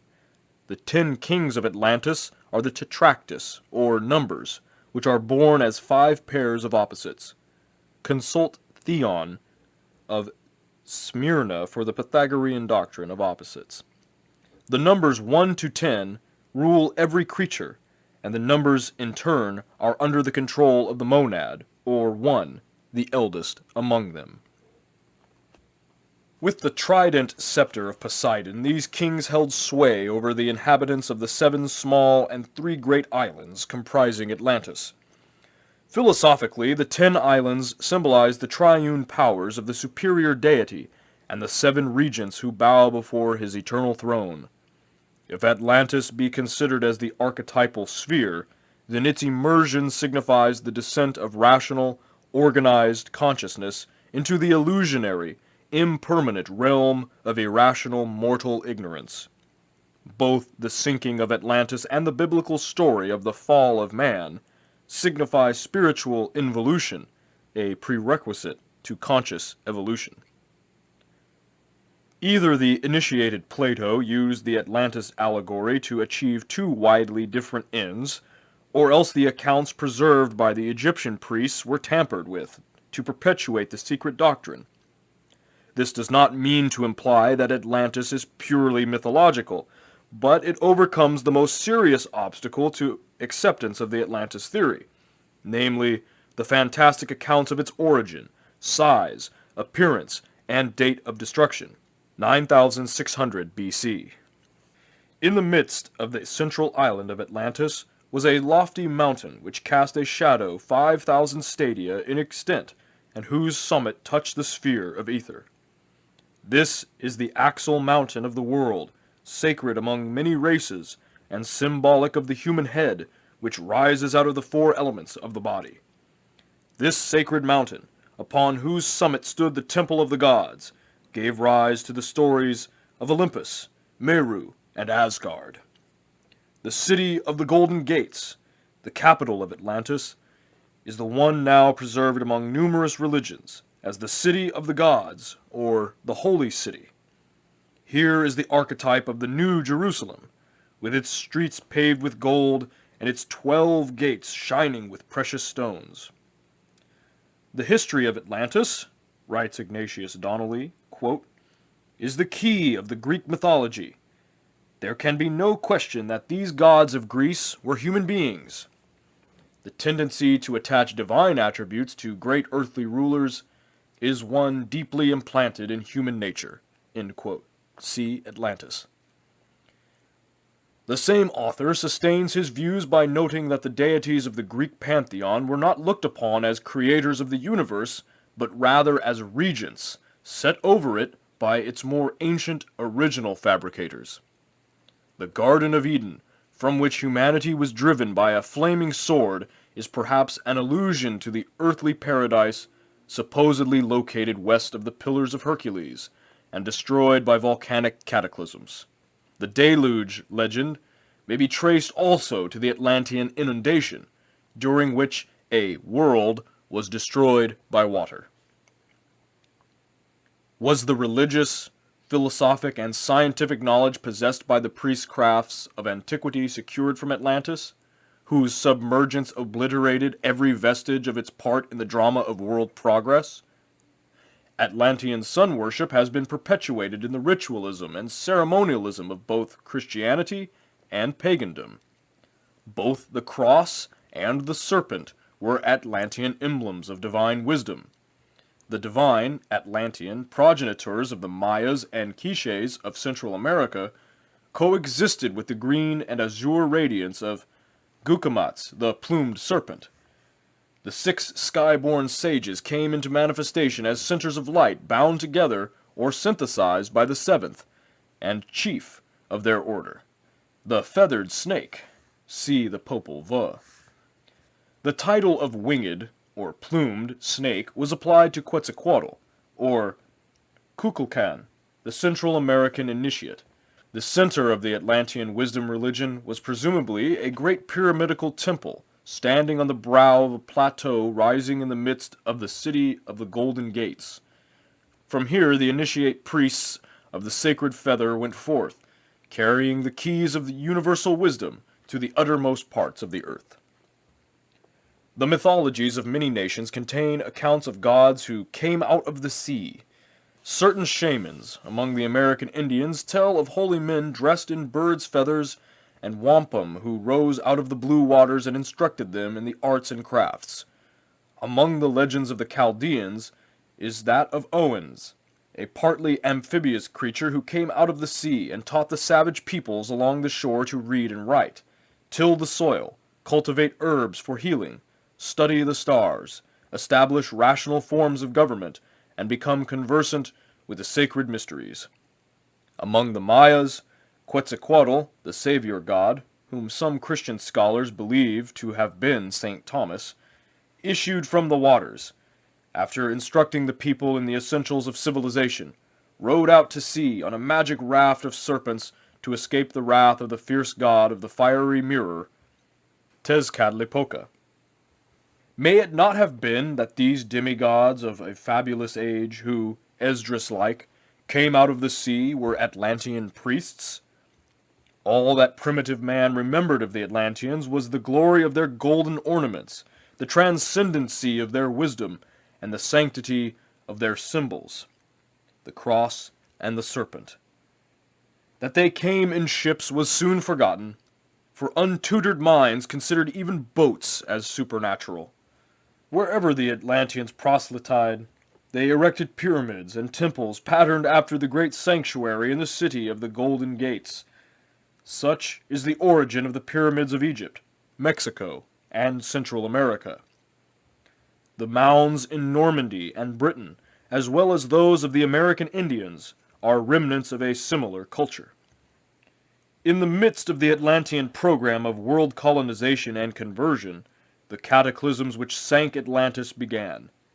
The initiate priests of the Sacred Feather who promised to come back to their missionary settlements never returned, and after the lapse of centuries, tradition preserved only a fantastic account of gods who came from a place where the sea now is.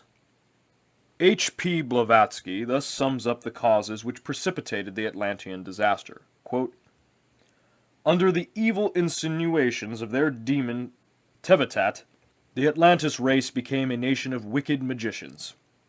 In consequence of this, war was declared, the story of which would be too long to narrate. Its substance may be found in the disfigured allegories of the race of Cain, the giants, and that of Noah and his righteous family. The conflict came to an end by the submersion of the Atlantis, which finds its imitation in the stories of the Babylonian and Mosaic flood. The giants and magicians, and all flesh died, and every man, all except Xixouthros and Noah, who are substantially identical with the great father of the Thlingthonians in the Popol Vuh, or the sacred book of the Guatemalans, which also tells of his escaping in a large boat, like the Hindu Noah, Vaiswasvata." End quote. See Isis Unveiled. And that's why I'm not reading any H.P. Blavatsky, because I really can't pronounce any of that stuff. Or really follow what the hell she's trying to say, so. From the Atlanteans, the world has received not only the heritage of arts and crafts, philosophies and sciences, ethics and religions, but also the heritage of hate, strife, and perversion. The Atlanteans instigated the first war, and it has been said that all subsequent wars were fought in a fruitless effort to justify the first one and right the wrong which it caused. Before Atlantis sank, its spiritually illumined initiates, who realized that their land was doomed because it had departed from the path of light, withdrew from the ill-fated continent, carrying with them the sacred and secret doctrine. These Atlanteans established themselves in Egypt, where they became its first divine rulers. Nearly all the great cosmologic myths forming the foundation of the various sacred books of the world are based upon the Atlantean mystery rituals. The myth of the dying god. The myth of Tammuz and Ishtar is one of the earliest examples of the dying god allegory, probably antedating 4000 BC. See Babylonia and Assyria by Lewis Spence. The imperfect condition of the tablets upon which the legends are inscribed makes it impossible to secure more than a fragmentary account of the Tammuz rites. Being the esoteric god of the sun, Tammuz did not occupy a position among the first deities venerated by the Babylonians, who, for lack of deeper knowledge, looked upon him as a god of agriculture, or a vegetation spirit. Originally, he was described as being one of the guardians of the gates of the underworld.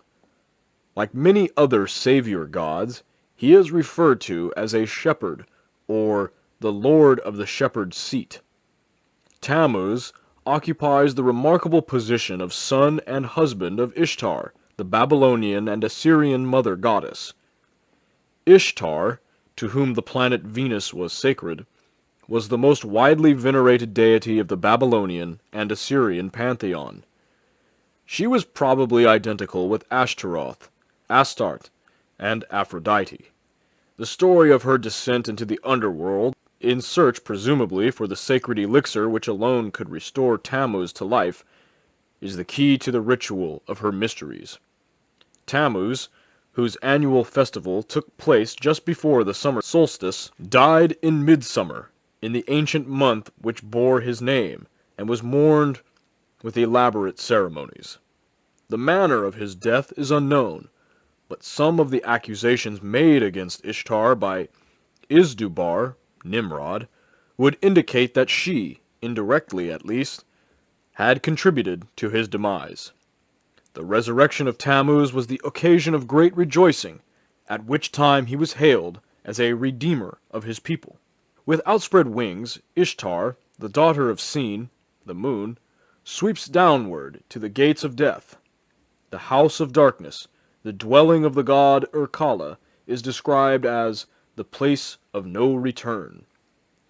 It is without light. The nourishment of those who dwell therein is dust, and their food is mud. Over the bolts on the door of the house of Urkala is scattered dust, and the keepers of the house are covered with feathers like birds.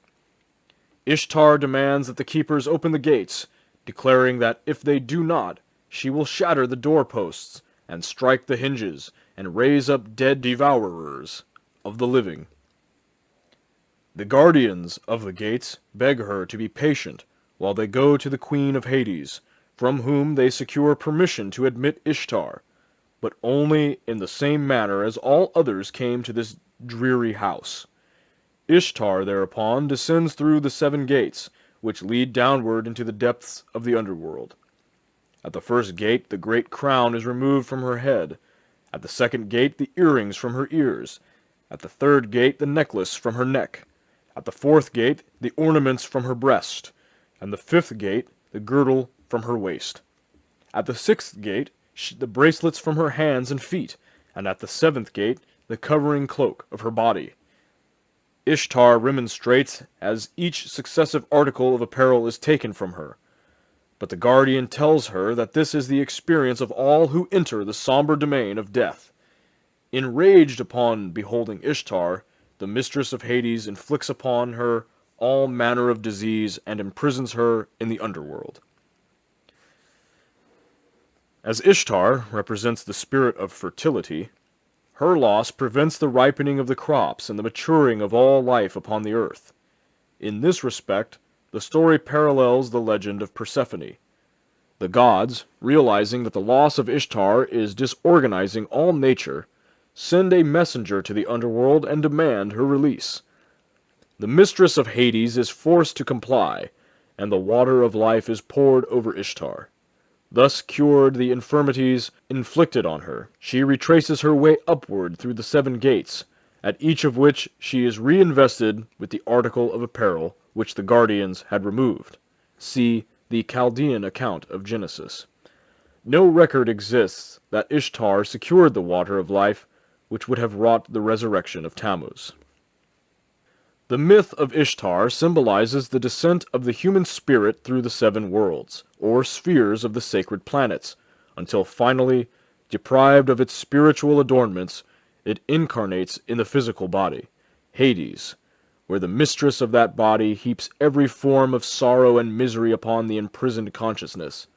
The waters of life, the secret doctrine, cure the diseases of ignorance, and spirit, ascending again to its divine source, regains its God-given adornments as it passes upward through the rings of the planets. Another mystery ritual among the Babylonians and Assyrians was that of Merodach and the dragon. Merodach, the creator of the inferior universe, slays a horrible monster, and out of her body forms the universe. Here is the probable source of the so-called Christian allegory of St. George and the dragon. The mysteries of Adonis, or Adonai, were celebrated annually in many parts of Egypt, Phoenicia, and Byblos. The name Adonis, or Adonai, means Lord, and was a designation applied to the sun and later borrowed by the Jews as the exoteric name of their god. Smyrna, mother of Adonis, was turned into a tree by the gods, and after a time the bark burst open and the infant Savior issued forth. According to one account, he was liberated by a wild boar which split the wood of the maternal tree with its tusks. Adonis was born at midnight of the 24th of December, and through his unhappy death a mystery rite was established that wrought the salvation of his people. In the Jewish month of Tammuz, another name for this deity, he was gored to death by a wild boar sent by the god Ars, or Mars. The Adoniasmos was the ceremony of lamenting the premature death of the murdered god. In Ezekiel chapter 8, verse 14, it is written that women were weeping for Tammuz, Adonis, at the north gate of the Lord's house in Jerusalem. Sir James George Fraser cites Jerome thus, quote, "He tells us that Bethlehem, the traditionary birthplace of the Lord, was shaded by a grove of that still older Syrian lord Adonis, and that where the infant Jesus had wept, the lover of Venus was bewailed." End quote. See The Golden Bow. The effigy of a wild boar is said to have been set over one of the gates of Jerusalem in honor of Adonis, and his rites celebrated in the Grotto of Nativity at Bethlehem. Adonis, as the gored, or God-man, is one of the keys to Sir Francis Bacon's use of the wild boar in his cryptic symbolism. Adonis was originally an androgynous deity who represented the solar power, which in the winter was destroyed by the evil principle of cold, the boar. After 3 days, months, in the tomb, Adonis rose triumphant on the 25th day of March, amidst the acclamation of his priests and followers. He is risen! Adonis was born out of a myrrh tree.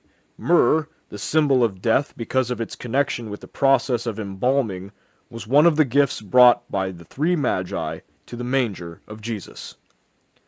In the mysteries of Adonis, the neophyte passed through the symbolic death of the god, and, raised by the priests, entered into the blessed state of redemption made possible by the sufferings of Adonis. Nearly all authors believe Adonis to have been originally a vegetation god directly connected with the growth and maturing of flowers and fruits. In support of this viewpoint, they describe the gardens of Adonis, which were small baskets of earth in which seeds were planted and nurtured for a period of 8 days. When those plants prematurely died for lack of sufficient earth, they were considered emblematic of the murdered Adonis and were usually cast into the sea with images of the god. In Phrygia, there existed a remarkable school of religious philosophy which centered around the life and untimely fate of another savior god, known as Attis, or Attis, by many considered synonymous with Adonis. This deity was born at midnight on the 24th day of December. Of his death there are 2 accounts. In one, he was gored to death like Adonis. In the other, he emasculated himself under a pine tree and there died. His body was taken to a cave by the Great Mother, Sibyl, where it remained through the ages without decaying. To the rites of Attis, the modern world is indebted for the symbolism of the Christmas tree. Attis imparted his immortality to the tree beneath which he died, and Sibyl took the tree with her when she removed the body. Attis remained 3 days in the tomb, rose upon a date corresponding with Easter morn, and by his resurrection overcame death for all who were initiated into the mysteries. In the mysteries of the Phrygians, says Julius Firmicus, quote, which are called those of the Mother of the Gods, every year a pine tree is cut down, and in the inside of the tree the image of a youth is tied in. In the mysteries of Isis, the trunk of a pine tree is cut, the middle of the trunk is nicely hollowed out. The idol of Osiris made from those hollowed pieces is buried. In the mysteries of Persephone, a tree cut is put together into the effigy and form of the Virgin, and when it has been carried within the city, it is mourned 40 nights, but the 40th night it is burned. End quote. See Sod, The Mysteries of Adonai. The mysteries of Attis included a sacramental meal during which the neophyte ate out of a drum and drank from a cymbal. After being baptized by the blood of a bull, the new initiate was fed entirely on milk to symbolize that he was still a philosophical infant, having but recently been born out of the sphere of materiality. See Fraser's The Golden Bow. Is there a possible connection between this lacteal diet prescribed by the Attic Rite and St. Paul's allusion to the food for spiritual babes? Sallust gives a key to the esoteric interpretation of the Attic rituals. Sibyl, the Great Mother, signifies the vivifying powers of the universe, and Attis, that aspect of the spiritual intellect which is suspended between the divine and animal spheres. The mother of the gods, loving Attis, gave him a starry hat, signifying celestial powers, but Attis, mankind, falling in love with a nymph, symbolic of the lower animal propensities, forfeited his divinity and lost his creative powers. It is thus evident that Attis represents the human consciousness, and that his mysteries are concerned with the reattainment of the starry hat. See Sallust on the Gods and the World. The rites of Sabius were very similar to those of Bacchus, and it is generally believed that the two deities are identical. Bacchus was born at Sabazius, or Sabaoth, and these names are frequently assigned to him. The Sabazian mysteries were performed at night, and the ritual included the drawing of a live snake across the breast of the candidate. Clement of Alexandria writes, quote, "The token of the Sabazian mysteries to the initiated is the deity gliding over the breast." End quote. A golden serpent was the symbol of Sabazius, because this deity represented the annual renovation of the world by the solar power. The Jews borrowed their name, Sabaoth, from these mysteries and adopted it as one of the appellations of their supreme god. During the time the Sabazian mysteries were celebrated in Rome, the cult gained many votaries and later influenced the symbolism of Christianity. The Kabiric mysteries of Samothrace were renowned among the ancients, being next to the Eleusinian in public esteem. Herodotus declares that the Samothracians received their doctrines, especially those concerning Mercury, from the Pelasgians. Little is known concerning the Kabiric rituals, for they were enshrouded in the profoundest secrecy. Some regard the Kabiri as 7 in number and refer to them as the 7 spirits of fire before the throne of Saturn. Others believe the Kabiri to be the 7 sacred wanderers, later called the planets. While a vast number of deities are associated with the Samothracian mysteries, the ritualistic drama centers around 4 brothers. The first 3, Ascherios, Achichirius, and Achichirsa, attack and murder the 4th, Kashmala, or Cadmilus. Dionysiodorus, however, identifies Ascherios with Demeter, Achichirsus with Pluto, Achochersa with Persephone, and Kashmala with Hermes. Alexander Wilder notes that the Samothracian ritual, quote, Cadmilus is made to include the Theban serpent god Cadmus, the Thoth of Egypt, the Hermes of the Greeks, Imeph, or Asclepius of the Alexandrians and Phoenicians. End quote. Here again is a repetition of the story of Osiris, Bacchus, Adonis, Balder, and Hiram Abiff. The worship of Attis and Sibyl was also involved in the Samothracian mysteries. In the rituals of the Kabiri is to be traced a form of pine tree worship. For this tree, sacred to Attis, was first trimmed into the form of a cross and then cut down in honor of the murdered god whose body was discovered at its foot. If you wish to inspect the orgies of the Corybantes, writes Clement, quote, then know that, having killed their 3rd brother, they covered the head of the dead body with a purple cloth, crowned it, and carrying it on the point of a spear, buried it under the roots of Olympus. These mysteries are, in short, murders and funerals. This ante-Nicene father, in his efforts to defame the pagan rites, apparently ignores the fact that, like the Kabirian martyr, Jesus Christ was foully betrayed, tortured, and finally murdered.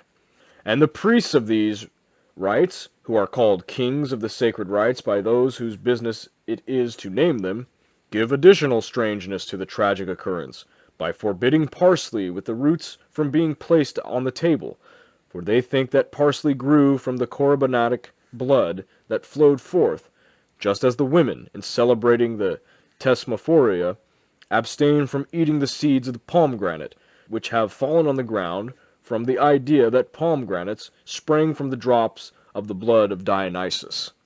These Corybantes also they call Kabiric, and the ceremony itself they announce as the cherubic mystery."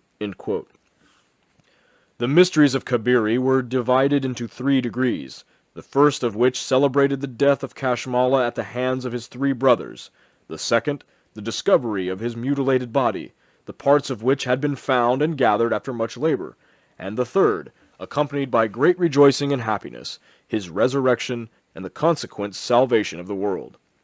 The temple of the Kabiri at Samothrace contained a number of curious divinities, many of them misshapen creatures representing the elemental powers of nature, possibly the Bacchic Titans.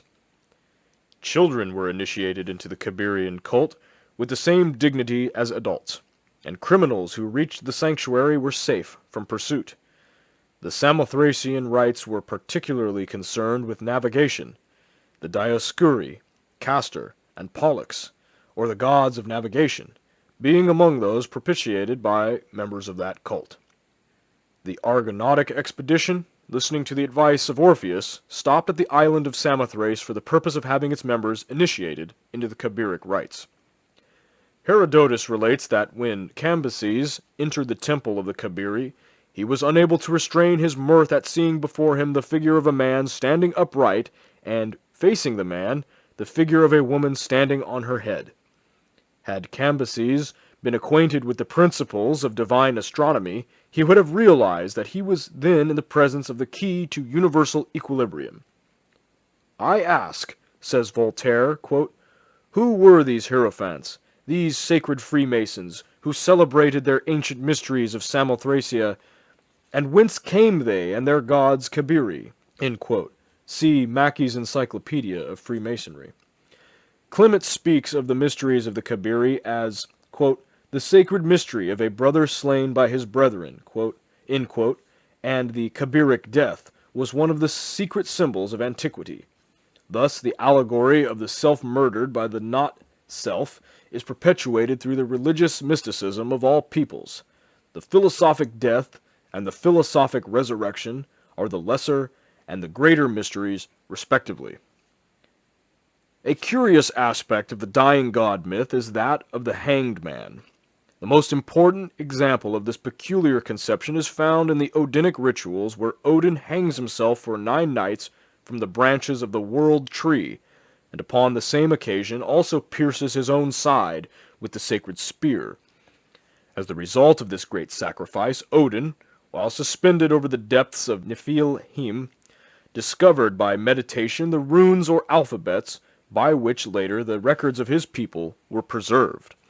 Because of this remarkable experience, Odin is sometimes shown seated on a gallows tree, and he became the patron deity of all who died by the noose.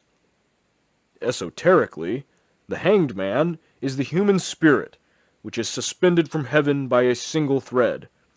Wisdom, not death, is the reward for this voluntary sacrifice, during which the human soul, suspended above the world of illusion and meditating upon its unreality, is rewarded by the achievement of self-realization. From a consideration of all these ancient and secret rituals, it becomes evident that the mystery of the dying god was universal among the illumined and venerated colleges of the sacred teaching. This mystery has been perpetuated in Christianity in the crucifixion and death of the God-man, Jesus the Christ. The secret import of this world tragedy and the universal martyr must be rediscovered if Christianity is to reach the heights attained by the pagans in the days of their philosophic supremacy. The myth of the dying God is the key to both universal and individual redemption and regeneration, and those who do not comprehend the true nature of this supreme allegory are not privileged to consider themselves either wise or truly religious.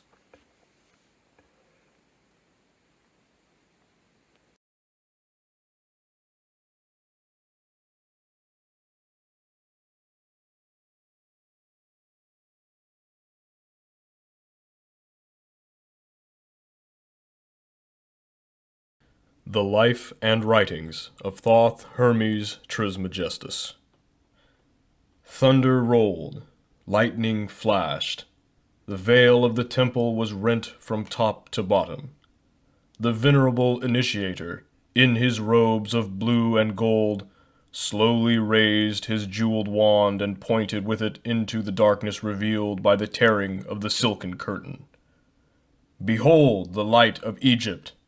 The candidate in his plain white robe gazed into the utter blackness framed by the two great lotus-headed columns between which the veil had hung. As he watched, a luminous haze distributed itself throughout the atmosphere until the air was a mass of shining particles. The face of the neophyte was illumined by the soft glow as he scanned the shimmering cloud for some tangible object. The initiator spoke again. "This light which ye behold is the secret luminance of the mysteries. Whence it comes none knoweth, save the master of the light. Behold him!"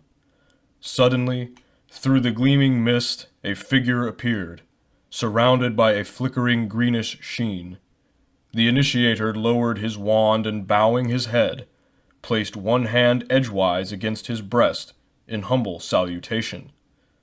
The neophyte stepped back in awe, partly blinded by the glory of the revealed figure. Gaining courage, the youth gazed again at the Divine One. The form before him was considerably larger than that of a mortal man. The body seemed partly transparent so that the heart and brain could be seen, pulsating and radiant. As the candidate watched, the heart changed into an ibis, and the brain into a flashing emerald. In its hand, this mysterious being bore a winged rod entwined with serpents. The aged initiator, raising his wand, cried out in a loud voice, "All hail thee, Thoth Hermes, thrice greatest! All hail thee, Prince of Men! All hail thee, who standeth upon the head of Typhon!" At the same instant, a lurid, writhing dragon appeared, a hideous monster, part serpent, part crocodile, and part hog. From its mouth and nostrils poured sheets of flame, and horrible sounds echoed through the vaulted chambers. Suddenly Hermes struck the advancing reptile with the serpent-wound staff, and with snarling cry the dragon fell over upon its side, while the flames about it slowly died away. Hermes placed his foot upon the skull of the vanquished Typhon. The next instant, with a blaze of unbearable glory that sent the neophyte staggering backward against a pillar, the immortal Hermes, followed by streamers of greenish mist, passed through the chamber and faded into nothingness. Suppositions concerning the identity of Hermes. Iamblichus averred that Hermes was the author of 20,000 books. Manetho increased the number to more than 36,000, see James Gardner. Figures which make it evident that a solitary individual, even though he be overshadowed by divine prerogative, could scarcely have accomplished such a monumental labor. Among the arts and sciences which it is affirmed Hermes revealed to mankind were medicine, chemistry, law, art, astrology, music, rhetoric, magic, philosophy, geography, mathematics, especially geometry, anatomy, and oratory. Orpheus was similarly acclaimed by the Greeks. In his Biographia Antiqua, Francis Barrett says of Hermes, quote, "If God ever appeared in man, he appeared in him, as is evident both from his books and his Pymander, in which works he has communicated the sum of the abyss and the divine knowledge to all posterity, by which he has demonstrated himself to have been not only an inspired divine, but also a deep philosopher, obtaining his wisdom from God and heavenly things, and not from man." End quote. His transcendent learning caused Hermes to be identified with many of the early sages and prophets. In his Ancient Mythology, Bryant writes, quote, "I have mentioned that Cadmus was the same as the Egyptian Thoth, and it is manifest from his being Hermes, and from the invention of letters being attributed to him." End quote. In the chapter on the theory of the Pythagorean mathematics will be found the table of the original Cadmean letters. Investigators believe that it was Hermes who was known to the Jews as Enoch, called by Kenealy the second messenger of God. Hermes was accepted into the mythology of the Greeks, later becoming the Mercury of the Latins. He was revered through the form of the planet Mercury because his body is nearest to the sun. Hermes of all creatures was nearest to God, and became known as the messenger of the gods. In the Egyptian drawings of him, Thoth carries a waxen writing tablet, and serves as the recorder during the weighing of the souls of the dead in the judgment hall of Osiris, a ritual of great significance. Hermes is of first importance to Masonic scholars, because he was the author of the Masonic initiatory rituals, which were borrowed from the mysteries established by Hermes. Nearly all of the Masonic symbols are Hermetic in character. Pythagoras studied mathematics with the Egyptians, and from them gained his knowledge of the symbolic geometric solids. Hermes is also revered for his reformation of the calendar system. He increased the year from 360 to 365 days, thus establishing a precedent which still prevails.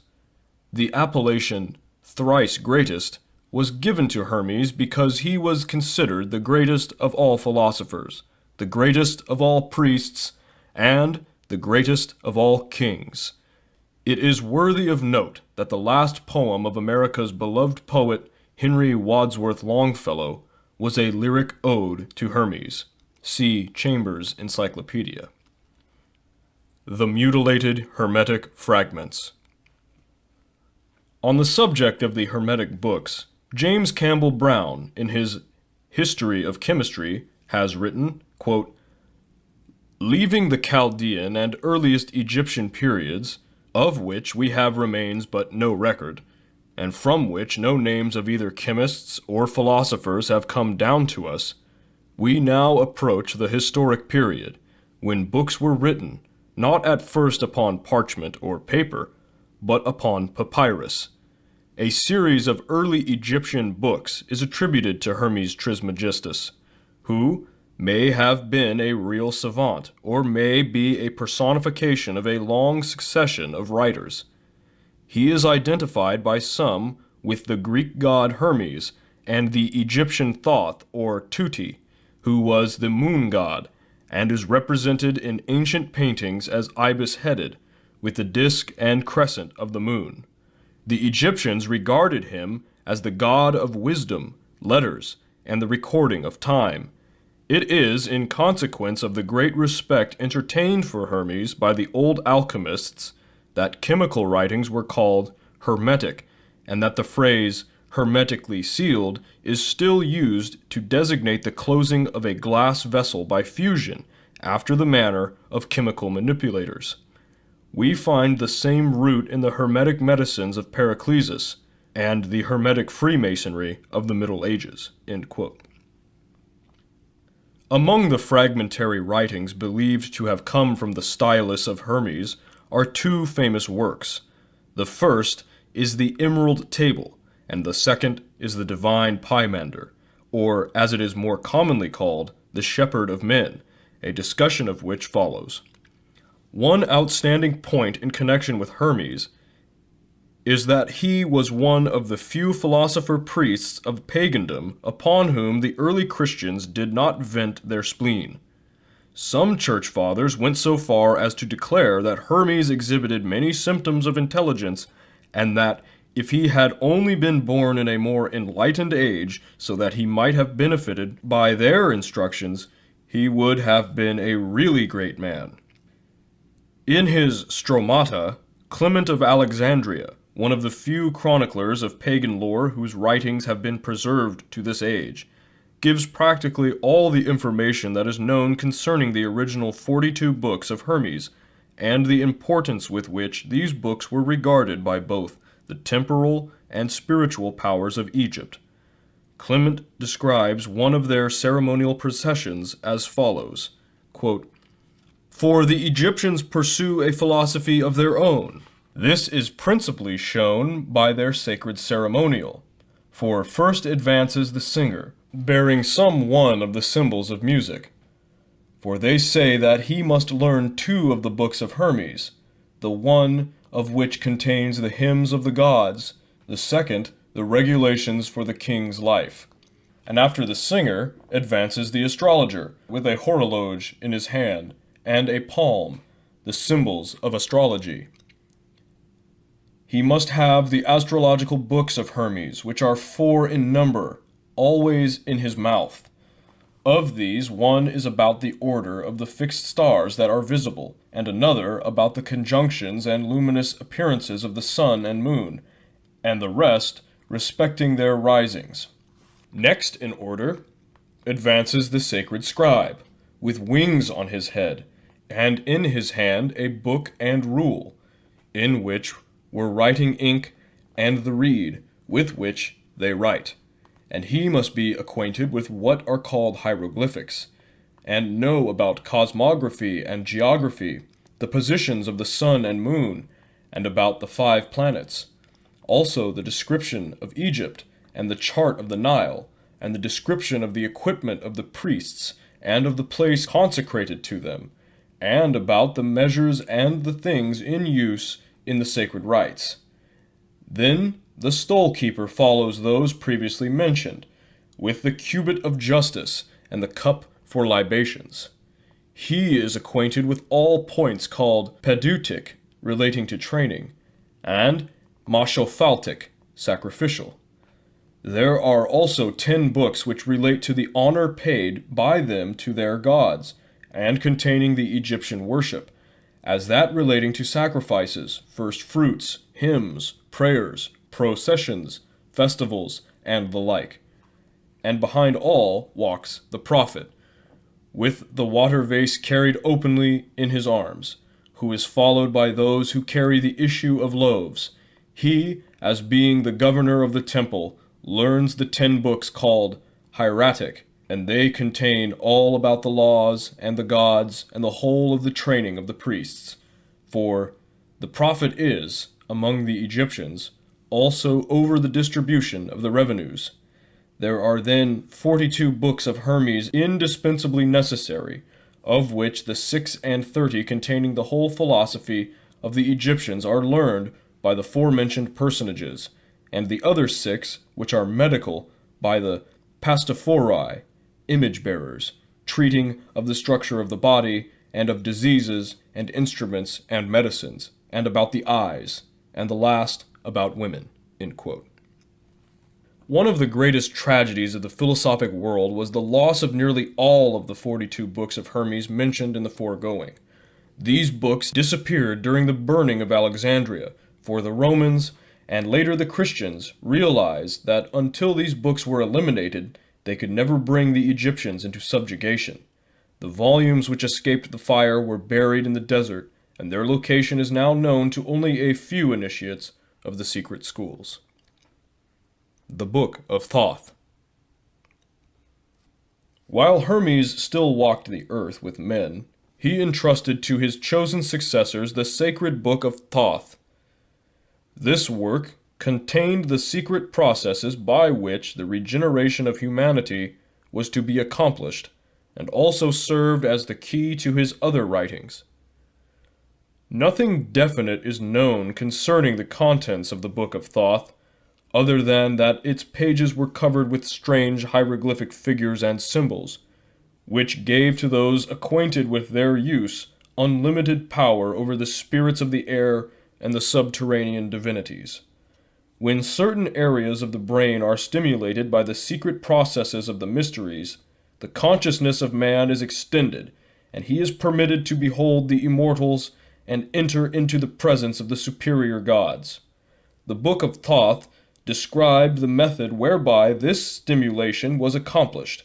In truth, therefore, it was the key to immortality. According to legend, the Book of Thoth was kept in a golden box in the inner sanctuary of the temple. There was but one key, and this was in the possession of the Master of the Mysteries, the highest initiate of the Hermetic Arcanum. He alone knew what was written in the secret book. The Book of Thoth was lost to the ancient world with the decay of the mysteries, but its faithful initiates carried it sealed in the sacred casket into another land. The book is still in existence and continues to lead the disciples of this age into the presence of the immortals. No other information can be given to the world concerning it now, but the apostolic succession from the first Hierophant initiated by Hermes himself remains unbroken to this day, and those who are peculiarly fitted to serve the immortals may discover this priceless document if they will search sincerely and tirelessly for it. It has been asserted that the Book of Thoth is, in reality, the mysterious tarot of the Bohemians, a strange emblematic book of 78 leaves which has been in possession of the gypsies since the time when they were driven from their ancient temple, the Serapeum. According to the secret histories, the gypsies were originally Egyptian priests. There are now in the world several secret schools privileged to initiate candidates into the mysteries, but in nearly every instance they lighted their altar fires from the flaming torch of Hermes, in his Book of Thoth, revealed to all mankind the one way, and for ages the wise of every nation and every faith have reached immortality by the way established by Hermes in the midst of the darkness for the redemption of humankind.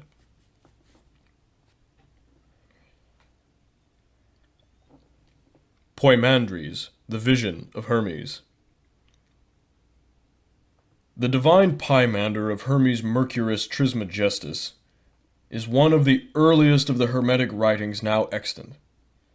While probably not in its original form, having been remodeled during the first centuries of the Christian era and incorrectly translated since, this work undoubtedly contains many of the original concepts of the Hermetic cultus.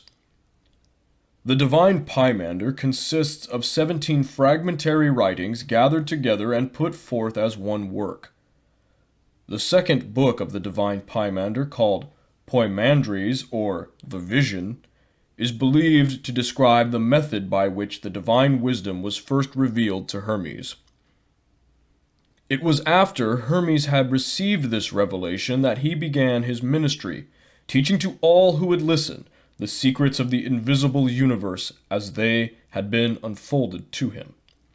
The Vision is the most famous of all the Hermetic fragments, and contains an exposition of Hermetic cosmogony and the secret sciences of the Egyptians regarding the culture and unfoldment of the human soul. For some time it was erroneously called the Genesis of Enoch, but that mistake has now been rectified. At hand, while preparing the following interpretation of the symbolic philosophy concealed within the Vision of Hermes, the present author has had these reference works: The Divine Poimander of Hermes Mercurius Trismegistus, London, 1650, translated out of the Arabic and Greek by Dr. Everard. Hermetica, Oxford, 1924, edited by Walter Scott. Hermes, The Mysteries of Egypt, Philadelphia, 1925, by Edward Schur, and The Thrice Greatest Hermes, London, 1906, by G.R.S. Mead. To the material contained in the above volumes, he has added commentaries based upon the esoteric philosophy of the ancient Egyptians, together with the amplifications derived partly from other Hermetic fragments and partly from the secret arcanum of Hermetic sciences. For the sake of clarity, the narrative form has been chosen in preference to the original dialogic style, and obsolete words have given place to those in current use. Hermes, while wandering in a rocky and desolate place, gave himself over to meditation and prayer. Following the secret instructions of the temple, he gradually freed his higher consciousness from the bondage of his bodily senses, and, thus released, his divine nature revealed to him the mysteries of the transcendental spheres. He beheld a figure, terrible and awe-inspiring. It was the great dragon, with wings stretching across the sky and light streaming in all directions from its body. The mysteries taught that the universal life was personified as a dragon. The great dragon called Hermes by name, and asked him why he thus meditated upon the world mystery. Terrified by the spectacle, Hermes prostrated himself before the dragon, beseeching it to reveal its identity. The great creature answered that it was Poimandres, the mind of the universe, the creative intelligence, and the absolute emperor of all. Shur identifies Poimandres as the god Osiris. Hermes then besought Poimandres to disclose the nature of the universe and the constitution of the gods. The dragon acquiesced, bidding Trismegistus hold its image in his mind. Immediately the form of Poimandres changed. Where it had stood there was a glorious and pulsating radiance. The light was the spiritual nature of the great dragon itself. Hermes was raised into the midst of this divine effulgence, and the universe of material things faded from his consciousness. Presently, a great darkness descended and, expanding, swallowed up the light. Everything was troubled. About Hermes swirled a mysterious watery substance which gave forth a smoke-like vapor. The air was filled with inarticulate moanings and sighings, which seemed to come from the light swallowed up in the darkness. His mind told Hermes that the light was the form of the spiritual universe, and that the swirling darkness which had engulfed it represented material substance. Then out of the imprisoned light a mysterious and holy word came forth and took its stand upon the smoking waters. This word, the voice of the light, rose out of the darkness as a great pillar, and the fire and the air followed after it, but the earth and the water remained unmoved below. Thus the waters of light were divided from the waters of darkness, and from the waters of light were formed the worlds above, and from the waters of darkness were formed the worlds below. The earth and the water next mingled, becoming inseparable, and the spiritual world, which is called reason, moved upon their surface, causing endless turmoil. Then again was heard the voice of Poimandres, but his form was not revealed. I, thy God, am the light, and the mind, which were before substance, was divided from spirit, and darkness from light. And the Word which appeared as a pillar of flame out of the darkness is the Son of God, born of the mystery of the mind. The name of that Word is Reason. Reason is the offspring of thought, and reason shall divide the light from the darkness, and establish truth in the midst of the waters. Understand, O Hermes, and meditate deeply upon the mystery. That which in you sees and hears is not of the earth, but is the Word of God incarnate. So it is said that divine light dwells in the midst of mortal darkness, and ignorance cannot divide them. The union of the Word and the mind produces that mystery which is called life. As the darkness without you is divided against itself, so the darkness within you is likewise divided. The light and the fire which rise are the divine man, ascending in the path of the Word, and that which fails to ascend is the mortal man, which may not partake of immortality. Learn deeply of the mind and its mystery, for therein lies the secret of immortality. The dragon again revealed its form to Hermes, and for a long time the two looked steadfastly one upon the other, eye to eye, so that Hermes trembled before the gaze of Poimandres. At the word of the dragon, the heavens opened and the innumerable light powers were revealed, soaring through cosmos on pinions of streaming fire. Hermes beheld the spirits of the stars, the celestials controlling the universe, and all those powers which shine with the radiance of the one, fire, the glory of the sovereign mind. Hermes realized that the sight which he beheld was revealed to him only because Poimandres had spoken a word. The word was reason, and by the reason of the word, invisible things were made manifest. Divine Mind, the dragon, continued its discourse. Before the visible universe was formed, its mold was cast. This mold was called the archetype, and this archetype was in the Supreme Mind long before the process of creation began. Beholding the archetypes, the Supreme Mind became enamored with its own thought, so taking the word as a mighty hammer, it gouged out caverns in primordial space and cast the form of the spheres into the archetypal mold, at the same time sowing in the newly fashioned bodies the seeds of living things. The darkness below, receiving the hammer of the word, was fashioned into an orderly universe. The elements separated into strata, and each brought forth living creatures. The Supreme Being, the Mind, male and female, brought forth the word, and the word, suspended between light and darkness, was delivered of another mind, called the workman, the master builder, or the maker of things.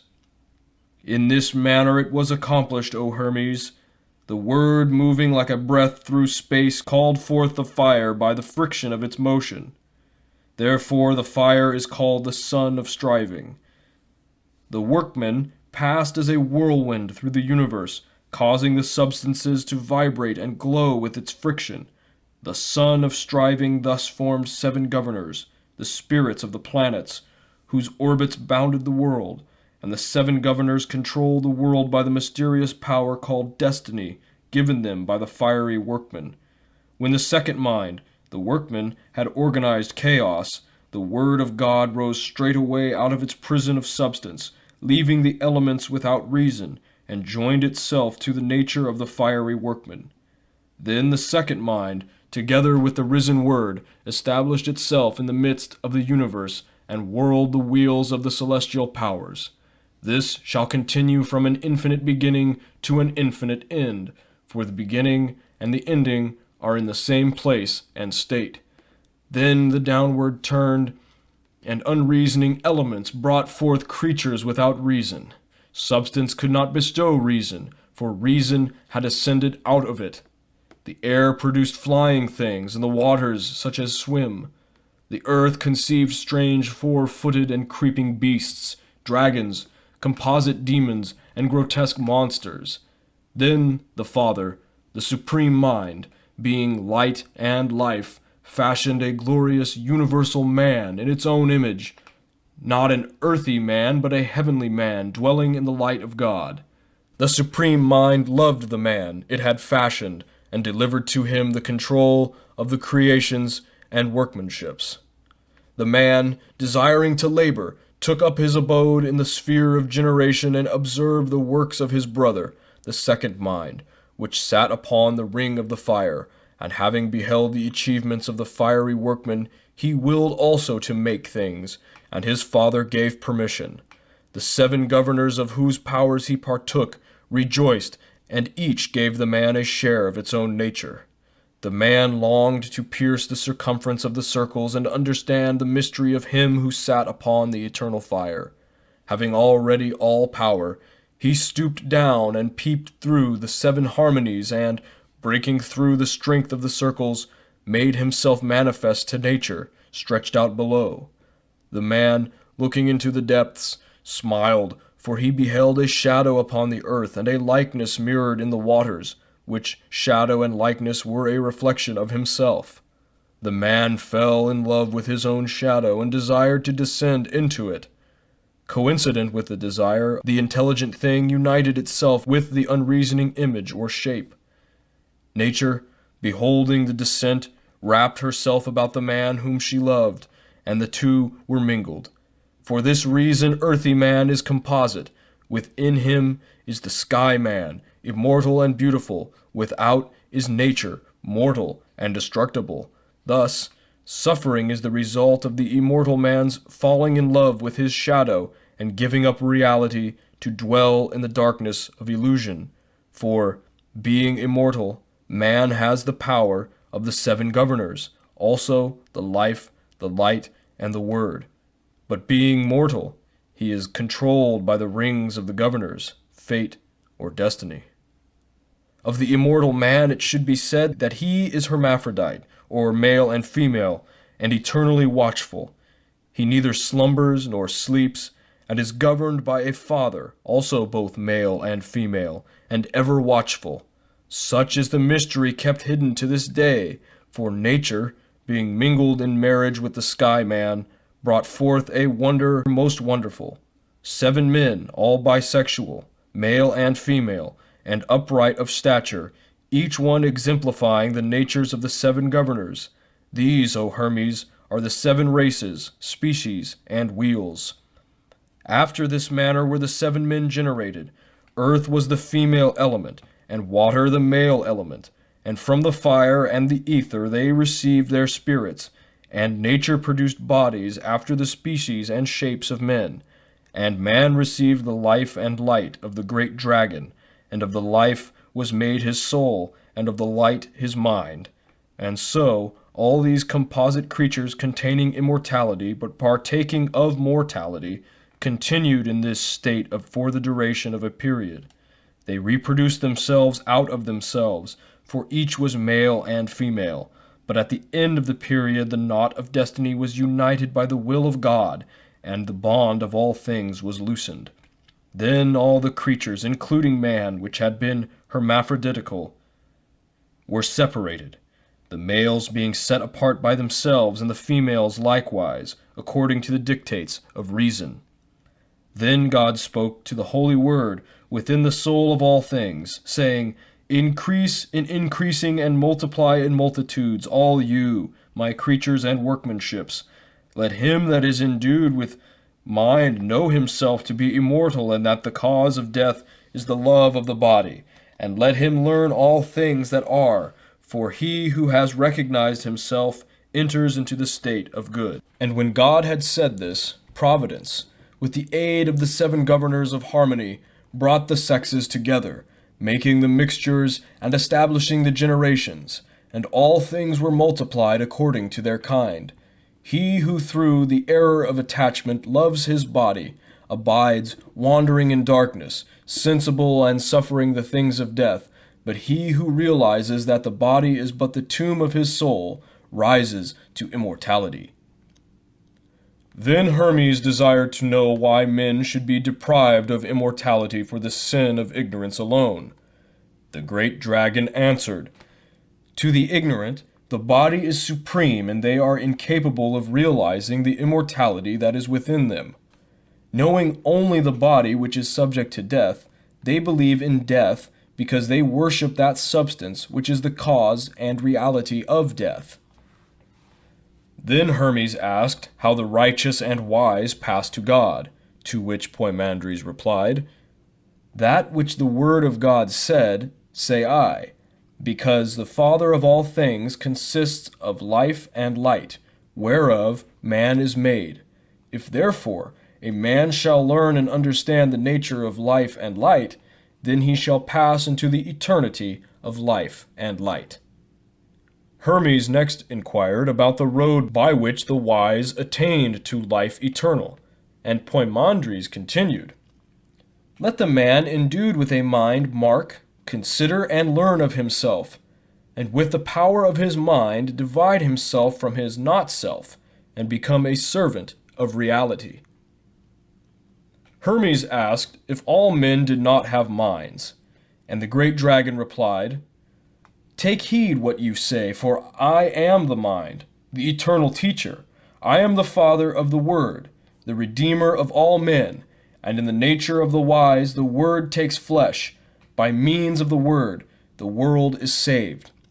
I, Thoth, the Father of the Word, the mind, come only unto men that are holy and good, pure and merciful, and that live piously and religiously, and my presence is an inspiration and help to them.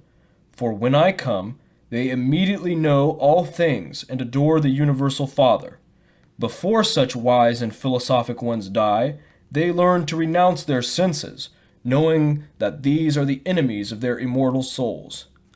I will not permit the evil senses to control the bodies of those who love me, nor will I allow evil emotions and evil thoughts to enter them. I become as a porter or doorkeeper and shut out evil, protecting the wise from their own lower nature.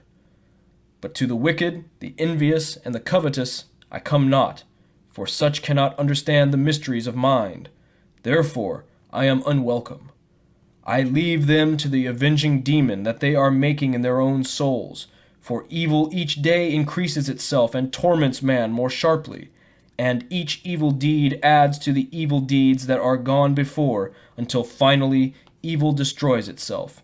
The punishment of desire is the agony of unfulfillment. Hermes bowed his head in thankfulness to the great dragon who had taught him so much, and begged to hear more concerning the ultimate of the human soul. So Poimandres resumed. At death, the material body of man is returned to the elements from which it came, and the invisible divine man ascends to the source from whence he came, namely the eighth sphere. The evil passes to the dwelling place of the demon, and the senses, feelings, desires, and body passions return to their source, namely the seven governors, whose natures in the lower man destroy, but in the invisible spiritual man give life. After the lower nature has returned to the brutishness, the higher struggles again to regain its spiritual estate.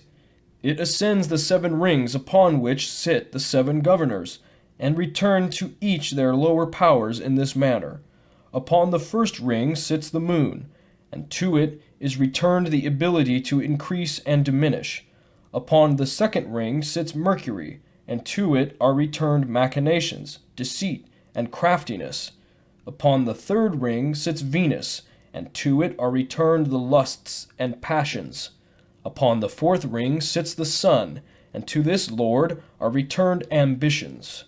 Upon the fifth ring sits Mars, and to it are returned rashness and profane boldness. Upon the sixth ring sits Jupiter, and to it are returned the sense of accumulation and riches. And upon the 7th ring sits Saturn, at the gate of chaos, and to it are returned falsehood and evil plotting. Then, being naked of all the accumulations of the 7 rings, the soul comes to the 8th sphere, namely the ring of the fixed stars. Here, freed of all illusion, it dwells in the light and sings praises to the Father in a voice which only the pure of spirit may understand. Behold, O Hermes, there is a great mystery in the 8th sphere, for the Milky Way is the seed ground of souls, and from it they drop into the rings, and to the Milky Way they return again from the wheels of Saturn. But some cannot climb the 7-runged ladder of the rings, so they wander in darkness below and are swept into eternity with the illusion of sense and earthiness. The path to immortality is hard, and only a few find it. The rest await the great day when the wheels of the universe shall be stopped, and the immortal sparks shall escape from the sheaths of substance. Woe unto those who wait, for they must return again, unconscious and unknowing, to the seed ground of stars, and await a new beginning.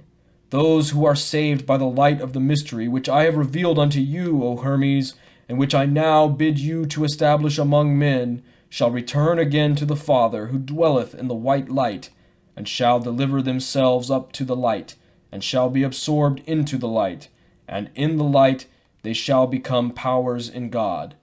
This is the way of good, and is revealed only to them that have wisdom. Blessed art thou, O Son of Light, to whom of all men I, Poimandres, the light of the world, have revealed myself.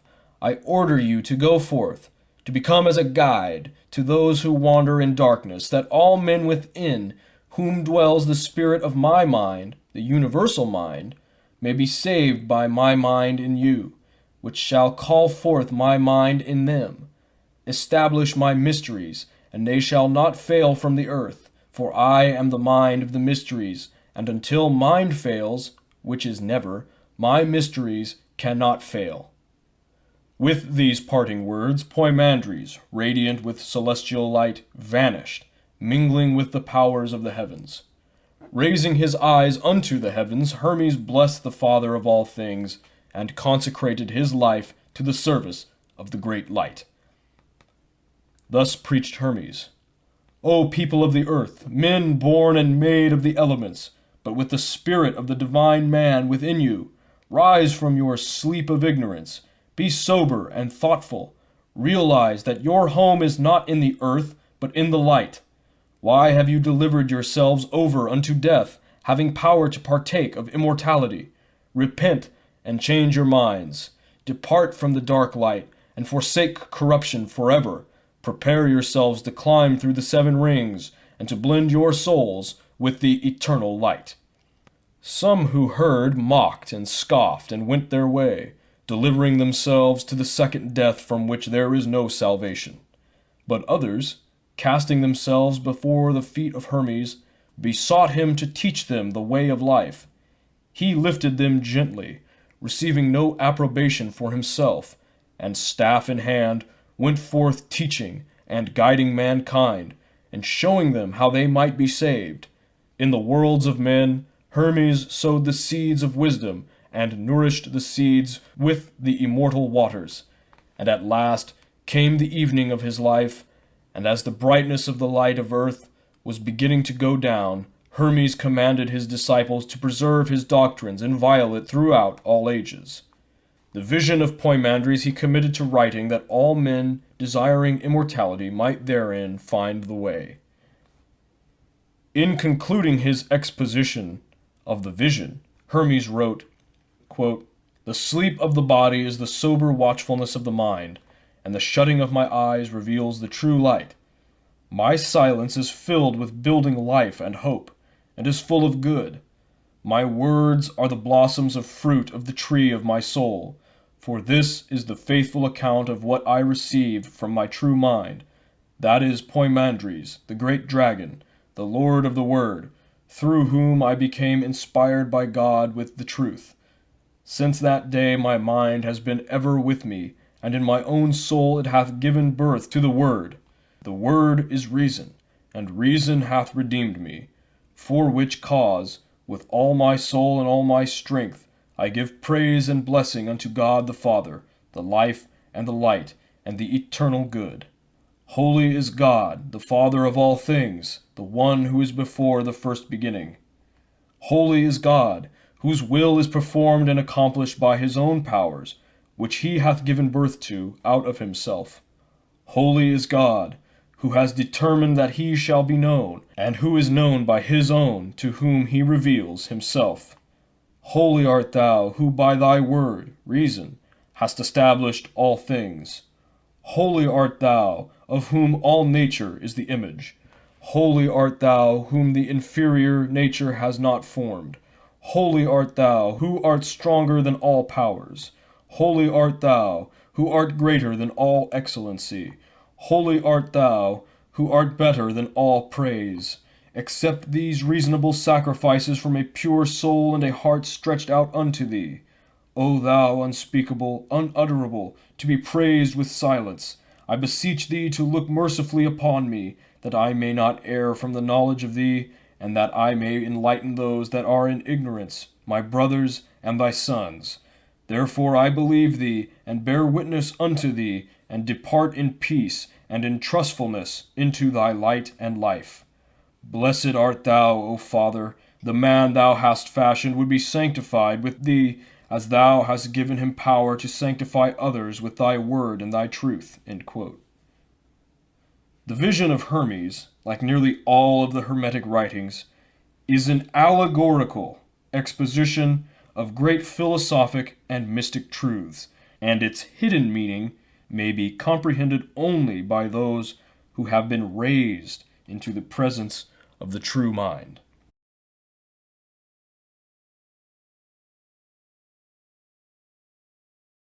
The initiation of the pyramid. Supreme among the wonders of antiquity, unrivaled by the achievements of later architects and builders, the Great Pyramid of Giza bears mute witness to an unknown civilization, which, having completed its predestined span, passed into oblivion. Eloquent in its silence, inspiring in its majesty, divine in its simplicity, the Great Pyramid is indeed a sermon in stone. Its magnitude overwhelms the puny sensibilities of man. Among the shifting sands of time it stands as a fitting emblem of eternity itself. Who were the illumined mathematicians who planned its parts and dimensions, the master craftsmen who supervised its construction, the skilled artisans who trued its blocks of stone? The earliest and best known account of the building of the Great Pyramid is that given by the highly revered but somewhat imaginative historian Herodotus. Quote, "The pyramid was built in steps, battlement-wise, as it is called, or, according to others, altar-wise. After laying the stones for the base, they raised the remaining stones to their places by means of machines formed of short wooden planks. The first machine raised them from the ground to the top of the first step. On this there was another machine which received the stone upon its arrival, and conveyed it to the second step, whence a third machine advanced it still higher. Either they had as many machines as there were steps in the pyramid, or possibly they had but a single machine, which, being easily moved, was transferred from tier to tier as the stone rose. Both accounts are given, and therefore I mention both. The upper portion of the pyramid was finished first, then the middle, and finally the part which was lowest and nearest the ground. There is an inscription in Egyptian characters on the pyramid, which records the quantity of radishes, onions, and garlic consumed by the laborers who constructed it.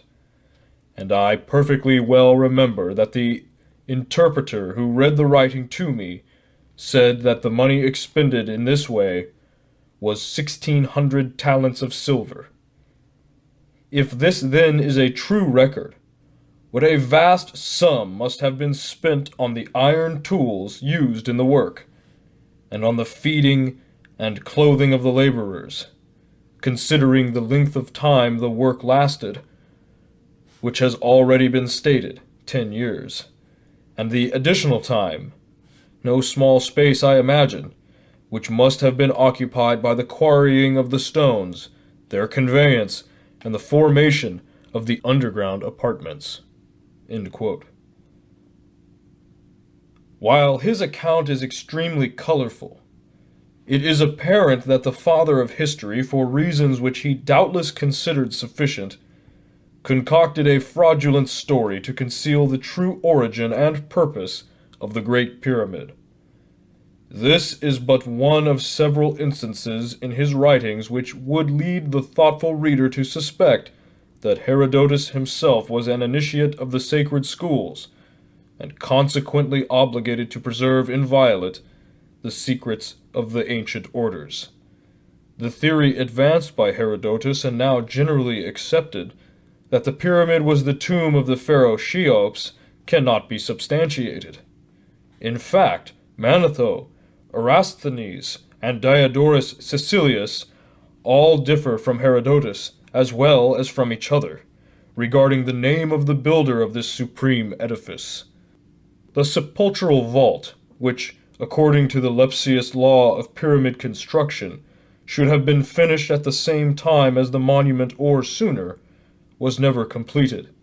There is no proof that the building was erected by the Egyptians, for the elaborate carvings with which the burial chambers of Egyptian royalty are almost invariably ornamented are entirely lacking, and it embodies none of the elements of their architecture or decoration, such as inscriptions, images, cartouches, paintings, and other distinctive features associated with dynastic mortuary art. The only hieroglyphics to be found within the pyramid are a few builder's marks sealed up in the chambers of construction, first opened by Howard Weiss. These apparently were painted upon the stones before they were set in position, for in a number of instances the marks were either inverted or disfigured by the operation of fitting the blocks together.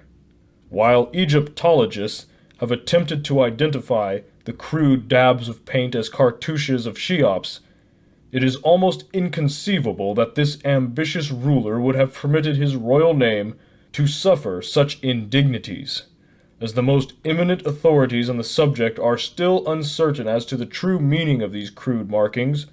Whatever proof they may be that the building was erected during the 4th dynasty is certainly offset by the seashells at the base of the pyramid, which Mr. Gabb advances evidence that it was erected before the deluge, a theory substantiated by the much-abused Arabian traditions. One Arabian historian declared that the pyramid was built by the Egyptian sages as a refuge against the flood, while another proclaimed it to have been the treasure house of the powerful antediluvian king Shaddad bin Ad. A panel of hieroglyphs over the entrance, which the casual observer might consider to afford a solution of the mystery, unfortunately dates back no further than A.D. 1843, having been cut at that time by Dr. Lepsius as a tribute to the King of Prussia. Caliph al-Ma'mun, an illustrious descendant of the Prophet, inspired by stories of the immense treasures sealed within its depths, journeyed from Baghdad to Cairo, A.D. 820, with a great force of workmen to open the mighty pyramid. When Caliph al-Ma'mun first reached the foot of the Rock of Ages, and gazed up at its smooth, glistening surface, a tumult of emotions undoubtedly racked his soul. The casing stones must have been in place at the time of his visit, for the Caliph could find no indication of an entrance. 4 perfectly smooth surfaces confronted him. Following vague rumors, he set his followers to work on the north side of the pyramid, with instructions to keep on cutting and chiseling until they discovered something. To the Muslims with their crude instruments and vinegar, it was a Herculean effort to tunnel a full 100 feet through the limestone. Many times they were on the point of rebellion, but the word of the Caliph was law, and the hope of a vast fortune buoyed them up.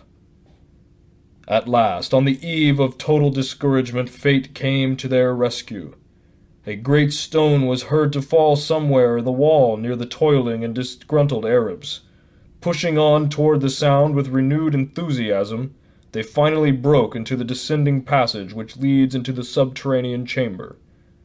They then chiseled their way around the great stone portcullis which had fallen into a position barring their progress, and attacked and removed one after another the granite plugs which for a while continued to slide down the passage leading from the Queen's chamber above.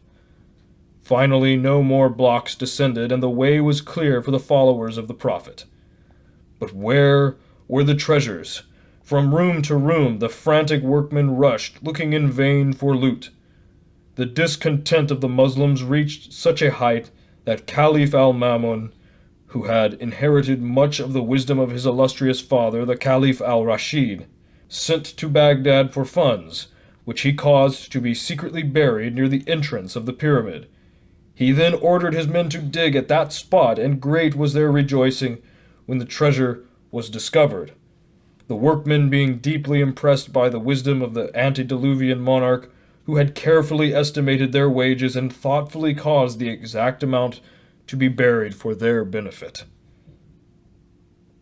The Caliph then returned to the city of his fathers, and the great pyramid was left to the mercy of succeeding generations. In the 9th century, the sun's rays striking the highly polished surfaces of the original casing stones caused each side of the pyramid to appear as a dazzling triangle of light. Since that time, all but 2 of these casing stones have disappeared. Investigation has resulted in their discovery, recut and resurfaced in the walls of Mohammedan mosques and palaces in various parts of Cairo and its environs. Pyramid problems. C. Piazzi Smith asks, quote, "Was the Great Pyramid, then, erected before the invention of hieroglyphics and previous to the birth of the Egyptian religion?" End quote. Time may yet prove that the upper chambers of the pyramid were a sealed mystery before the establishment of the Egyptian Empire. In the subterranean chamber, however, are markings which indicate that the Romans gained admission there. In the light of the secret philosophy of the Egyptian initiates, W. W. Harmon, by a series of extremely complicated yet exact mathematical calculations, determines that the first ceremonial of the pyramid was performed 68,890 years ago, on the occasion when the star Vega, for the first time, sent its ray down the descending passage into the pit. The actual building of the pyramid was accomplished in the period of from 10 to 15 years immediately preceding this date.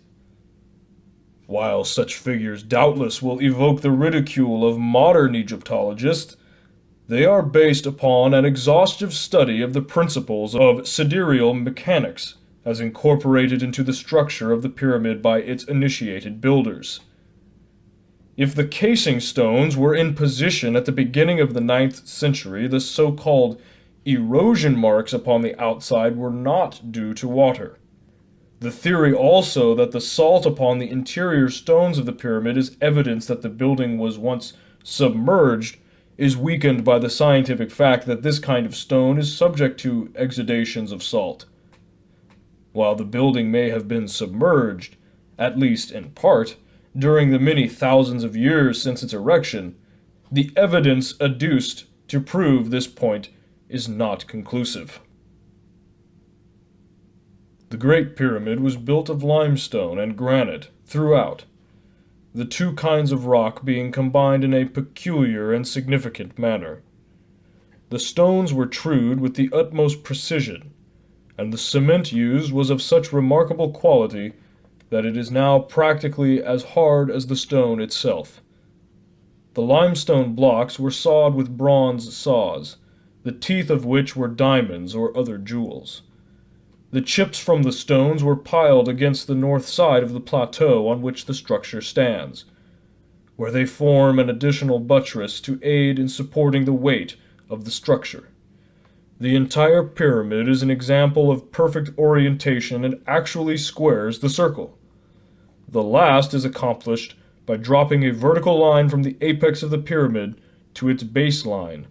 If this vertical line be considered as the radius of an imaginary circle, the length of the circumference of such a circle will be found to equal the sum of the baselines of the four sides of the pyramid. If the passage leading to the king's chamber and the queen's chamber was sealed up thousands of years before the Christian era, those later admitted into the pyramid mysteries must have received their initiations in subterranean galleries now unknown. Without such galleries there could have been no possible means of ingress or egress, since the single surface entrance was completely closed with casing stones. If not blocked by the mass of the Sphinx or concealed in some part of that image, the secret entrance may be either in one of the adjacent temples or upon the sides of the limestone plateau. Attention is called to the granite plugs filling the ascending passageway to the queen's chamber, which Caliph al-Ma'mun was forced practically to pulverize before he could clear a way into the upper chambers. C. Piazzi Smythe notes that the positions of the stones demonstrate that they were set in place from above, which made it necessary for a considerable number of workmen to depart from the upper chambers. How did they do it? Smythe believes they descended through the well, dropping the ramp stone into place behind them. He further contends that robbers probably used the well as a means of getting into the upper chambers. The ramp stone, having been set in a bed of plaster, the robbers were forced to break through it, leaving a jagged opening. Mr. Dupré, an architect who has spent years investigating the pyramids, differs from Smythe. However, in that he believes the well itself to be a robber's hole, being the first successful attempt made to enter the upper chambers from the subterranean chamber, then the only open section of the pyramid. Mr. Dupre bases his conclusion upon the fact that the well is merely a rough hole, and the grotto an irregular chamber, without any evidence of the architectural precision with which the remainder of the structure was erected. The diameter of the well also precludes the possibility of its having been dug downward. It must have been gouged out from below, and the grotto was necessary to supply air to the thieves. It is inconceivable that these pyramid builders would break one of their own ramp stones and leave its broken surface and a gaping hole in the side wall of their otherwise perfect gallery. If the well is a robber's hole, it may explain why the pyramid was empty when Caliph al-Ma'mun entered it, and what happened to the missing coffer lid. A careful examination of the so-called unfinished subterranean chambers, which must have been the base of operations for the robbers, might disclose traces of their presence or show where they piled the rubble which must have accumulated as a result of their operations. While it is not entirely clear by what entrance the robbers reached the subterranean chamber, it is improbable that they used the descending passageway. There is a remarkable niche in the north wall of the Queen's chamber which the Mohammedan guides glibly pronounce to be a shrine. The general shape of this niche, however, with its walls converging by a series of overlaps like those of the Grand Gallery, would indicate that originally it had been intended as a passageway. Efforts made to explore this niche have been non-productive, but Mr. Dupre believes an entrance to exist here through which, if the well did not exist at the time, the workmen made their exit from the pyramid after dropping the stone plugs into the ascending gallery. Biblical scholars have contributed a number of most extraordinary conceptions regarding the Great Pyramid. This ancient edifice has been identified by them as Joseph's granary, despite its hopelessly inadequate capacity. As the tomb prepared for the unfortunate Pharaoh of the Exodus who could not be buried there because his body was never recovered from the Red Sea, and finally, as a perpetual confirmation of the infallibility of the numerous prophecies contained in the authorized version. The Sphinx. Although the Great Pyramid, as Ignatius Donnelly has demonstrated, is patented after an antediluvian type of architecture, examples of which are to be found in nearly every part of the world, the Sphinx, is typically Egyptian. The stele between its paws states the Sphinx is an image of the sun god, Harmachis, which was evidently made in the similitude of the pharaoh during whose reign it was chiseled. The statue was restored and completely excavated by Thutmose IV as the result of a vision in which the god had appeared and declared himself oppressed by the weight of the sand about his body. The broken beard of the Sphinx was discovered during excavations between the front paws.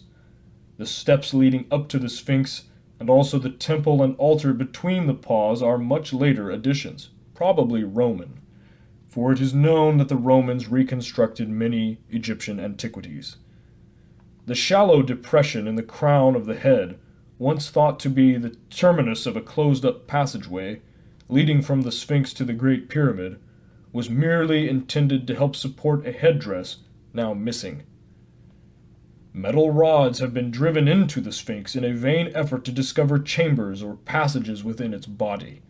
The major part of the Sphinx is a single stone, but the front paws have been built up of smaller stones. The Sphinx is about 200 feet long, 70 feet high, and 38 feet wide across the shoulders. The main stone from which it was carved is believed by some to have been transported from distant quarries by methods unknown, while others assert it to be native rock, possibly an outcropping somewhat resembling the form into which it was later carved.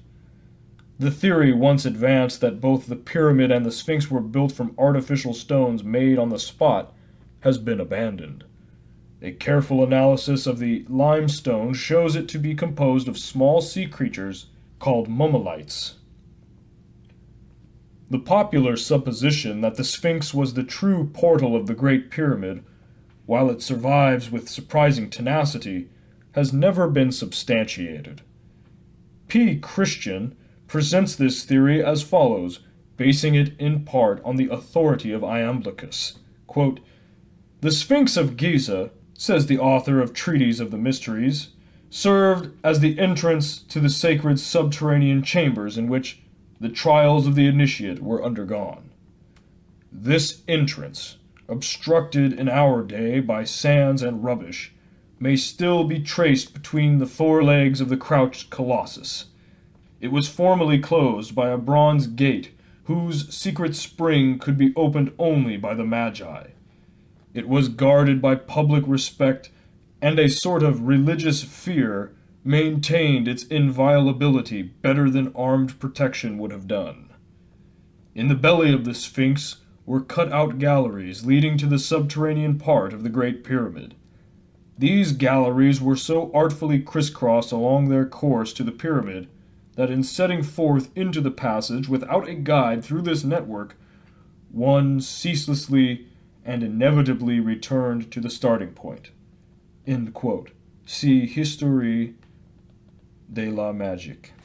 Unfortunately, the bronze door referred to cannot be found, nor is there any evidence that it ever existed. The passing centuries have wrought many changes in the Colossus, however, and the original opening may have been closed. Nearly all students of the subject believe that subterranean chambers exist beneath the Great Pyramid. Robert Ballard writes, quote, "The priests of the pyramids of Lake Moeris had their vast subterranean residences. It appears to me more than probable that those of Giza were similarly provided. And I may go further. Out of these very caverns may have been excavated the limestone of which the pyramids were built. In the bowels of the limestone ridge on which the pyramids are built will yet be found, I feel convinced, ample information as to their uses. A good diamond drill with 200 or 300 feet of rods is what is wanted to test this, and the solidarity of the pyramids at the same time." End quote. See the solution of the pyramid problem. Mr. Ballard's theory of extensive underground apartments and quarries brings up an important problem in architectonics. The pyramid builders were too far-sighted to endanger the permanence of the Great Pyramid by placing over 5 million tons of limestone and granite on any but a solid foundation. It is therefore reasonably certain that such chambers or passageways as may exist beneath the building are relatively insignificant, like those within the body of the structure, which occupy less than 1/1600th of the cubic contents of the pyramid. The Sphinx was undoubtedly erected for symbolical purposes at the instigation of the priestcraft. The theories that the uraeus upon its forehead was originally the finger of an immense sundial, and that both the pyramid and the Sphinx were used to measure time, the seasons, and the precession of the equinoxes, are ingenious but not wholly convincing. If this great creature was erected to obliterate the ancient passageway leading into the subterranean temple of the pyramid, its symbolism would be most appropriate. In comparison with the overwhelming size and dignity of the Great Pyramid, the Sphinx is almost insignificant. Its battered face, upon which may still be seen vestiges of the red paint with which the figure was originally covered, is disfigured beyond recognition. Its nose was broken off by a fanatical Mohammedan, lest the followers of the Prophet be led into idolatry. The very nature of its construction and the present repairs necessary to prevent the head from falling off indicate that it could not have survived the great periods of time which have elapsed since the erection of the pyramid. To the Egyptians, the Sphinx was the symbol of strength and intelligence. It was portrayed as androgynous, to signify that they recognized the initiates and gods as partaking of both the positive and negative creative powers. Gerald Massey writes, quote, "This is the secret of the Sphinx. The Orthodox Sphinx of Egypt is masculine in front and feminine behind. So is the image of Sut Typhon, a type of horn and tail, male in front and female behind. The pharaohs, who wore the tail of the lioness or cow behind them, were male in front and female behind. Like the gods, they included the dual totality of being in one person, born of the mother, but of both sexes as the child." End quote. See The Natural Genesis. Most investigators have ridiculed the Sphinx, and without even deigning to investigate the great colossus, have turned their attention to the more overwhelming mystery of the pyramid. The Pyramid Mysteries. The word pyramid is popularly supposed to be derived from fire, thus signifying that it is the symbolic representation of the one divine flame, the life of every creature. John Taylor believes the word pyramid to mean a measure of wheat, while C. Piazzi Smythe favors the Coptic meaning, a division into 10. The initiates of old accepted the pyramid form as the ideal symbol of both the secret doctrine and those institutions established for its dissemination. Both pyramids and mounds are antitypes of the Holy Mountain, or high place of God, which was believed to stand in the midst of the earth. John P. Lundy relates the Great Pyramid to the fabled Olympus, further assuming that its subterranean passages corresponded to the tortuous byways of Hades. The square base of the pyramid is a constant reminder that the house of wisdom is firmly founded upon nature and her immutable laws. Quote, "The Gnostics," writes Albert Pike, "claimed that the whole edifice of their science rested on a square whose angles were silence, profundity, intelligence, and truth." End quote. See Morals and Dogma on the Masonic Books channel. The sides of the Great Pyramid face the four cardinal angles, the latter signifying, according to Eliphas Levi, the extremities of heat and cold, south and north, and the extremities of light and darkness, or east and west. The base of the pyramid further represents the four material elements or substances from the combinations of which the quaternary body of man is formed. From each side of the square there rises a triangle, typifying the threefold divine being enthroned within every quaternary material nature. If each baseline be considered a square from which ascends a threefold spiritual power, then the sum of the lines of the four faces, 12, and the four hypothetical squares, 16, constituting the base is 28, the sacred number of the lower world. If this be added to the three septenaries composing the sun, 21, it equals 49, the square of 7, and the number of the universe. The 12 signs of the zodiac, like the governors of the lower worlds, are symbolized by the 12 lines of the four triangles, the faces of the pyramid. In the midst of each face is one of the beasts of Ezekiel, and the structure as a whole becomes the cherubim. The three main chambers of the pyramid are related to the heart, the brain, and the generative system, the spiritual centers of the human constitution. The triangular form of the pyramid also is similar to the posture assumed by the body during the ancient meditative exercises. The mysteries taught that the divine energies from the gods descended upon the top of the pyramid, which was likened to an inverted tree with its branches below and its roots at the apex. From this inverted tree the divine wisdom is disseminated by streaming down the diverging sides and radiating throughout the world. The size of the capstone of the Great Pyramid cannot be accurately determined, for while most investigators have assumed that it was once in place, no vestige of it now remains. There is a curious tendency among the builders of great religious edifices to leave their creations unfinished, thereby signifying that God alone is complete. The capstone, if it existed, was itself a miniature pyramid, the apex of which again would be capped by a smaller block of similar shape, and so on ad infinitum. The capstone, therefore, is the epitome of the entire structure. Thus, the pyramid may be likened to the universe and the capstone to man. Following the chain of analogy, the mind is the capstone of man, the spirit the capstone of the mind, and God, the epitome of the whole, the capstone of the spirit.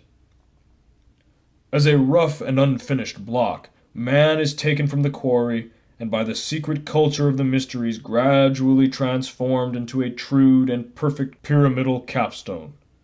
The temple is complete only when the initiate himself becomes the living apex through which the divine power is focused into the diverging structure below. W. Marsham Adams calls the Great Pyramid the House of the Hidden Places. Such indeed it was, for it represented the inner sanctuary of pre-Egyptian wisdom. By the Egyptians, the Great Pyramid was associated with Hermes, the god of wisdom and letters, and the divine illuminator, worshipped through the planet Mercury.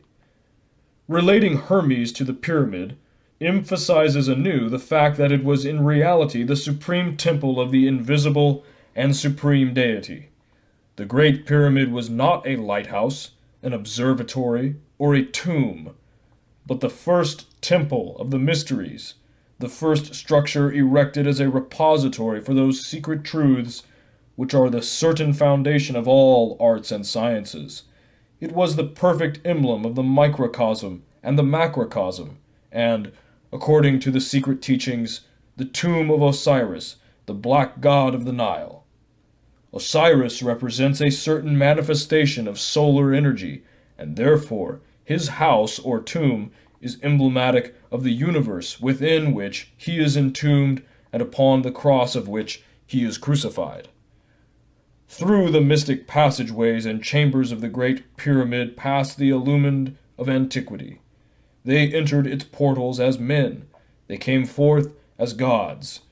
It was the place of the second birth, the womb of the mysteries, and wisdom dwelt in it as God dwells in the hearts of men.